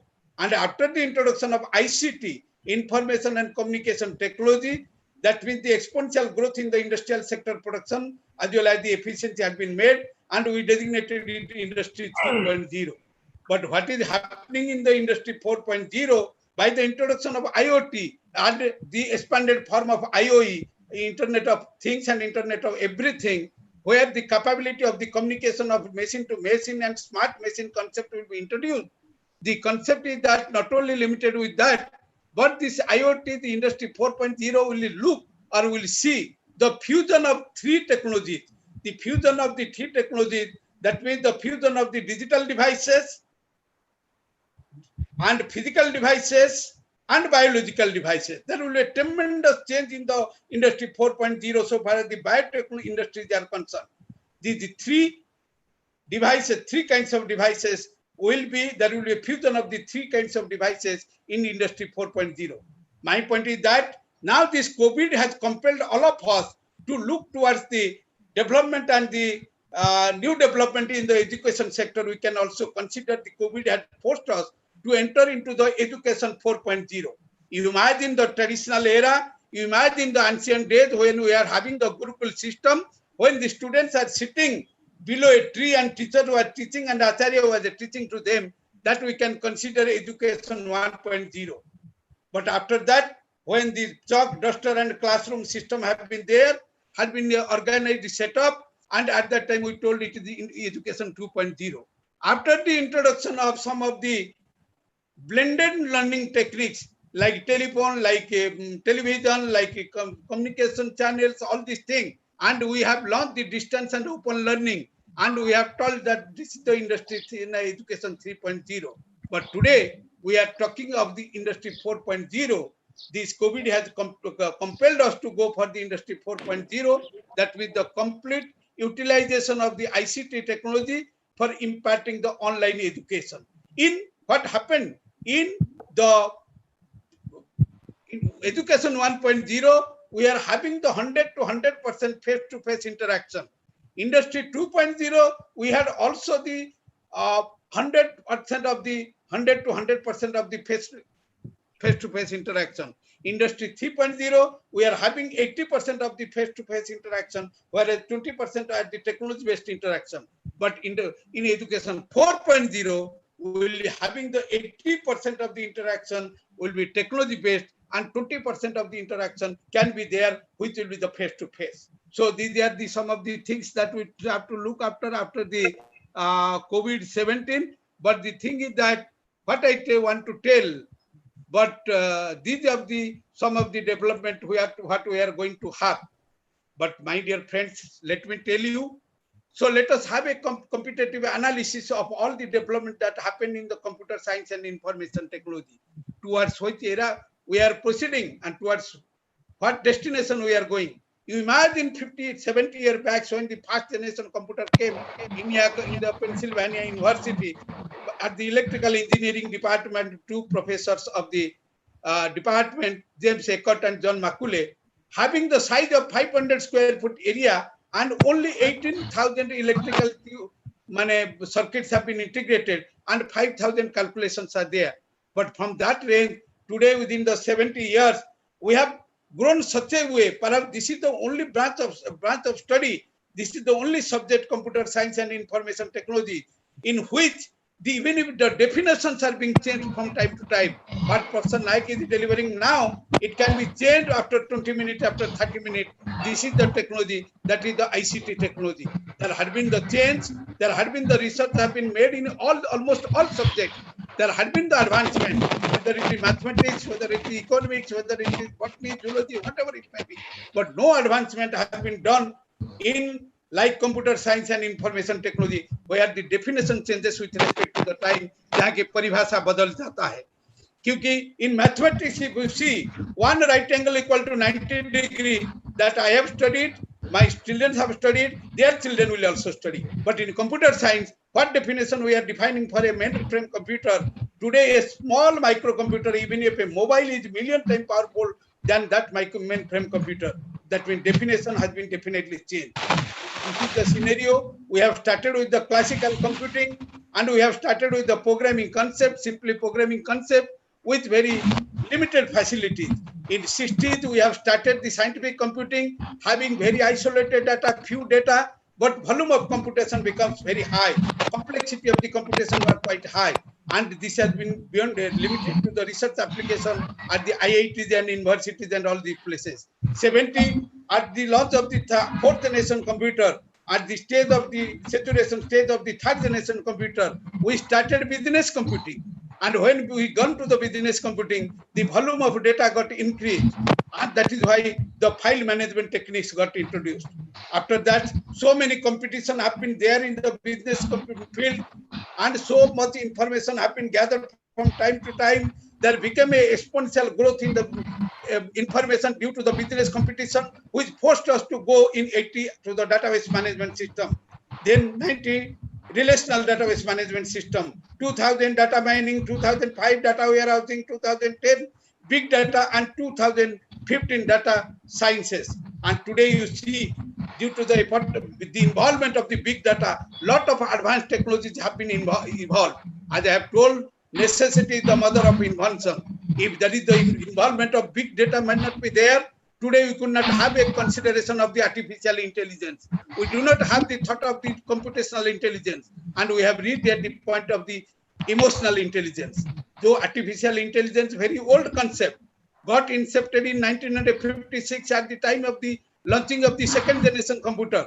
First artificial intelligence project has been launched in the United States of America in form of a medical expert system. After that, it has got, its power has been enhanced. The broad-based application had been made. Today, whatever the intelligence we tell, whether it is business intelligence or computational intelligence or emotional intelligence, all are the application of the artificial intelligence. My dear friends, you must have to see, we have seen lot of advanced computing technologies since last 20 years. We have seen the high-speed computing, high-speed networking, embedded computing, social computing, nano computing, biocomputing, molecular computing, and atomic computing, smart computing, lot of computing technologies we have surpassed. And it is the time, lot of intelligences are there, lot of advanced computing time is there. That is the time, it is the time to integrate all the technology for the benefits of the common application for the human being, for the mankind. That will be also, I will be pointing, that is the future requirement, that API programming, application program, interface programming, where we'll be needing a lot of people in this particular area. But what the thing, overall, today if you see, we are talking of the cloud computing. Cloud computing means, that means as I understand, it is one kind of collaborative computing. The data center is somewhere, the processing center is somewhere, and we are utilizing the facilities and information are on the cloud. How is this cloud computing concept have been evolved? This evolved due to interfacing with the big data application. If cloud computing could not be there, then it is very difficult to manage all these big data. And the concept of business intelligence, what we are thinking today, and for the application of the simulation of the business function, that could not be possible. But the one of the major threat is there, because we are discussing the opportunities and challenges. Lot of the challenges are there which the cloud computing will be facing, because as you know, as the volume of information goes high, as the volume of data goes high, and as the processing will be distributed in nature, the collaborative computing is there. There are multiple locations. There is a great threat to the privacy. There is a great threat to the security. There is a great challenge to the privacy, security, and transparency. To overcome all these things, yesterday we are having one international webinar, that is the quantum data and algorithm, which is the which is the point of the quantum computing. The quantum computing, the world is looking towards the quantum computing if the future application has to be taken place. Once the quantum computing will be commercially viable, once the quantum computing will be very much feasible, though it is not a very new concept. The quantum computing concept has come to the world since last 4 decades back. Lot of papers and researches are going on. But the thing is that once this will be commercially viable and will be in the applicability of the common forum, then there will be a tremendous change. Why there will be a tremendous change? Because this computing possesses the high capacity and for holding the high volume of the data, because instead of the classical computing, we will be proceeding to the quantum computing. Till today, all the computers that we are using, though their architecture are based on the classical physics, where classical physics, the common electrical circuit concept has been there, where the bit and byte concepts are there, and the circuit that you bit, and a bit can store either a 0 and a 1, nothing more to be given understanding. But what will happen in case of the quantum computing? Instead of using the classical physics, the concept of the architecture concept will be the quantum physics. And in quantum physics,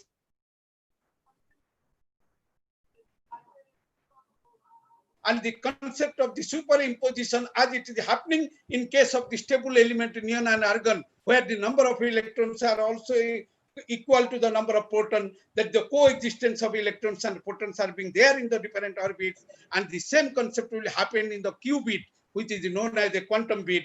0 and 1 can coexistence, which is not possible today. Today we are telling one bit, so it is either 0 or 1, but one qubit will hold 0 and 1 simultaneously. If it happens, instead of using a 8-bit register, classical register, what we are using today, in place of that, if you can have a 8-bit quantum register, the power will be what will happen. There will be a tremendous growth in the power. You see, in one 8-bit register, because all the participants are the computer science participants, in one 8-bit register, we can store 256 of one number out of 256 number. That range is minus 128 to plus 127. But we can store only one data at a time. But due to the superimposition in the Q register, quantum register, where 0 and 1 can coexist in one bit, that means 256 number of data can be stored at a time in a 8-bit quantum register. Hence, what will happen? What will happen? The capacity of the data storage will be 2 to the power 8 in general, if in comparison to a 8-bit classical register and 8-bit quantum register. In general, if there is a n-bit quantum register, so the data capacity will be 2 to the power n number of data can be stored together. Not only the enhancement of data storing capability will be there, but the capacity of the database will be enhanced like that, so that white will be carrying the data from the memory to the processor for processing, and the processing period of processing capacity will be also tremendously increased. Then what will the result? If this happens, one quantum computer might be able and capable to replace many number of classical computers, so that the multi-locations processing can be possible at a single location. The threat of the security, privacy, and transparency definitely not only reduced, but tremendously minimized, and it will be providing the optical solution in the future day to come. So these are the things and what we are going to have in the future. So that is in lot of research and innovation, effective research and innovation is required. But another point I must have to tell what will be needing at the post.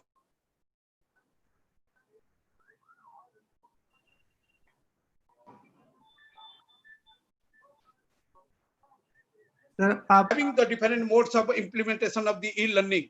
For implementation of the e-learning, we can use a WhatsApp group, we can use the mobile technique, you can tell it the m-learning, mobile learning, we can use the email, and we can use the satellite communication, whatever it may be told, the medium of communications are there.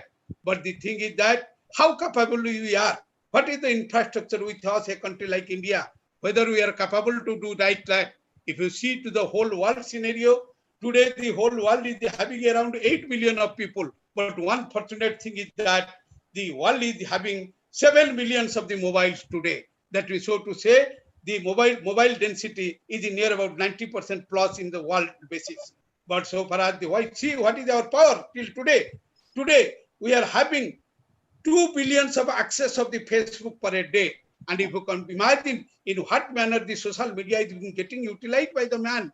And because why I am telling, in the future days, post-COVID era, these might be the tools, these might be the medium for also one of the medium for providing our online learning and providing the online education to the masses. 2 billions of Facebook is being accessed per day. And there are similarly, lot of social media that are there. That Facebook, there is Twitter, there is Instagram, there is LinkedIn, lot of the things. We imagine what is happening and how these things are being happening. And if you see the information page, if you see the information, near 3 trillions of the Google search are being done in a year. 3 trillion, 3 kharab Google search are being done in a year, and near about 700 crores, that means 7 billions of mobile connectivity there in the world, and near about 1 million of e-commerce transactions are being done per day. This is the status of the world. To come to the India, what is there, our proportionality in that case, and how to be able to capable to face the challenges of the post-COVID era. In India, everybody know, we say on the geographical region wise, we are 7th in the world. India is having 3.28 million square kilometer area, which is 7th so far as the geographical region is concerned. But population wise, we are 2nd in the world, having 1.35 billions of the population. It constitutes 17.6% of the population of the whole world. And if this rate of growth become true, by 2050, we'll be crossing the population of 1.6 billion and will be the largest populated country in the world, surpassing the China. And 69% of the population in India is staying in the rural area, that 31% in the urban area. Why I am telling all these things? There's a great digital divide. 31% of the people having the opportunity to have the access of the completely digital devices, whereas living the 69%, and very few of the 69% of the people are getting the access to the all electronic media through which we are going to implement the complete online learning system in the future days to come. So what to that, if you consider India is a village-based country, as Mahatma Gandhi has told, the real soul of India lies in the villages. And India is having a country where 660,000 plus villages and 3,500 of the cities and semi-cities and small cities are concerned. And India is a country which is having 250 lakhs of the Gram Panchayat. Why I am telling that this is because I will be telling what is the connectivity status now. 250 lakhs of the Gram Panchayat, and 250 lakhs of the Gram Panchayat, and India is a country where 25 crores of the families are living. But what to our infrastructure till today? If you see, so far as the mobile connectivity is concerned, it is we are quite fortunate. 1.25 billions of the mobile connections are there in India. We are having the 92% of the mobile density. Of course, almost all villages have having the telecommunication facilities. And so far as the internet connectivity is concerned, we are having near about 65 crores of the internet users in the country. And so far as the smartphone is concerned, we are having near about 50 crores of the smartphones having in the country. And in PC user, we are the 5th in the world.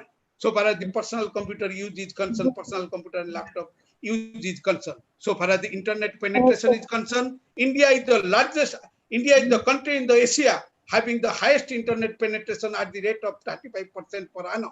So these are the positive factors with us. There is no doubt. But still then, we'll have to cross a lot of barriers that we'll have to have. Though I have told our tele density is 92, but the thing is that many person is having 4 mobile connection and many person do not have the mobile connection. And what will happen, our Honorable Prime Minister has given very ambitious project, the Digital India, the Startup India, the Stand Up India, the Make in India. And all the projects are complementary and supplementary with one another. And there are 3 visions that have been kept. First vision, make the best utilization of the available electronic resources or digital resources are available in the country. Second vision, the proper implementation of the e-governance, that the services at the doorstep, services that the citizen demand, the services will be available.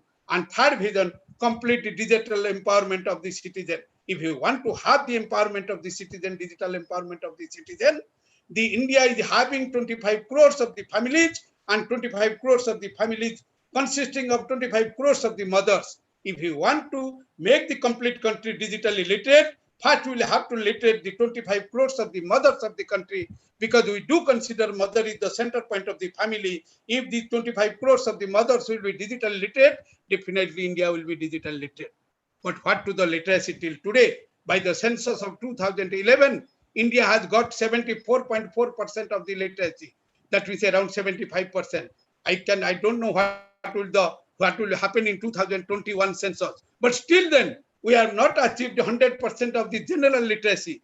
And in India, what we tell general literacy, if a person is able to make his signature, यदि कोई आदमी अपना signature कर देता है, इसको हम literate मानते हैं. And what to the IT literacy? IT literacy hardly 40% in the country till today.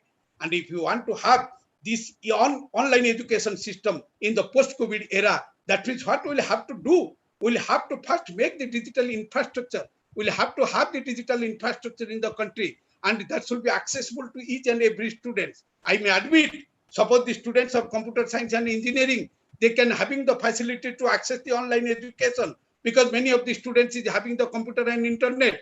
Many of the students having the smartphones. But imagine an university in the remote area where the students are studying the botany, geography, history, political science and literature, and they are staying in the remotest part of the country. Can they have the internet connectivity? Can they have the laptop? Can they have the smartphone? This is a great challenge before us, and that challenge should be addressed after the COVID. Post-COVID era, this great challenge should be addressed. And how that great challenge should be addressed, and what are the things that we have done. We are quite inspirative and we are quite positive. Government of India has provided the community services center to all the 250 lakhs of the Gram Panchayat. All Gram Panchayat is having the community services center, internet center. Our Honorable IT Minister has also declared by the end of the 2020, 1 lakh of the villages will be also connected by the broadband communication. But we are having 6,60,000 plus villages. We'll have to address this connectivity problem. That is one of the very important things. And what are the another challenges before us to implement the things, technology in the post-COVID era? The one challenge is that first our socio-economic combination, because India is a country which is having peoples of the 9 religions, 3,500 castes, and the peoples of India are speaking 882 languages. That is one of the most important things. Though we are having only 22 scheduled languages, but 882 languages are being spoken by the peoples of the India. That means 30 languages are being spoken by more than 1 million people. 122 languages are being spoken by mere 10,000 people. 10,000 people each. Imagine. So that means we are dreaming of the total digital empowerment. How we can make a digital empowerment to a tribal person who doesn't understand Hindi, English, or any of the scheduled languages of the 22 languages of the Constitution. That means if we want to make him computer literate, if we want to make him digitally empowered, we must have to go to him, we must have to reach to him in the Santhali language, in the tribal language. That is why the language translation is a great challenge for us. The language translation is a great challenge for the country. And what is the challenge? So definitely that will be the opportunity to the youth mass, because that will be a great potential for them. They can have the jobs in the language translation field in the near future come. That is why Honorable Prime Minister Digital India project have a projection, have a target by the complete implementation of Digital India project by 2022. There will be a requirement of 11.2 crores of the population employment. 7.5 crores of the employment will be made in IT-enabled services, and 2.5 crores of the employment will be made in the direct software development and the research sectors. This is a great opportunity that to come. The another problem we are having, that our economic poorness, economic backwardness, that is also another. The third is that our poor infrastructure. These are the challenges to which we will have to address. We will have to address, and we will have to make the country infrastructure sound, so that we can meet the challenges. We can meet the challenges we can in the post-COVID era, so that we can be able and capable to provide a smooth education to each and every peoples of the country. And we can have an implementation of the passive mode of the education in the future day to come. And what another future things I see, what will happen in the post-COVID era. What I visualize, the thing is that I've told that there will be tremendous research in the quantum computing, there will be tremendous research in the emotional intelligence and signal processing, by which we can be able to determine the nature and thinking and emotion of a person, what is the thinking. If this happens, there will be a tremendous change in the criminology, in the forensic science. Before committing a crime, we can be able to detect that person, what is the thinking is going in his mind. That is the point of the emotional intelligence, and that is the point of the part of the signal processing also. And what the another thing, what I foresee as a computer scientist, as a computer professional. So ours, as we have passed from the classical computing, we are moving towards the quantum computing. Similarly, we will be coming from the classical programming to the mental programming. These communication software, our software developer will be engaged in writing the mental software. In place of writing these kinds of classical communication software, they will be writing the mental communication software. Once this mental communication software will be possible and it will be feasible, then what will happen? This mental communication software will be uploaded in the human mind. It will be uploaded in the human mind. Suppose this software will be uploaded in my mind, and this software will be uploaded in Varsa's mind. So what will happen? When I will remember Varsa, and a signal will be placed in the mind of the Varsa, so that she can become connected with me and we can talk together. If this facility comes, what a tremendous change will be there. Teacher may be at any place, but he can just give the signal to his student, and students will be at their place, and teacher will be delivering and student will be listening. Today this might be thinking, and all the young professionals might be thinking, what this madman is telling, what Professor Naik is telling, how can it be possible? Why it will not be possible? If the nanobot is possible, that is being applied by the doctors, if the medicine is working according to the software and the program has been made in the medicine, if the robot is making the surgery, and if all these are possible, and why this mental software will not be uploaded in the human mind so that it can connect the people, and if we want to deliver anything and tell somebody, and they can be easily connected and we can deliver. And if this happens, again we will be returning from the era of the physics to the metaphysics. हम फिर return कर जाएंगे वो द्वापर और त्रेता युग में, सत्य युग में जो वहां होता था, आज भी हो रहा है. क्यों नहीं होगा? यदि हमारा पास है सैटेलाइट है, रावण का पास भी तो पुष्पकदान था. The same thing is being reflected. History is repeating everything same. And what will the people are telling, the power of the artificial intelligence? No doubt the power of the artificial intelligence has been enhanced like this. When computer got introduced, people have thought it is a very good slave, but a bad master. एक अच्छा नौकर का जितना quality computer का पास था, लेकिन अच्छा नौकर का जो क्वालिटी कंप्यूटर का पास नहीं था. People were telling computer is unable to think. Artificial intelligence came, computer became able to think. People told that computer is unable to speak. Voice synthesis came, computer able to speak. People told that computer cannot be able to see. Image processing came, computer able to see. People told that the computer don't have the sensation. Sensor technology came, IoT technology came, computer is having the sensation. People told that computer don't have emotion. It cannot think. It cannot have the emotion. It don't have the love and affection. And it cannot have the emotion. But time is coming, the computer will having the emotional intelligence. The signal processing concept is there.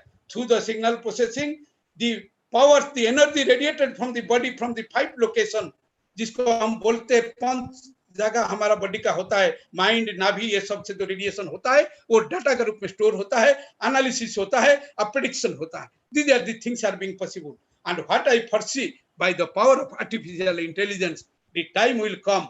What has been happened in the era of the Treta and the Dwapar, what has been happened in the Satya Yug, that means when a person, when Ravan was praying to Lord Shiva, Shiva was coming in front of him, and with the pleasant and by pleased, he was offering him something and he was talking something. I do foresee that the power of the artificial intelligence, the power of the ICT, one day will be able to capable to convert the energy into the matters. If the energy will be converted to matters, then to whom will be thinking and to whom will be want to talk, and by the power of this ICT, the particular person, particular matter and particular things will come in front of. Actually, though physically he may not come, but his virtual image will come and in front of me, and we can speak together. हम दोनों बात कर सकते, and that will the highest. I think that will the highest point and that will be the optimal application of the artificial intelligence, and the optimal, the saturation might be the saturation power of the ICT, information and communication technology, the day when we can be able to convert the energy into the matter. That is why summarizing all the things, what I see, what we can see in the coming days, in the post-COVID era, that what will be requiring and where the demands will be there, so far as the computer and ICT manpower is concerned, where the computer science will go and where the information technology will have the demand. I have identified 6 areas where there is a huge demand. I have identified 6 areas. One is number 1, security analysis experts. Because you know, when the massive application of the computer science is there all around the world, security and privacy is the great concern. And data security, data privacy, and cyber security. So huge amount of manpower are required for the security analysis, and security experts will be one of the most requirement in the future days come. One area I have told. The second area will be needing the API programmer. API programmer, application program, okay, application program interfacing programmer. Why I am telling, few times back, I have told few minutes back, it is the time to integrate all the advanced technology together. Integration of the technology ka time hai. So we'll be needing the API programmer, application program, interfacing programmer, and in a huge demand we put that. And the third area, what I foresee, we will be needing the programmer for the robotics technology. We'll be needing the engineers for robotic technology, because we are thinking, we foresee the industry 4.0 will be having the high, it is the high time for the implementation of the industry 4.0, and the industry will be automated, smart machines will be there, machine will communicate with one another, automatic work will be done, and there will be a great change of the industry 4.0 in the hospital and medical sector. Robots will be engaged in the hospitals, particularly in the corona time. You see when the level of infections are very much very much fearing. At that time, some places robots are also doing the thing. So we'll be needing the robotics engineers and robotics programmer, robotic experts in the future days come. Number 4th area, I have told, one area is security analysis. Second area, that I have told API programming. Third, I have told robotics. And 4th, what we see, we foresee we'll be needing a lot of programmer and technician and technocrat and engineer in the wearable technology. Wearable technology, matlab, like our watch, like our dress, like our materials, garments, all these things, where the embedded technology will be there, where the concept of the programming will be integrated, embedded technology will be there. We can have the consideration of the smart watch, smart vehicle, smart cloth, and everything smart. So we'll be needing those kinds of people also. Wearable technology, पहनने वाला technology, garment technology में हम number of IT manpower or computer programmer का हमको जरूरत होगा. And 5th area that you know very well. 5th area, what you know very well, that is the big data. Big data analyst will be required. Big data analyst will be required in a very huge way, because that you know. And 6th area, what we understand, the business analyst. The forecasting that 15 millions of the business analysts will be required by 2022. Alone, United States of America will be requiring near about the 1.5 lakhs. These are some of the areas that I have identified that will be needing in a great way in the future days to come. Perhaps I have taken a lot of your time. For that, I should be excused. I must be excused, and I apologize because I have crossed my time limit. But whatever it may be, but when the thing started, I wanted to deliver the things. But the thing is that one thing I will have to tell everybody, so that where it should go and whatever it should go. But we all the IT professionals should try, and we should have the commitment to carry the research and innovation in a right direction, so that it can be the ICT technology should come for the benefits of the mankind, and it should satisfy the great standard of Bhagavad Gita. Sarve bhavantu sukhina, sarve santu niramaya, sarve bhadrani pasantu margasthiti. With these words, I once again pray to the God. May God bless all the participants who are assembled here. May God bless all the participants who are assembled here to pick up the daffodils from the paradise of their professional career. Thank you very much. Namaskar. Thank you, sir. Dr. Naik has delivered a very nice presentation. It's more than 40 minutes. We are listening Dr. Naik. He started from the importance of ICT, Internet of Things, Internet of Everything. He has touched almost all aspects of the computer science and information technology. Due to the lack of time, I will not take much of your time. We will immediately shift to the next session. So thank you, Naik sir, once again. Thank you, sir. Now I will invite Anand sir to introduce our international speaker, Dr. Ajay Kumar.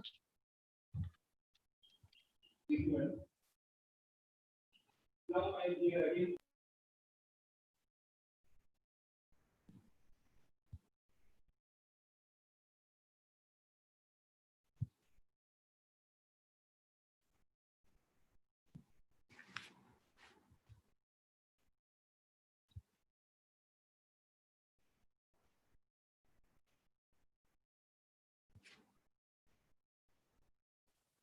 Kagwade madam पुन्हा एकदा त्यांना सांगा.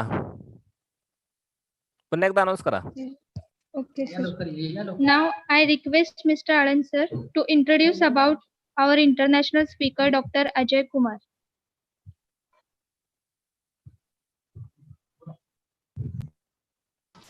Now I am here again to introduce one more eminent person of today's webinar, Dr. G. Ajay Kumar. Dr. Ajay Kumar has completed MCA at Mysore University, Mysore in 2011. He is completed his PhD in LIDAR and IMU integrated system for UAV localization and augmented reality system in retrofitting applications in 2012 at Chung-Ang University, Seoul.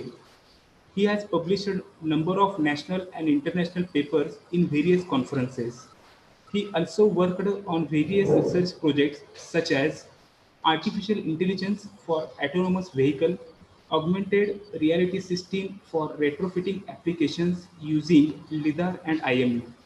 LIDAR and IMU integrated UAV localization and mapping in indoor environment, mobile avatar action authoring and communication app, and last one, 3D point cloud acquisition for plant reconstruction and design management system using LIDAR and IMU.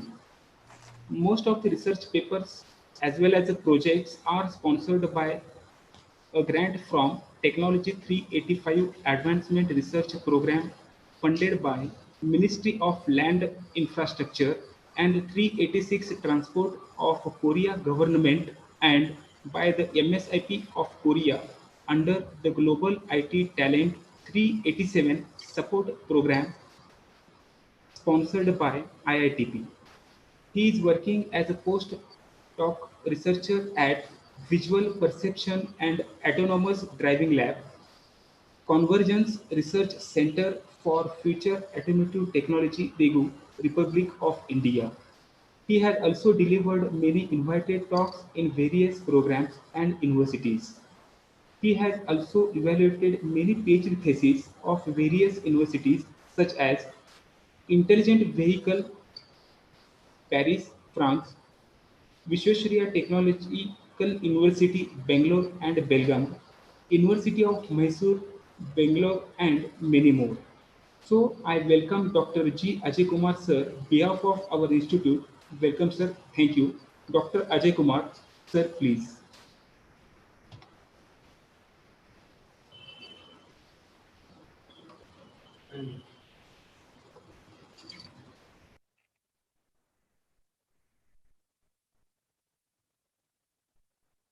Ajay, unmute yourself. Ajay, unmute yourself. Not audible. Ajay.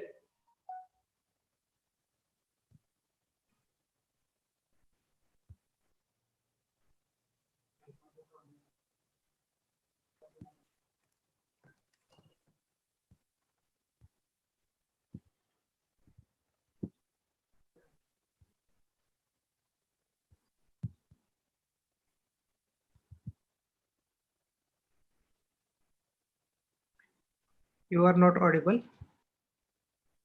I think. Rajiv. Microphone. Yeah. Yeah. No, sir. Still not audible.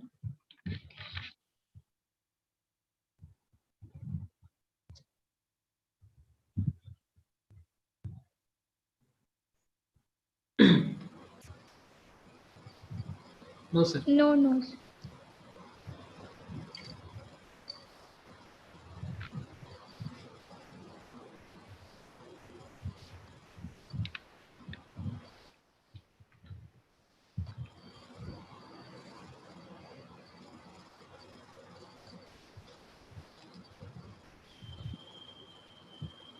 Hello, Ajay, sir.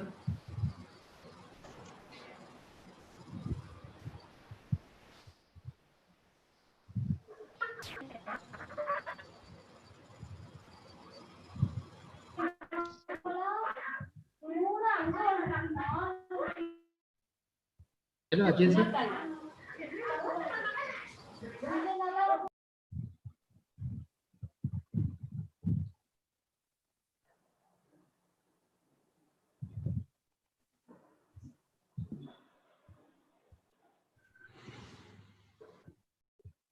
No, sir. No. Hello, am I audible now? Yes, yes, sir. Yes. Yeah, right. Audible? Yeah. Yeah. Audible. First of all, yeah. First of all, thank you for your nice introduction and really appreciate Professor Oble and Anil sir and especially Shahane sir for organizing such a nice and informative event for our research scholars and students, even in such a pandemic situation. Really, it's much appreciating. This is a strong message for all the students and research scholars, everyone, even in such any nothing can stop the learning and study and research and anything. So it's really positive move. I greatly appreciate all the organizers and committee member for organizing such a wonderful event, and also thanks for considering me as inviting for a special talk. And as my Professor Chopra sir mentioned and Nayak sir mentioned, this is the much needed, these kinds of webinar in these kinds of situation. I'm not going to talk about much about those things, and I will just straightforward, I move into the research topic, which can helpful for the especially research scholars and some students, undergraduate program, PG program, those are working on computer science related. My intention is to give them some useful research topics so that we can explore on those things. And also, I want to share my research work that I'm currently working on here. Before I completed my PhD in Chungang University on based on the UAV localization, and currently I'm working autonomous vehicle localization and autonomous vehicles controlling and all the modules of the autonomous vehicle. Just I have a few slides I would like to share with all. So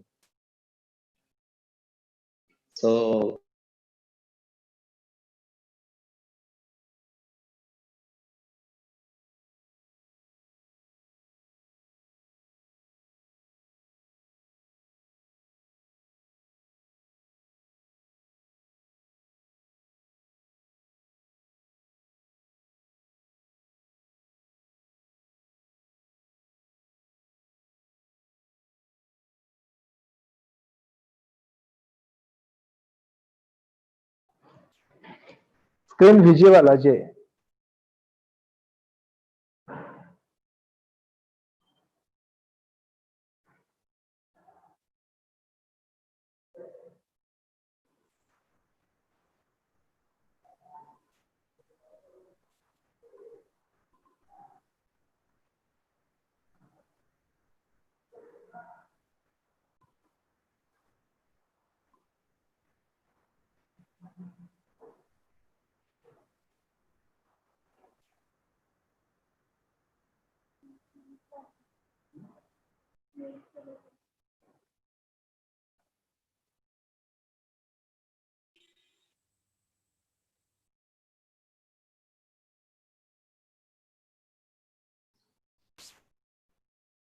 Dr. Ajay Kumar, your screen is visible.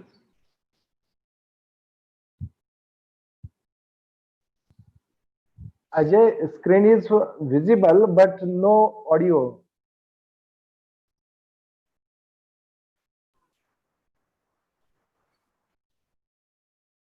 Ajay?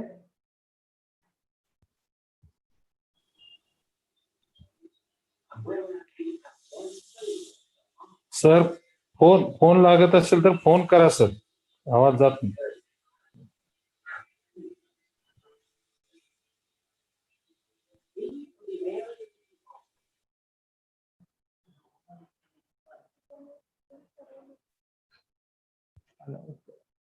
Ajay not audible.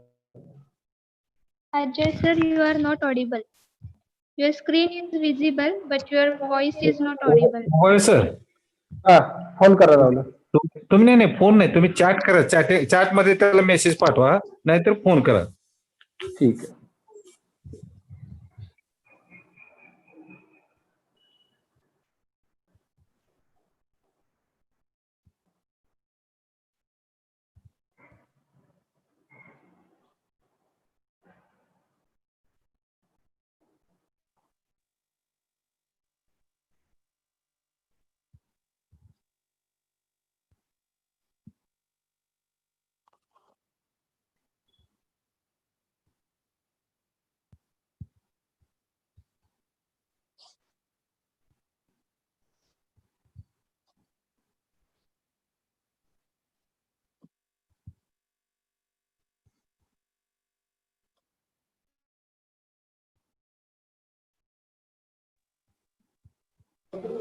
Hello, Ajay sir.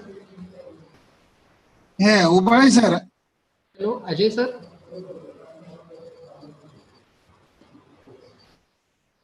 Hello, Ubale sir. Hello.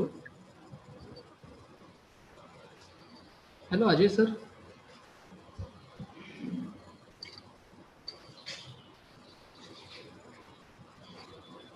Hello, Ajay sir.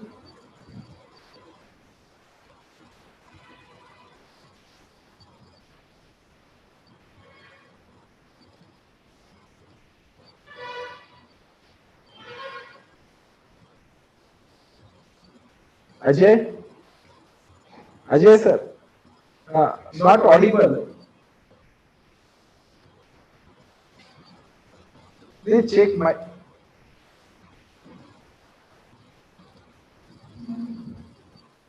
Yes, sir. Hello, Ubale sir. हा sir. ते मला वाटतं कागदावर लिहून त्यांना दाखवा जर ऐकू जात नसेल तर. आपल्या चेहऱ्याच्या ऐवजी डॉक्टर अजय कुमार, कागदावर लिहून यू आर नॉट ऑडिबल म्हणून दाखवा त्यांना. your screen was shared successfully, but you were not audible. How about now? Am I audible now? Okay. Ajay, start once Yeah, again.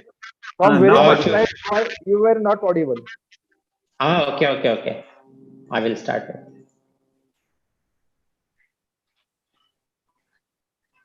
So, can you see my slides? Now. So now am I audible now? Yes, audible. Yeah, okay. Is it my slides are visible? Yes, make it full screen. Yeah. Yes, So correct. is it visible now? Yes, correct. Good. Okay. So before getting to what is autonomous vehicle and what are all the functions and what is the current trend and what is the future plans and future research areas, just I briefly explained what is the currently I'm working on. So it is about the autonomous system. It is a driverless car, and the main purpose of this is to avoid the number of accident, the road accident, and currently it is occurring, and we are predicting and we are expecting 90% of the accident can be reduced by introducing the autonomous vehicle. And the revenue generation from these autonomous vehicles, we are expected to around 7 trillion by 2050, and in 10 years the autonomous vehicle will be completely in the full form, and also 10 million autonomous vehicle will be hit by the road by the 2025. And in generally, the autonomous vehicle can be classified based on the 5 different levels.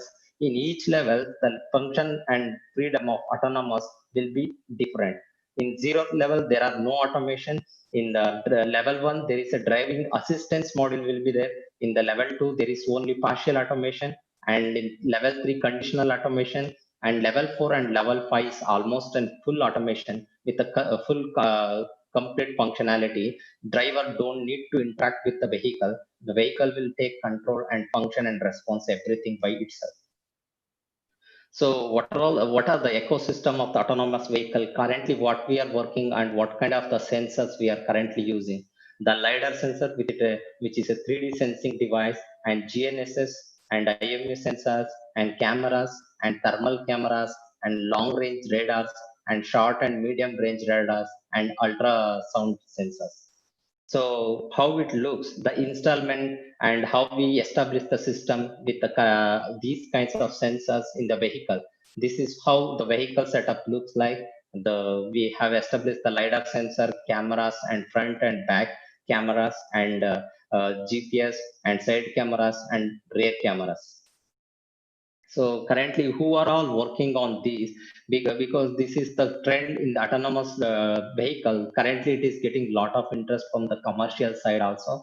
So a lot of companies and lot of investment are also working on with the autonomous vehicle to make it commercially available as soon as possible. So this is the system architecture of autonomous vehicle, which consists of different modules, and different modules work for the different purposes. And here the localization, it means the detecting the where is the actual position of the vehicle currently. When we are driving, human also will always keep checking where is he going and what is the current location of the vehicle at the moment. And the perception in the sense when the vehicle is moving around any environment, it automatically learns what is the object, what is the surrounding by the object, is there any emergency situation, is there a feasible situation for a driving. Everything will be decided by the vehicle perception model. And planning model, when there is an vehicle start autonomous system, it automatically plans its path from one location to another location. How the vehicle should plan, the optimized path will be taken care by the planning module, and control will take care of the actuators, brakes, accelerators, and all the vehicle physical controllers. And this is about the basic architecture of the all general autonomous system. So in this case, just how we working with this autonomous system and the sensor setup, this is the basic requirements, the maps. This is the HD maps and point cloud map. We initially store these kinds of map in the vehicle so that vehicle can understand the location easily and it can travel inside this map. So what the basic, as I mentioned in the previous slides, the basic modules, the localization, perception, path planning, and vehicle control. So what is actually this means, why it is needed, I will be explaining in the further slide. For example, currently we are working with, this is the point cloud map, one that I shown. So vehicle, if you see the vehicle is moving inside this point cloud map, and we are using statistical based entity matching. This is normal distribution transform matching, and this is for matching the current LiDAR sensor data with the existing point cloud map data.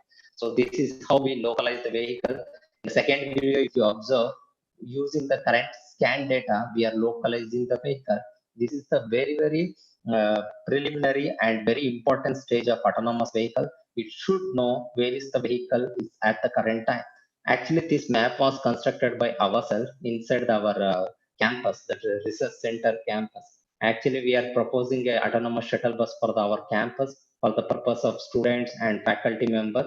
So inside that campus, we have constructed our own point cloud map. Inside that, we are operating our shuttle, autonomous shuttle.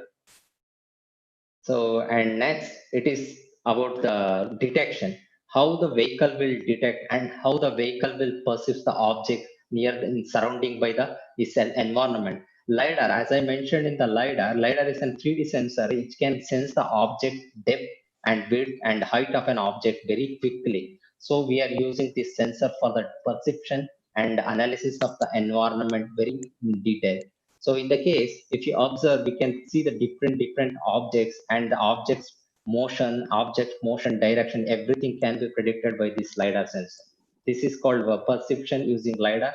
And when it comes to camera also, because sometimes LiDAR will have a low efficiency in some certain environment like a rainy season or in the snowfall season. In that case, we are using cameras based object detection. By detecting this object, autonomous vehicle will understand how to plan this motion. This is about the perception. And what is planning and decision making. For example, in this video, I can show you how the vehicle will plan its path. It is the map. Inside the map, vehicle is generating its own path for movement, and it is following the vehicles that according to the plan. So this is path planning, and it is about this. And also main important, the autonomous system, we are using lot of sensors with the LiDAR cameras and the radars. The main thing is we have to calibrate and fuse all the data to work parallelly and work efficiently. So sensor fusion is the one of the important aspect of the autonomous system. So this is what is the purpose of this is what camera sensors, what LiDAR sensors. Both information, if we combine, it will be more efficient for the autonomous vehicle to perform some tasks. And in the research of autonomous vehicle, it is not necessarily need to be equipped with all kind of sensors and devices because all the research institutions cannot offer those kinds of resources. So in such a case, in online open source also, there are some open source community working for simulators. Even if you are looking for autonomous driving research and topics, definitely I will recommend these tools. If you are looking HESVL and Carla, these are all the open source simulators. Using these, you can conduct your own research related to the autonomous vehicle. Just is a simulation environment of an environment. If you look this, you can construct your algorithm, you can test your algorithm in this environment, and finally we can port this algorithm into a real vehicle. Most of the universities in the India, we are lack of having the fund and lack of having the facility for establishing our own setup and devices and sensors and everything. Those people, I recommend these kinds of open source simulators, which will be very useful for the students and researchers to get these simulators and work on this and perform their research based on the simulator data. And how?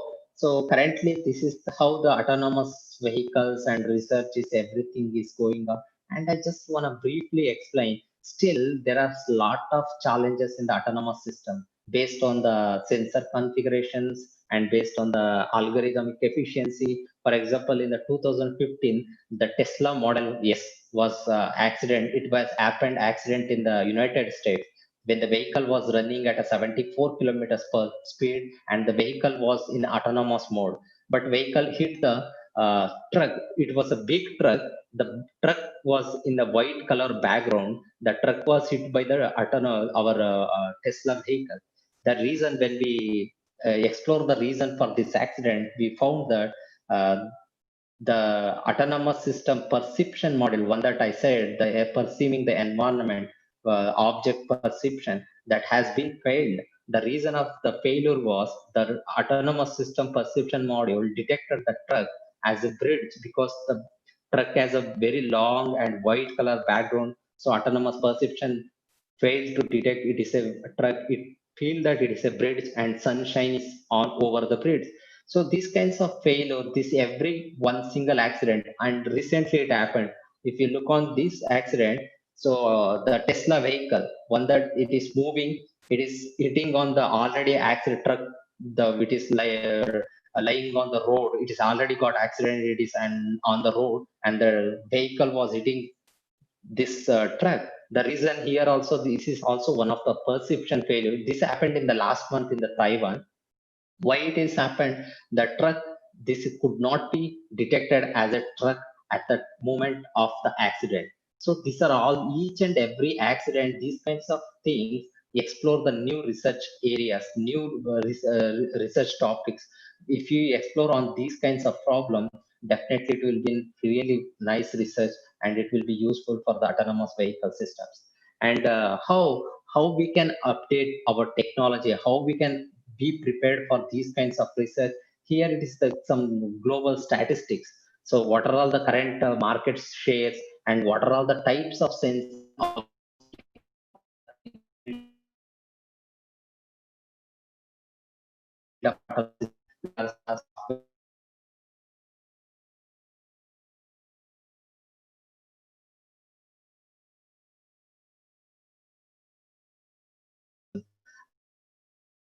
research on like and some university.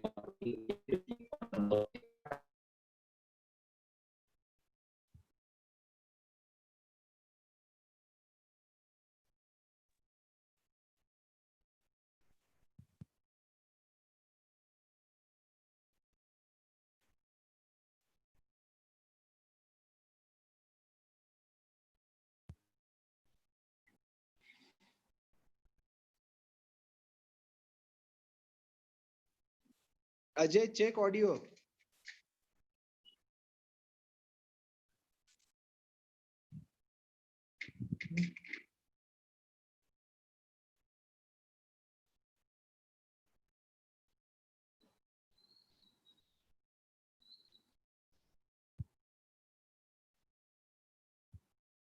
Ajay sir, you are not audible.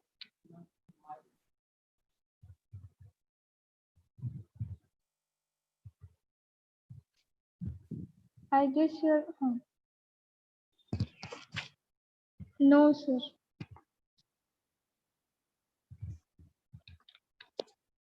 No, sir. Your mic is on mute. No. It is muted, not muted. There might be some technical issue.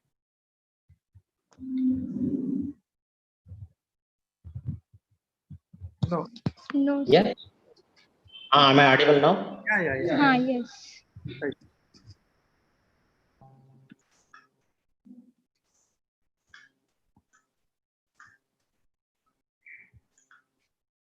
So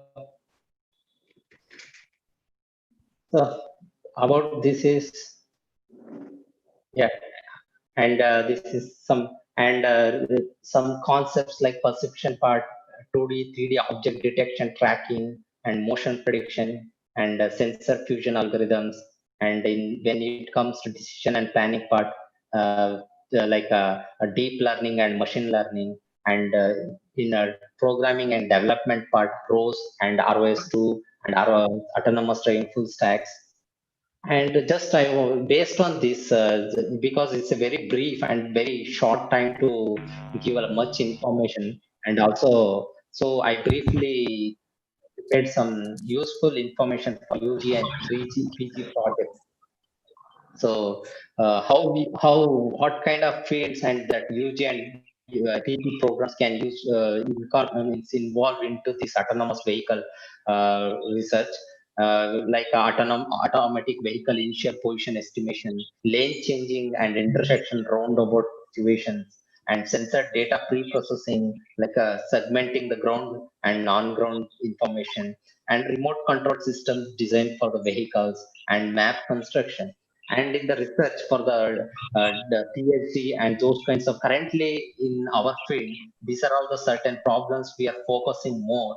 The researcher who are really interested, they can focus on these topics also, like object detection based on camera and lidar in a different environment condition, like a rainy, snowfall, and some harsh environment conditions, and path planning and decision making in a dynamic situations, and robust and accurate localization solution, and efficient map construction for a parking lot, especially for the parking lot, because parking autonomous vehicle is still an challenging issue because of the very sensitive movement of a vehicle and dynamics. And also some sensor fusion approaches like a camera, lidar, and radar. These kinds of research will be very, very useful for the upcoming future. And also, this is one of the another area. So identifying the driving behavior, as in the beginning of the presentation I mentioned, autonomous vehicles have got a different levels of autonomous system. In that, the partial autonomous system needs this function. When the vehicle is in the driver mode, it will switches automatically to the automatic mode based on the driver's situation. If a driver is alcoholic, if a driver is smoking, if a driver is feeling sleepy, then a car will take the control by automatically into the autonomous mode. To do that, we have to analyze the driver's current situation by detecting his face and how what he's doing, his eyes movement, and if he is talking to the phone. These kinds of things will avoid the accidents, and also it's gives some complete partial automation for the current vehicles also. And another commercial trend, what is the commercial trend related to this autonomous system is the map generation. The map generation is it is really getting very attractive by the commercial companies, because the autonomous vehicles, the performance localization is purely depends on the how quality map, how efficient map we are currently utilizing. So this map also contributing very big portion for the successfulness of autonomous vehicle. So recently the map construction companies also getting increasing to improve and incorporate new technology and new kind of functionality maps into the autonomous vehicle. And another one is remote controlling system. Remote controlling system in the sense autonomous vehicles, even though if it is come to completely as a commercial, it is still challenging to run the autonomous vehicle on the current roads and scenarios. Sometimes the human intervention, or we have to take a control when the autonomous system failed by itself, cannot predict any path and cannot detect anything. In those kinds of system, we are introducing the remote control based autonomous system. This is also one of the interesting, and it is also recently started in autonomous system. So the researcher who are looking for IoT based application, this is also comes under the same, so connected vehicle software platform. So I strongly recommend these areas for the researchers and students who are really looking for working with autonomous vehicle. So this is my brief presentation. Because of the time duration, I have limited my and I have presented it quickly. If you have any question, I really appreciate it. Thank you.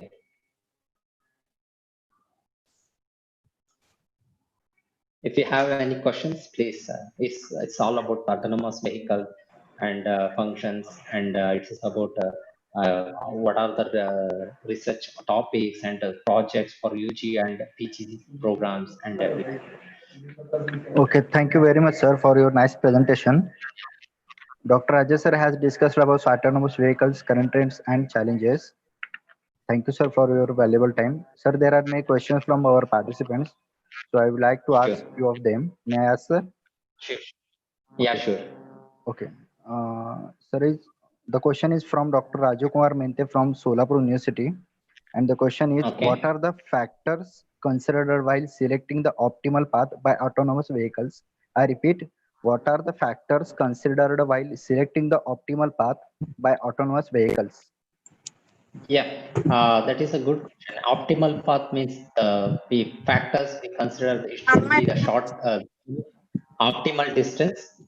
It should be optimal distance, and the heading of the vehicle should be followed by the we are using the vector maps. We will call the HD map. It should follow the rules and regulations of that HD maps. For example, somewhere in the streets also, somewhere in some part of the street have only one directional driving. In those kinds of things, we are analyze all the conditions which is already we mentioned in the HD maps. So it's basically following the rules and the constraints implemented in the HD map is select the best and optimal path. Okay, thank you, sir, for your answer. Sir, there is one more question from Mr. Harsh from JNU University, Hyderabad. Okay. And the question is, what is requirement to make a car autonomous? What is required to make a car autonomous? Yeah, as I mentioned, the autonomous level of autonomous, there is a different level of autonomous. So basically, what is the level of expecting level of autonomous? This depends on that. We will provide the functionality. In the beginning of the slide, I mentioned there is autonomous level from level 1 to level 5. So for each level, having each roles and responsibility. So based on that, we will integrate the sensors and algorithms and perform the autonomous vehicle to complete those tasks. So to be honestly, autonomous vehicle depends on the levels of autonomous, depends on the situation, we will configure those functions. Okay. Thank you, sir, for your very presentation. One Your more. presentation is very interesting and impressive, and this information is very useful for Hello, our audience. I'm Professor Deshmukh. I will ask one question. Sir, yes, Okay, sir. sir. Sure. Okay, sir. Ajay Kumar, Dr. Ajay Kumar. Yes, sir. Yes, sir. I'm hearing you. Yeah. So, how many types of sensors you may require to prepare a? How many types of sensors? Actually, to be honest, number of types of sensor is depends on our requirement. For example, if currently Tesla level 3, Tesla model level 3 are working only with the cameras and GPS and radar sensors. If you are looking for level 4 and level 5, the LiDAR system should be integrated with autonomous system because camera has a highest means camera's limitation was only can perceive the 2D parameter, it cannot perceive the 3D efficiently. So if you are looking for some autonomous system for the highway and very populated city, then we strongly recommend to use LiDAR, cameras, radars, and all the system sensor what I presented. If you are looking for only level 2 automation, then camera is sufficient. And especially for the campus driving. For example, we are proposing a campus shuttle bus for our university, and it means it is a research center. We are operating with a very, very limited sensor inputs like a GPS and cameras and radar. These kinds of sensor input will be not so expensive also. So that's what. If you are looking for really very complex situation environment, then the number of sensor will be more expensive and number of sensor also more. If you are looking for very campus or some airports such environment, then the number of sensor will be less. Thank you. Okay. Yeah, thank you. Thank you, sir. There is any question from participants? Raise your hands in chat box.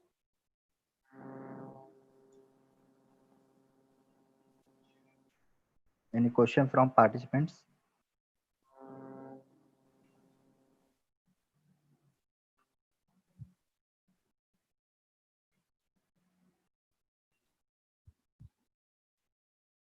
Ajay,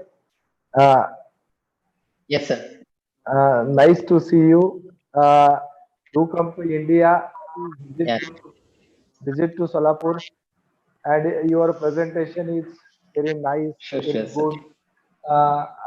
We enjoyed a lot. Thanks for spending your time. We will remain in contact with each other for future interaction with the students. Sure. Thank you. Yeah, sure. Thank you. Thank you, sir. Thank you for inviting me. Thank you, sir. Now I will invite Alan sir to introduce about the speaker, Professor R.R. Deshmukh sir. Thank you, ma'am. Now I am here again to introduce one more eminent person of today's webinar, Dr. R.R. Deshmukh. Dr. R.R. Deshmukh, working as a professor in Department of Computer Science and Information Technology, Dr. Babasaheb Ambedkar Marathwada University, Aurangabad.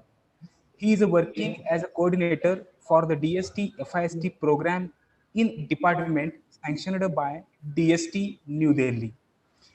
He is a university coordinator for MHRD schemes on Global Initiative on Academic Network Program. He worked as a chairman IETE Aurangabad Center since 2014 to 2018. He was sectional president of ICT section of Indian Science Congress Association. He is coordinator Maharashtra Rajya Marathi Vishwakosh Nirmiti Mandal Maharashtra Shasan for the development of Marathi Vishwakosh in the subject of information technology and computer science. He edited 12 books and published more than 200 research papers in reputed journals, national and international conferences. He is editor-in-chief, CSI, Journal of Computing, and reviewer and editor of several journals at national and international level. He was a member of editorial advisory board of Everyman's Science, that is ISCA. He is a guest editor of CSI Communication India. He has delivered invited keynote in Comtex 2019 and 2020 at SFU Russia. He has visited a number of universities for the improvement for academic purpose.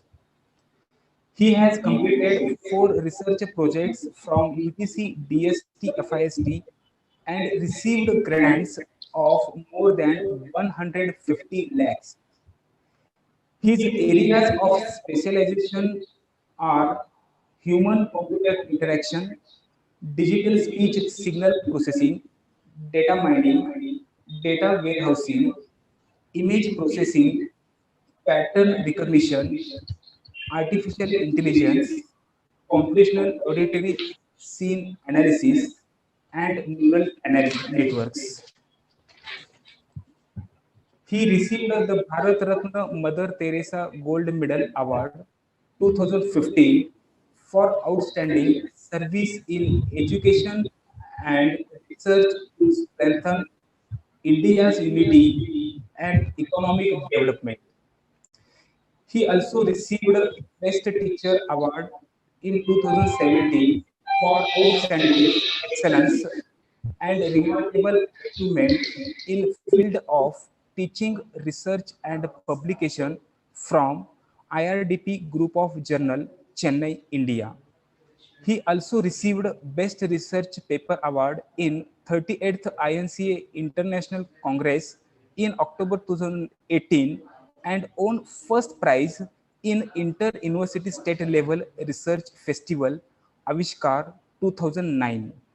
Under HLF, a category at teacher level and for the team management. His profile has been published in the 32nd edition of Marquez Who's Who in Word 2014. Now, I welcome Dr. R.R. Deshmukh sir share his experience with us. Thank you. Dr. R.R. Deshmukh sir, sir, please. Okay. So can I share my screen? Yes, sir. Okay. So you can see my screen clearly.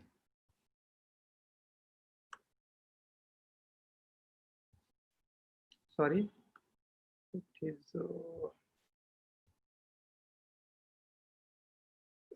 okay. So can you see my screen?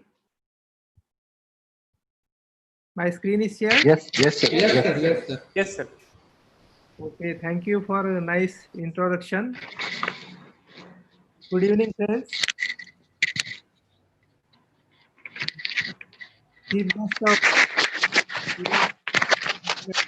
of conference organized by DAV College, Art Science College, Solapur, on opportunities and challenges in computer science after COVID-19. Professor A.K. Naik, my mentor, Honorable Member of Trustee Chopra ji, Principal of College Dr. V.P. Ubade, Coordinator of this conference S.G. Shahane, my friend from Solapur University, Solapur, Professor Ganwat, all the learned participants. What is happening for screen? Is it okay? Is okay? Yes, sir. Yes, sir. But there are, I can see some lines on the screen. Why it is? Can you see? It is normal, no? No issue? No issue, sir. Okay. Okay. So, and learner participants from all over the country as well as from 8 countries of the globe. So friends, I am very happy to know that near about 1400 plus participants have been registered for this web conference or virtual conference within a span of 3 to 4 days.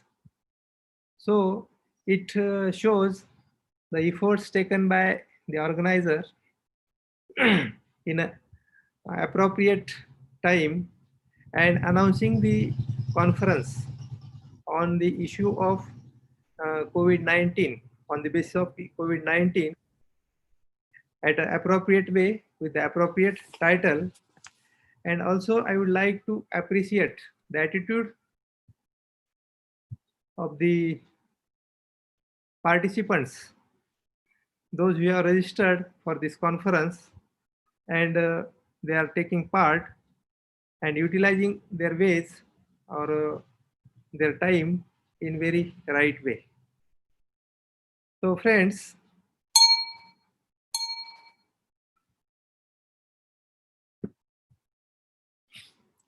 so here are some lines. Miss Varsha, can you see the lines on the screen? Yes, sir. So who is doing that? That is not good.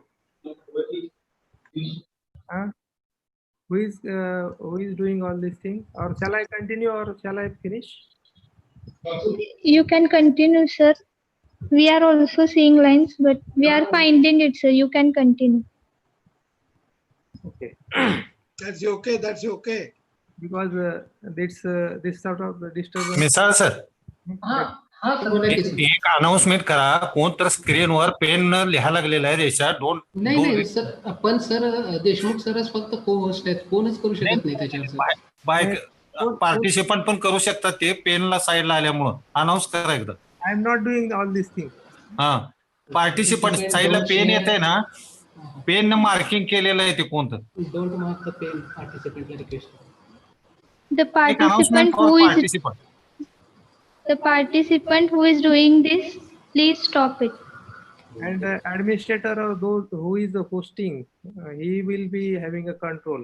He can stop all these things or he can kick out the particular participant if they are doing such type of mischief. Professor Deshmukh. Yeah. Deshmukh. Professor Deshmukh. Yeah. Hello, Professor. Hello. Okay. Hello. Hello.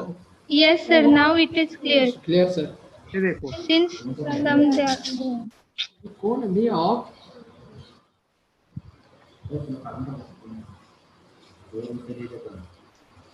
Okay. Anyway, I will continue.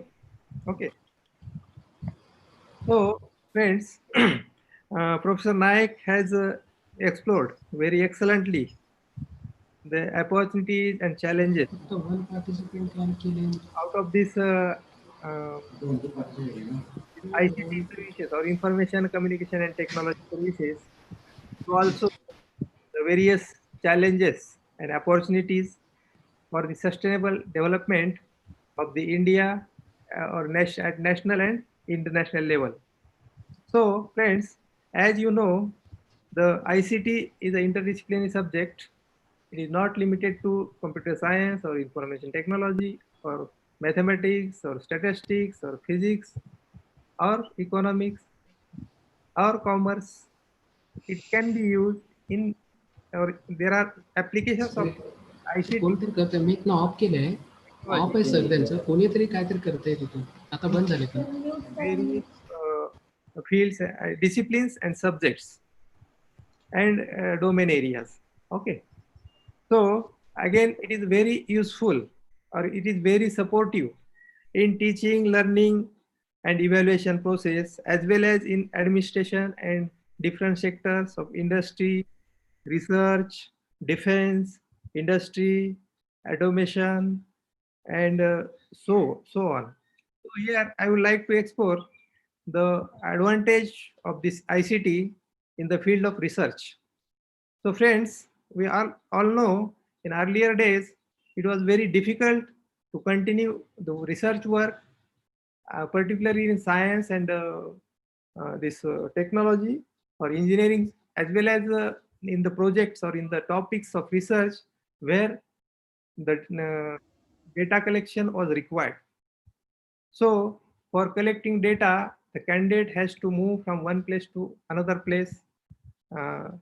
Doesn't matter the distance that is away, but he has to move from one place to another for the purpose of collecting the data with utilizing his important or time along with money, and he has to take much more efforts to collect the data, and then he has to come to use that data for analysis purpose, and he can continue successfully the research work.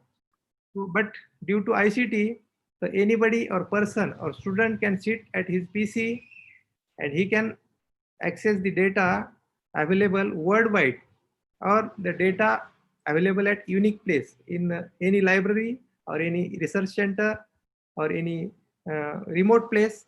He can access the data, he can take that data, and he can continue his work without sparing, that is spending time and money.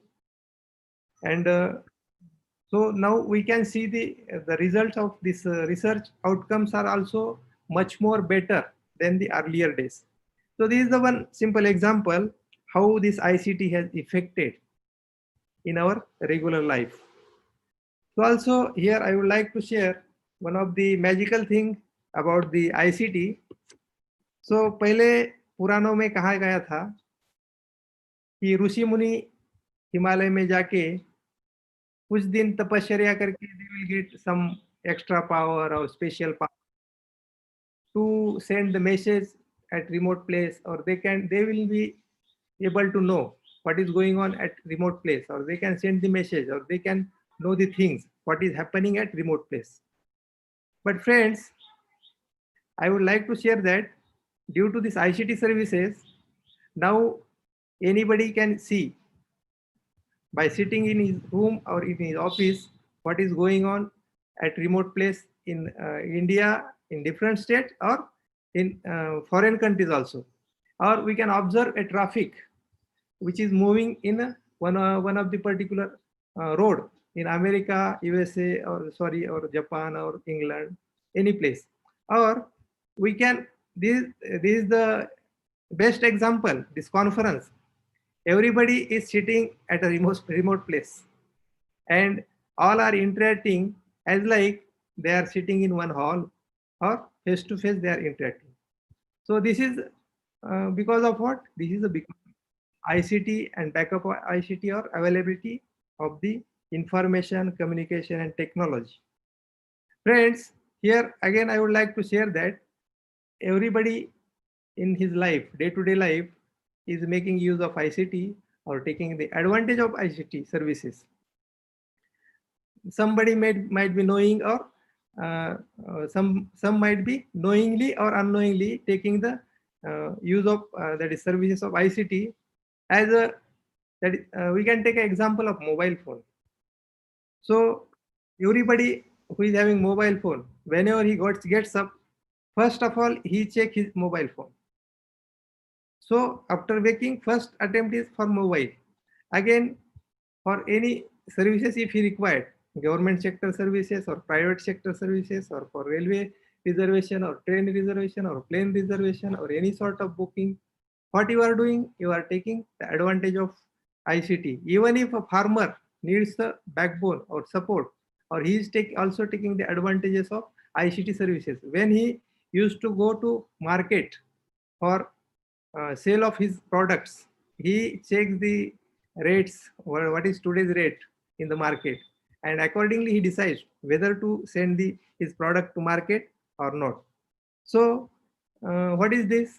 Again, that in education, there is now a regular practice. UGC and Apex body has given permission to conduct the that is research and that is MPhil students Viva examination online or remotely by using the video streaming or video conferencing. So all this is possible because of the services made available by ICT. And this, due to this ICT services, we are getting cost-effective solutions without travel, without spending money, by saving the time, and we are enjoying, or we are optimized with the optimized resources, along with the we are enjoying the comfort of life. So friends, these are the various advantages of ICT. Again, I would like to share my screen here because okay. Okay, so again, these are some of the points which I will be going to share with you, or my views on the sustainable development of nation or international level because of ICT or due to ICT. So we'll see some of the components of ICT required for that, ICT applications in different sector, benefits of ICT in different sector, and so on. So I cannot move this one. Okay. So friends, since in the 20th century, there is a rapid growth in the technology, and which have increased literacy and the standard of living in connection with, or in the direction of with the health and lifestyle. All the firms or businesses or consumers are utilizing or making use of internet. They are utilizing services of internet along with the ICT services for modified products, improving quality of products, or selling and marketing goods and the services. ICT can mainly defined as the information handling tool which will allow us to score, process, or store, produce, deploy, and exchange of information for the development of the nation. Okay. So this ICT has extremely transformed the way of living, way of life acting, or thinking, or working style of the peoples all over the globe. So it is due to the sustainability which is brought, or which can be brought with the taking services of ICT, and that sustainability can be categorized in 3 major categories, that is economic sustainability, environmental sustainability, and the social sustainability. So friends, economically sustainability, it means to growth of economy without creating excessive stresses on the social or natural resources. Environmental sustainability refers to not only building natural resources and preserving them for the future, but also reducing the efforts on the effects on the environment. And social sustainability refers to social equity, social equalness, or empowerness and equalityness. So these are the components of ICT, that is data, then hardware and software required to process that data, or the procedures for processing the data or information, and the peoples, those who handles this data. These are the components of ICT, major components of ICT. So data is a raw material that can be processed by system to provide useful information. Hardware and software, these are the hardware, particularly input output devices comes, storage devices along with the communication devices and processors. And in software, it is a set of instructions designed to get the job done or process the data. And the procedures defines what to do and when, or it is also consists of passing of information between the different peoples and systems. And information is the output from the ICT systems, which is processed from a data. People needs to enter the data in the system, taking decision or for taking the decision and making judgment or taking appropriate decisions at appropriate time from the output gained from the ICT system or ICT services.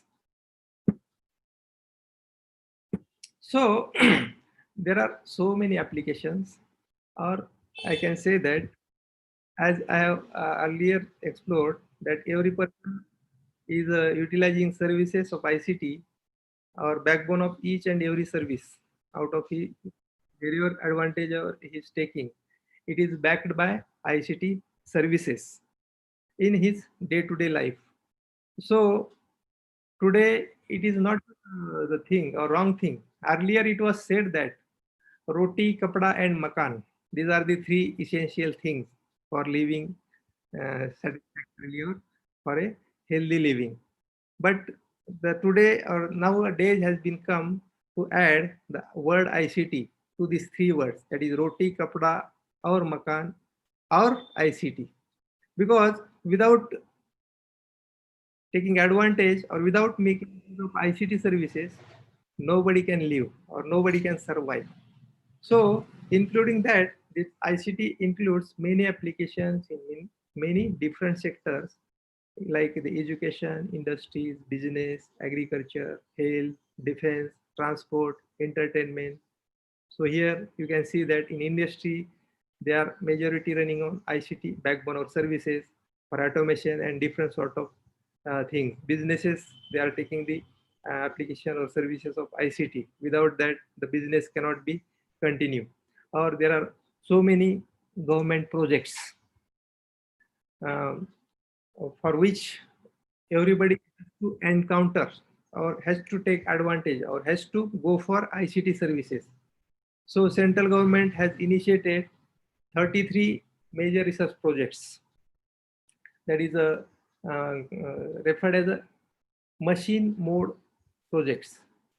Machine mode project, that is the projects are being divided in, that is central mission projects as well as integrated mission project, manned mission project, and some of the projects are at the state level projects. Along with education, we are knowing, we are taking advantages in every discipline. Even if language persons has to take or utilize the services of the ICT in health system or health area, the effective services of ICT has been utilized. That is a remote application of USA, and he will be guiding to the doctor who is doing operation in India. This sort of applications and system services are due to only ICT. Farmers are also in need of this ICT service or backed with the ICT services, along with entertainment area. In this entertainment area, whatever we are seeing the effects of in the advertise or whatever effects we are seeing in the picture, hero is jumping from here to there, heroine is jumping from one place to another place, very magically. It is only due to utilization of ICT services only. So we'll check some of the additional details. So the government is initiating much more or many services on the this ICT services, as Professor Naik has been mentioned, that is Digital India, Make in India. These are the ventures announced by the central government or Indian government. So in Digital India, it is a leading program of the government. The program is focused on three key areas like digital empowerment, digital infrastructure service and governance on the demand.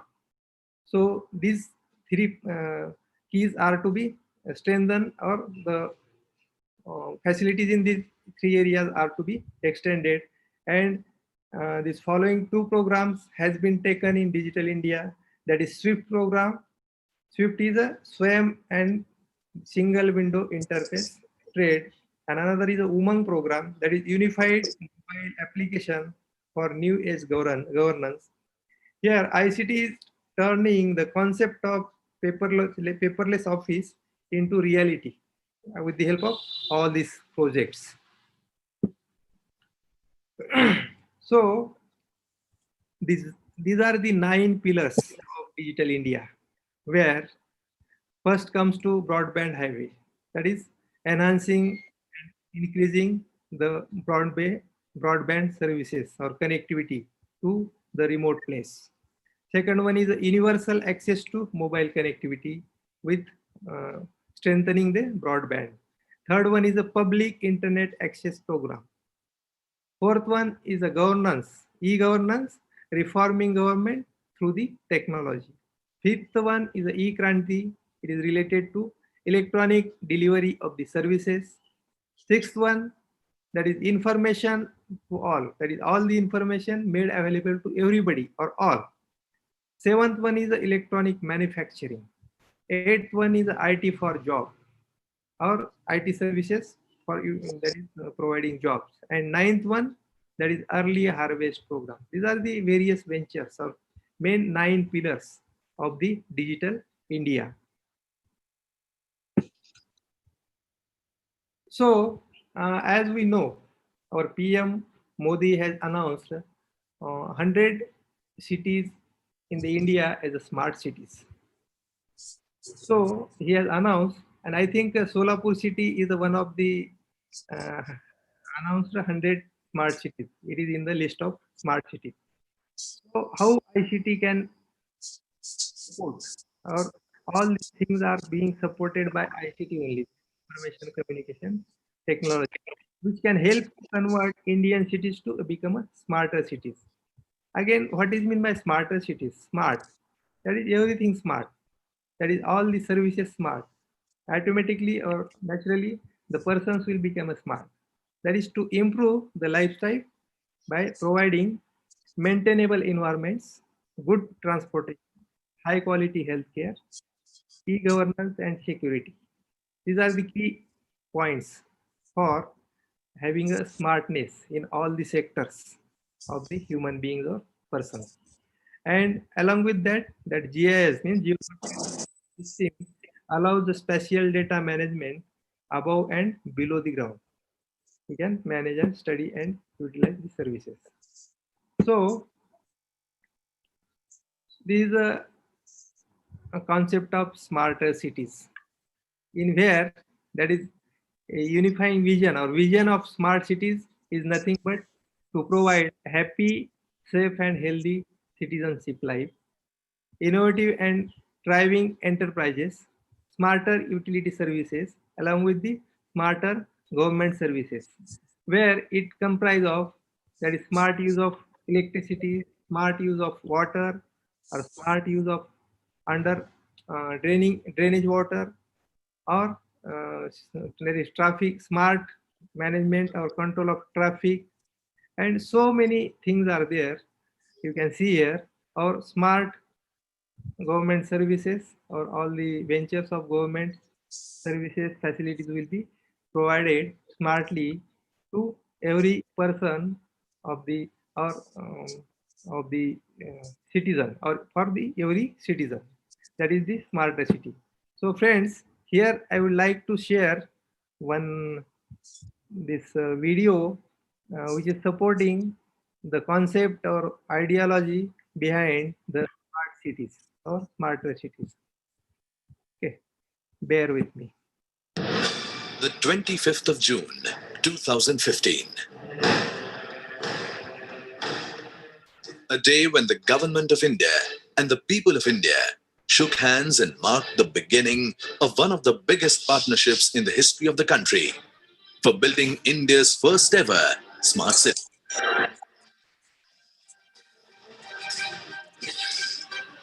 Smart City Mission. Smarter, simpler, better. Smart City Mission. The mission has several firsts.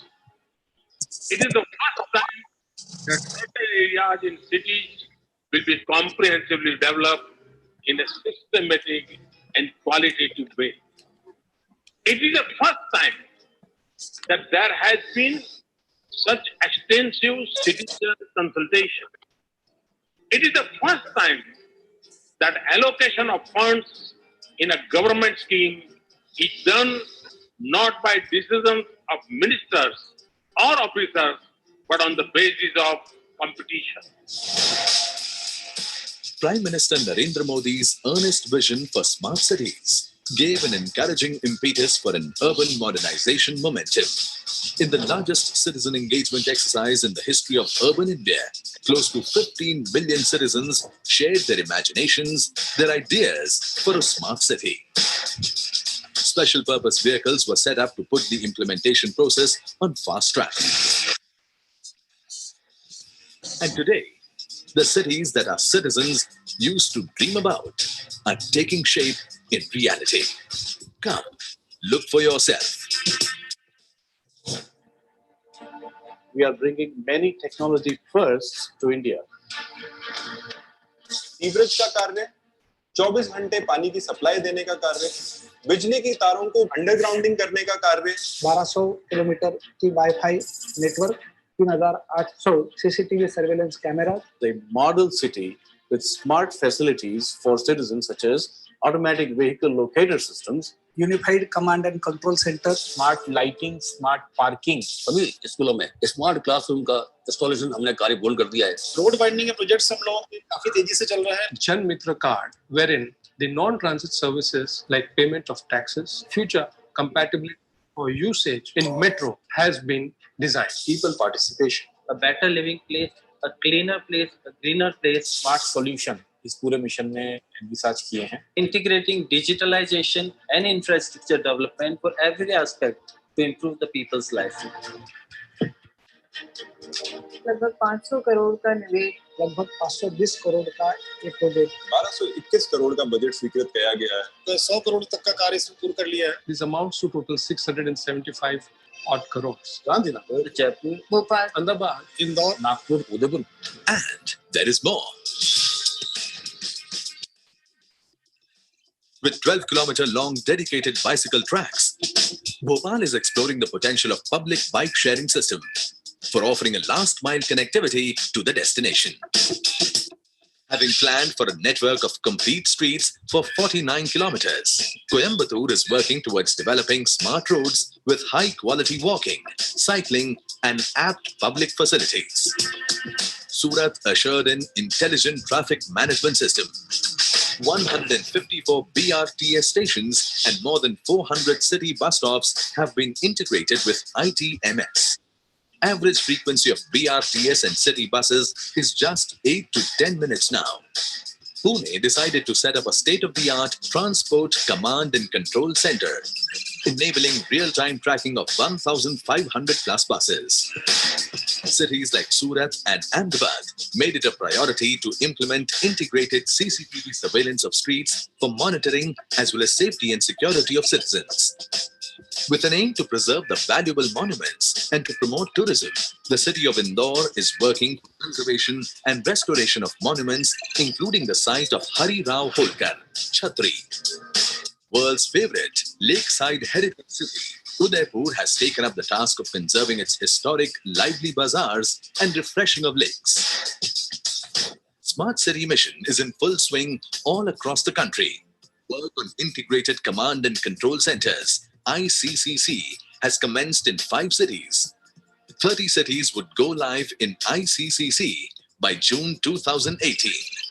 16 projects on heritage and placemaking in 12 cities have already been awarded the contracts. Innovative financing mechanisms like municipal bonds and value capture financing are being explored. Credit rating process has been augmented for 98 smart cities. 48 smart cities have initiated the process of appointing agencies for BCF. In total, 57 projects worth 950 crore rupees have already been completed. And around 800 projects worth 34,000 crore rupees are at various stages of implementation. With such time efficiency, Smart City Mission is a dream rapidly coming true. India is building cities where governance is citizen-friendly, where online services bring about accountability and transparency, where technology makes the city more vibrant and livable. The future is right here.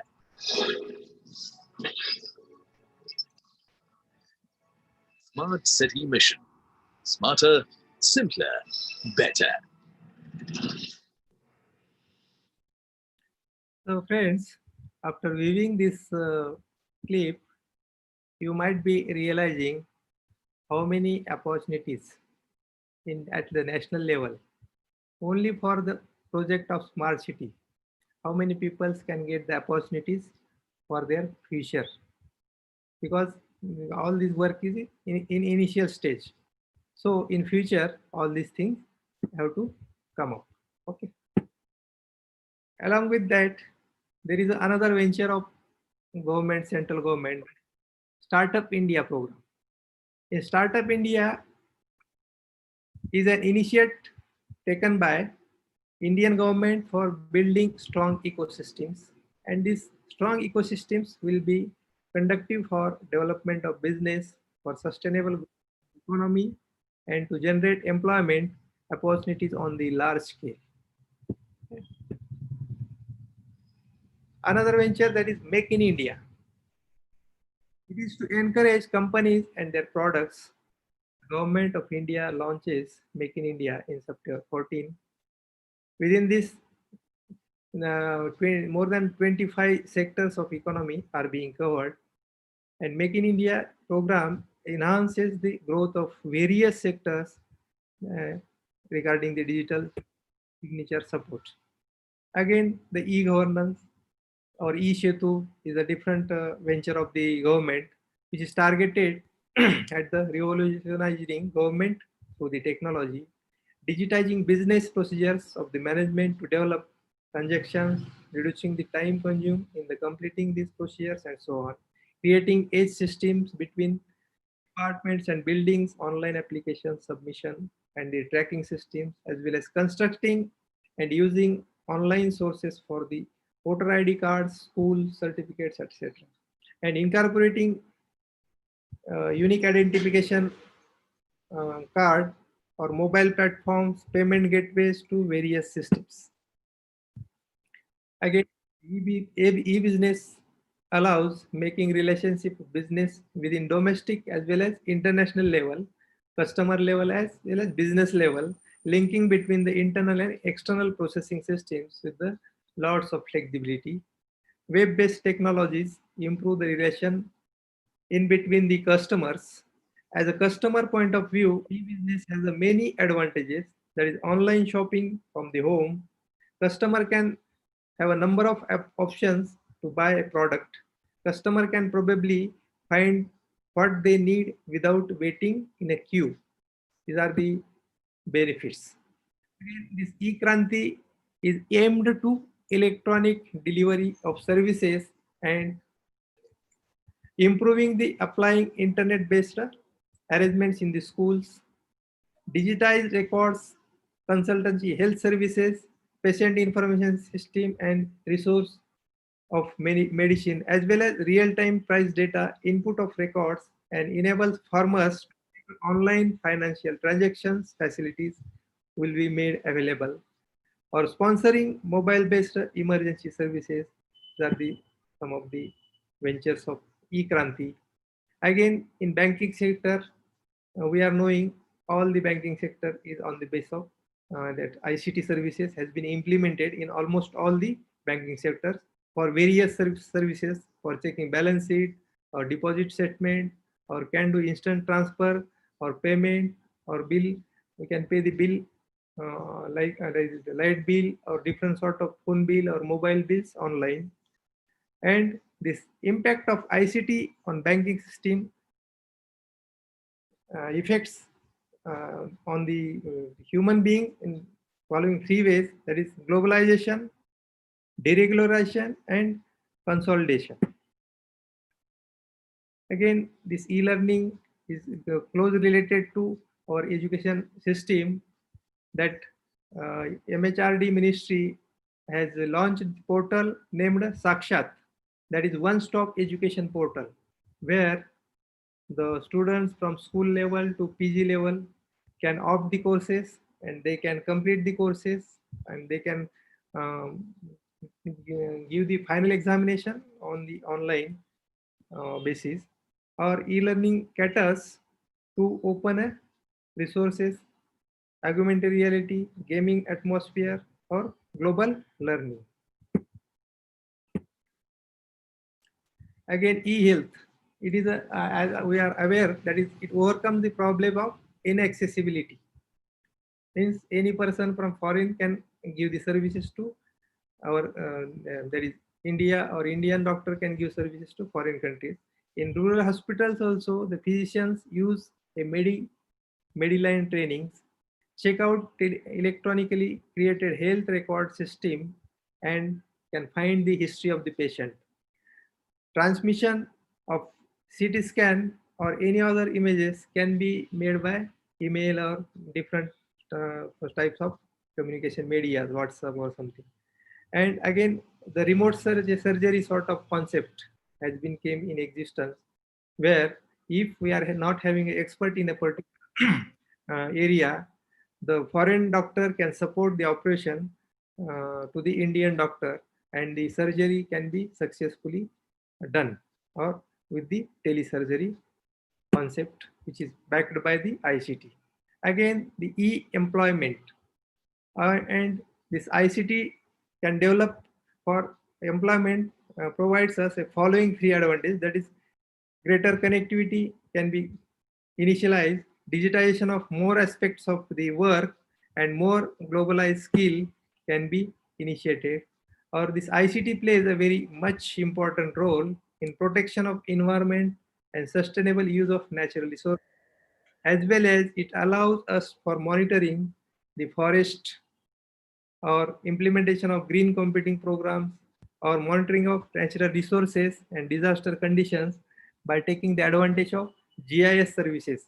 Above ground and below ground study and analysis can be done.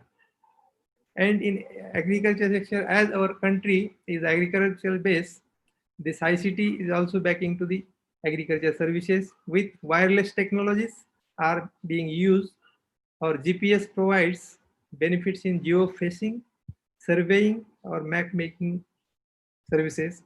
GIS can effectively used in precision farming, or computer control devices such as automatic milking system, agriculture robot, alert systems, or different system for the unusual changes, or smartphones, mobiles applications for application sector, that is agriculture sector, are being in use. Again, the e-security is a bigger area as explored by the Professor Naik, that that is undesirable intentional and unintentional interface into the computers can be stopped by using or making use of this security services, which is referred as a e-security measures, and is also useful in military applications as like use of GPS services, that is geographical positioning system, or monitoring health condition of the soldiers, or use of smart weapons with the help of UAV. UAV is unmanned aerial vehicles, or precision guiding weapons, or bomb disposal robots, or robots to deliver equipments, or treating soldiers. So many sort of military services are being backed by these ICT services.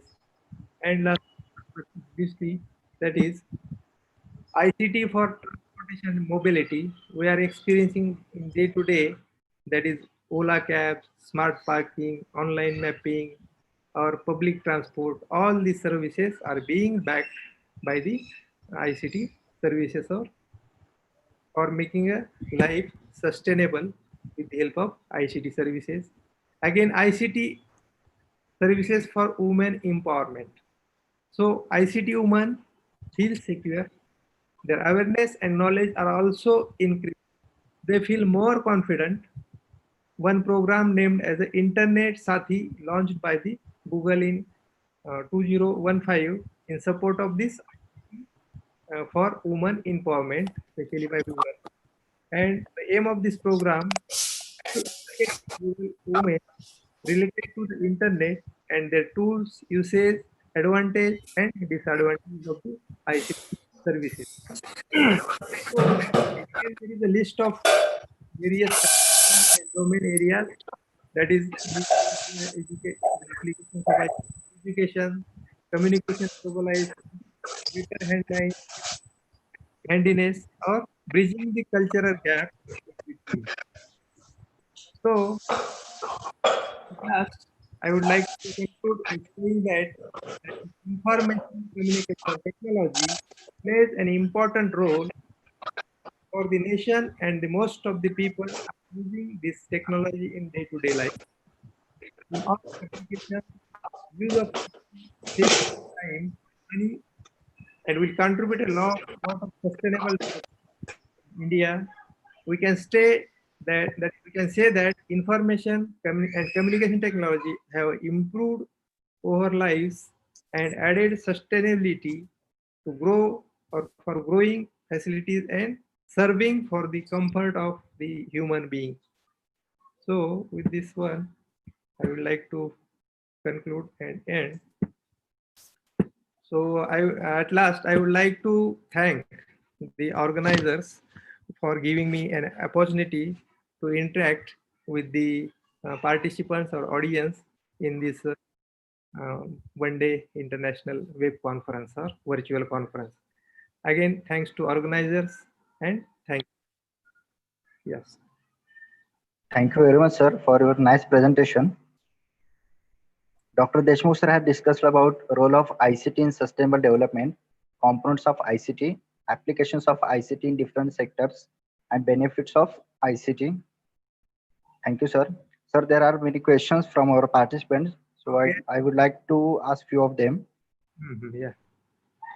The question is from Dr. Venugopal from Chandigarh University, and the question is, what are the best practices for creating electronic or digital curricular content? What are the best practices for creating electronic or digital curricular content?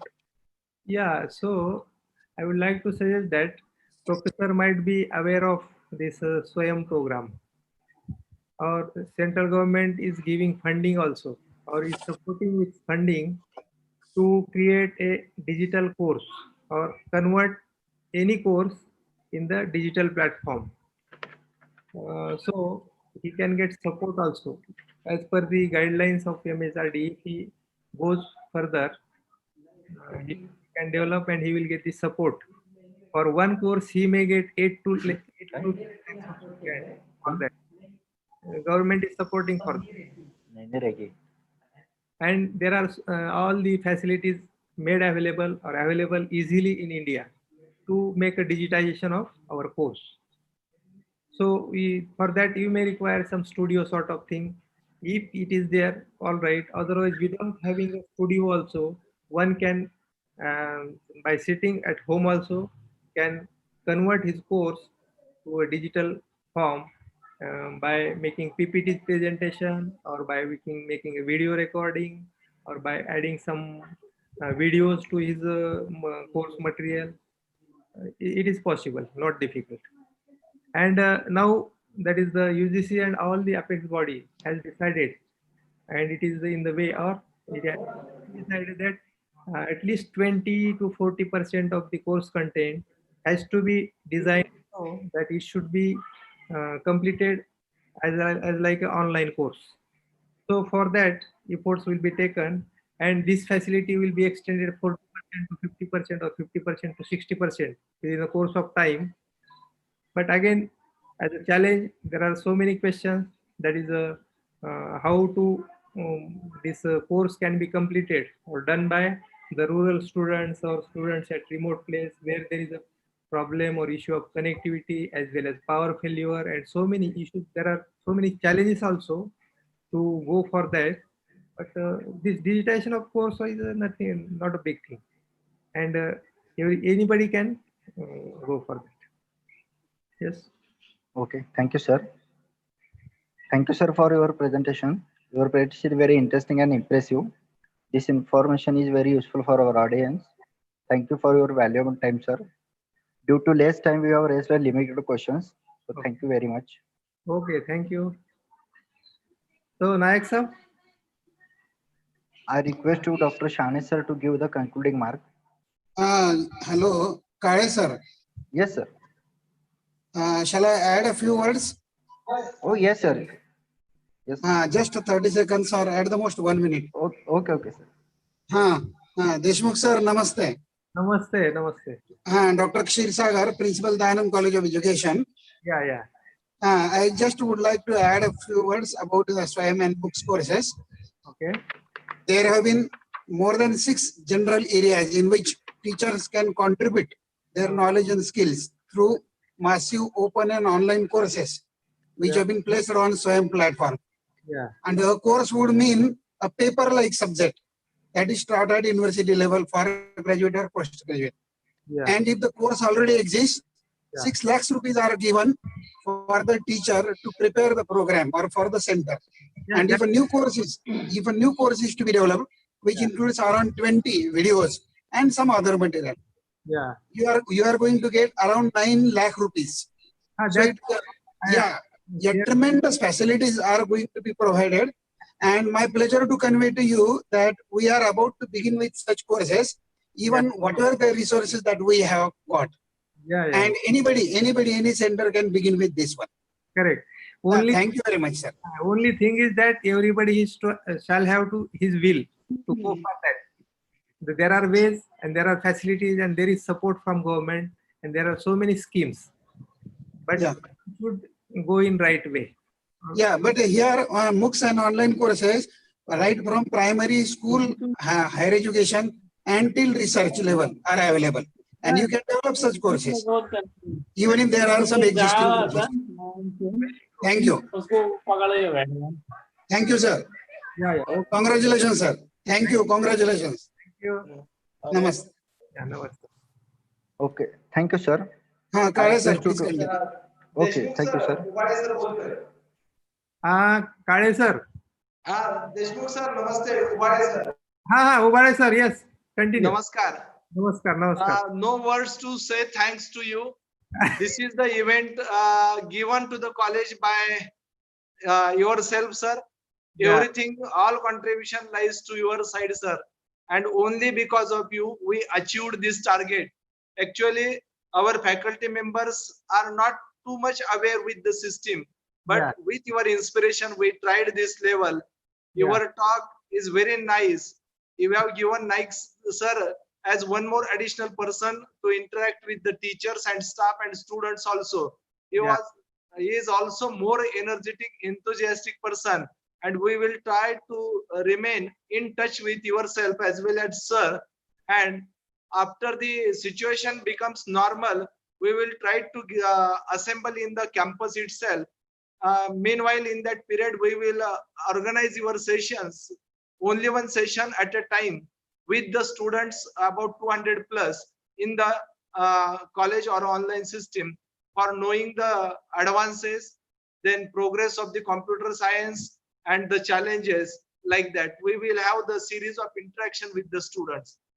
It is not forgettable moment for me. I remain obliged with your say cooperation and kind of extension with me. Thanks to yourself, sir. Thank you to you. Thank you, sir, because we are helping everybody. And Nayak, Professor Nayak is my mentor, and we are having a network all over at national level as well as international level. Yes, sir. I came to know about your relations as well as your say contact with the other fields that are very useful for such type of colleges also. And we used to support everybody who comes forward. We are definitely we will maintain your rapport with you. We are happy to support and we are happy to contribute, sir. Thank you. Yes, thank you, sir. Thank you. Nayak, thank you, sir. Say something, Nayak, sir. Nayak, sir, please unmute your mic. Nayak, sir, please unmute your mic. Nayak, sir. Your mic is muted. Yes.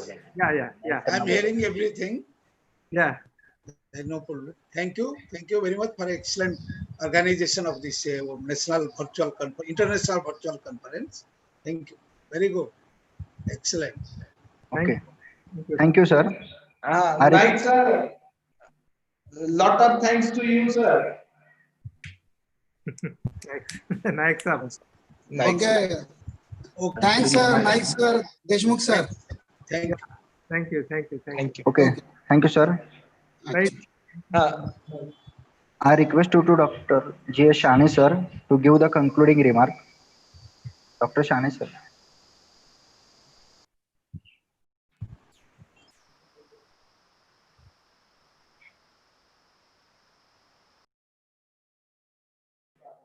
Shane, sir.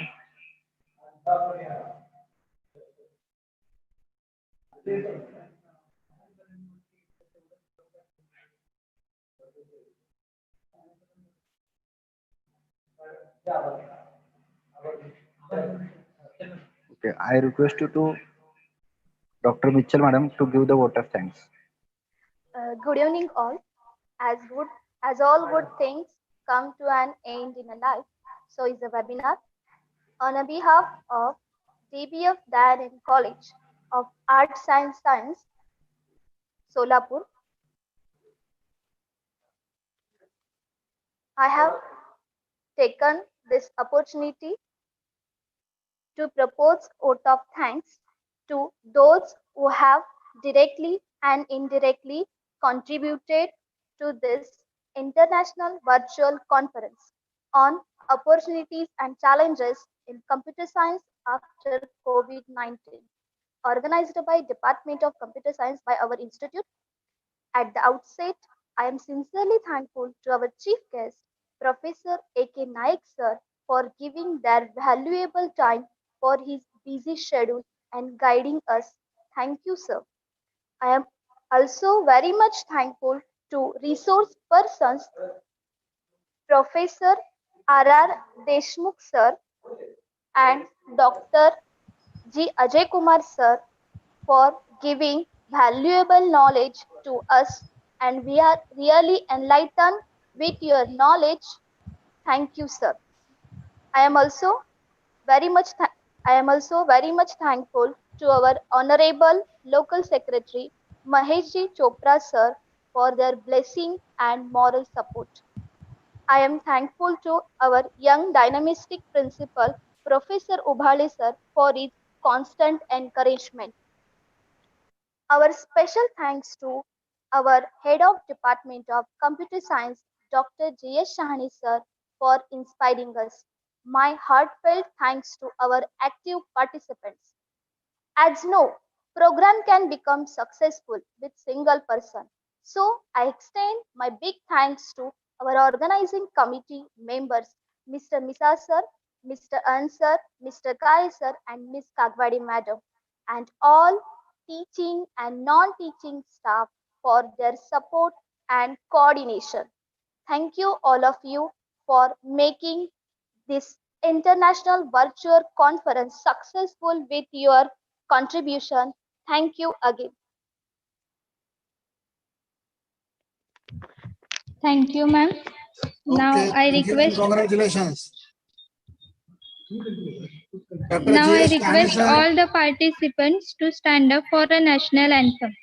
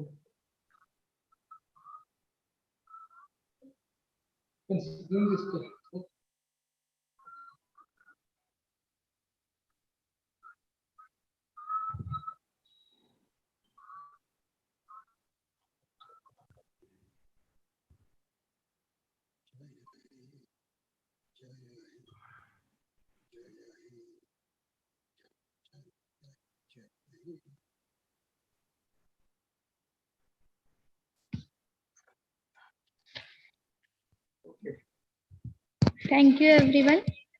All the participants are requested to fill the feedback form, which link is provided in chat box and also Telegram channel. The e-certificates will be provided to you within 4 days. Thank you so much for attending the webinar. Thanks up. Yes. Okay, sir. Bye. Okay, Ubale sir, Molik sir. Hello. Hello, sir. नमस्ते Ubale sir, मोळीक sir, शहाणे sir. हा sir. नमस्ते, छान, best एकदम. Congratulations. सगळ्या टीमचं तुमचं सर्वांचं अभिनंदन. Yes sir, thank you sir. छान झालं एकदम best. Yes sir, yes sir. सगळ्या हा सर. ओके, भेटूया.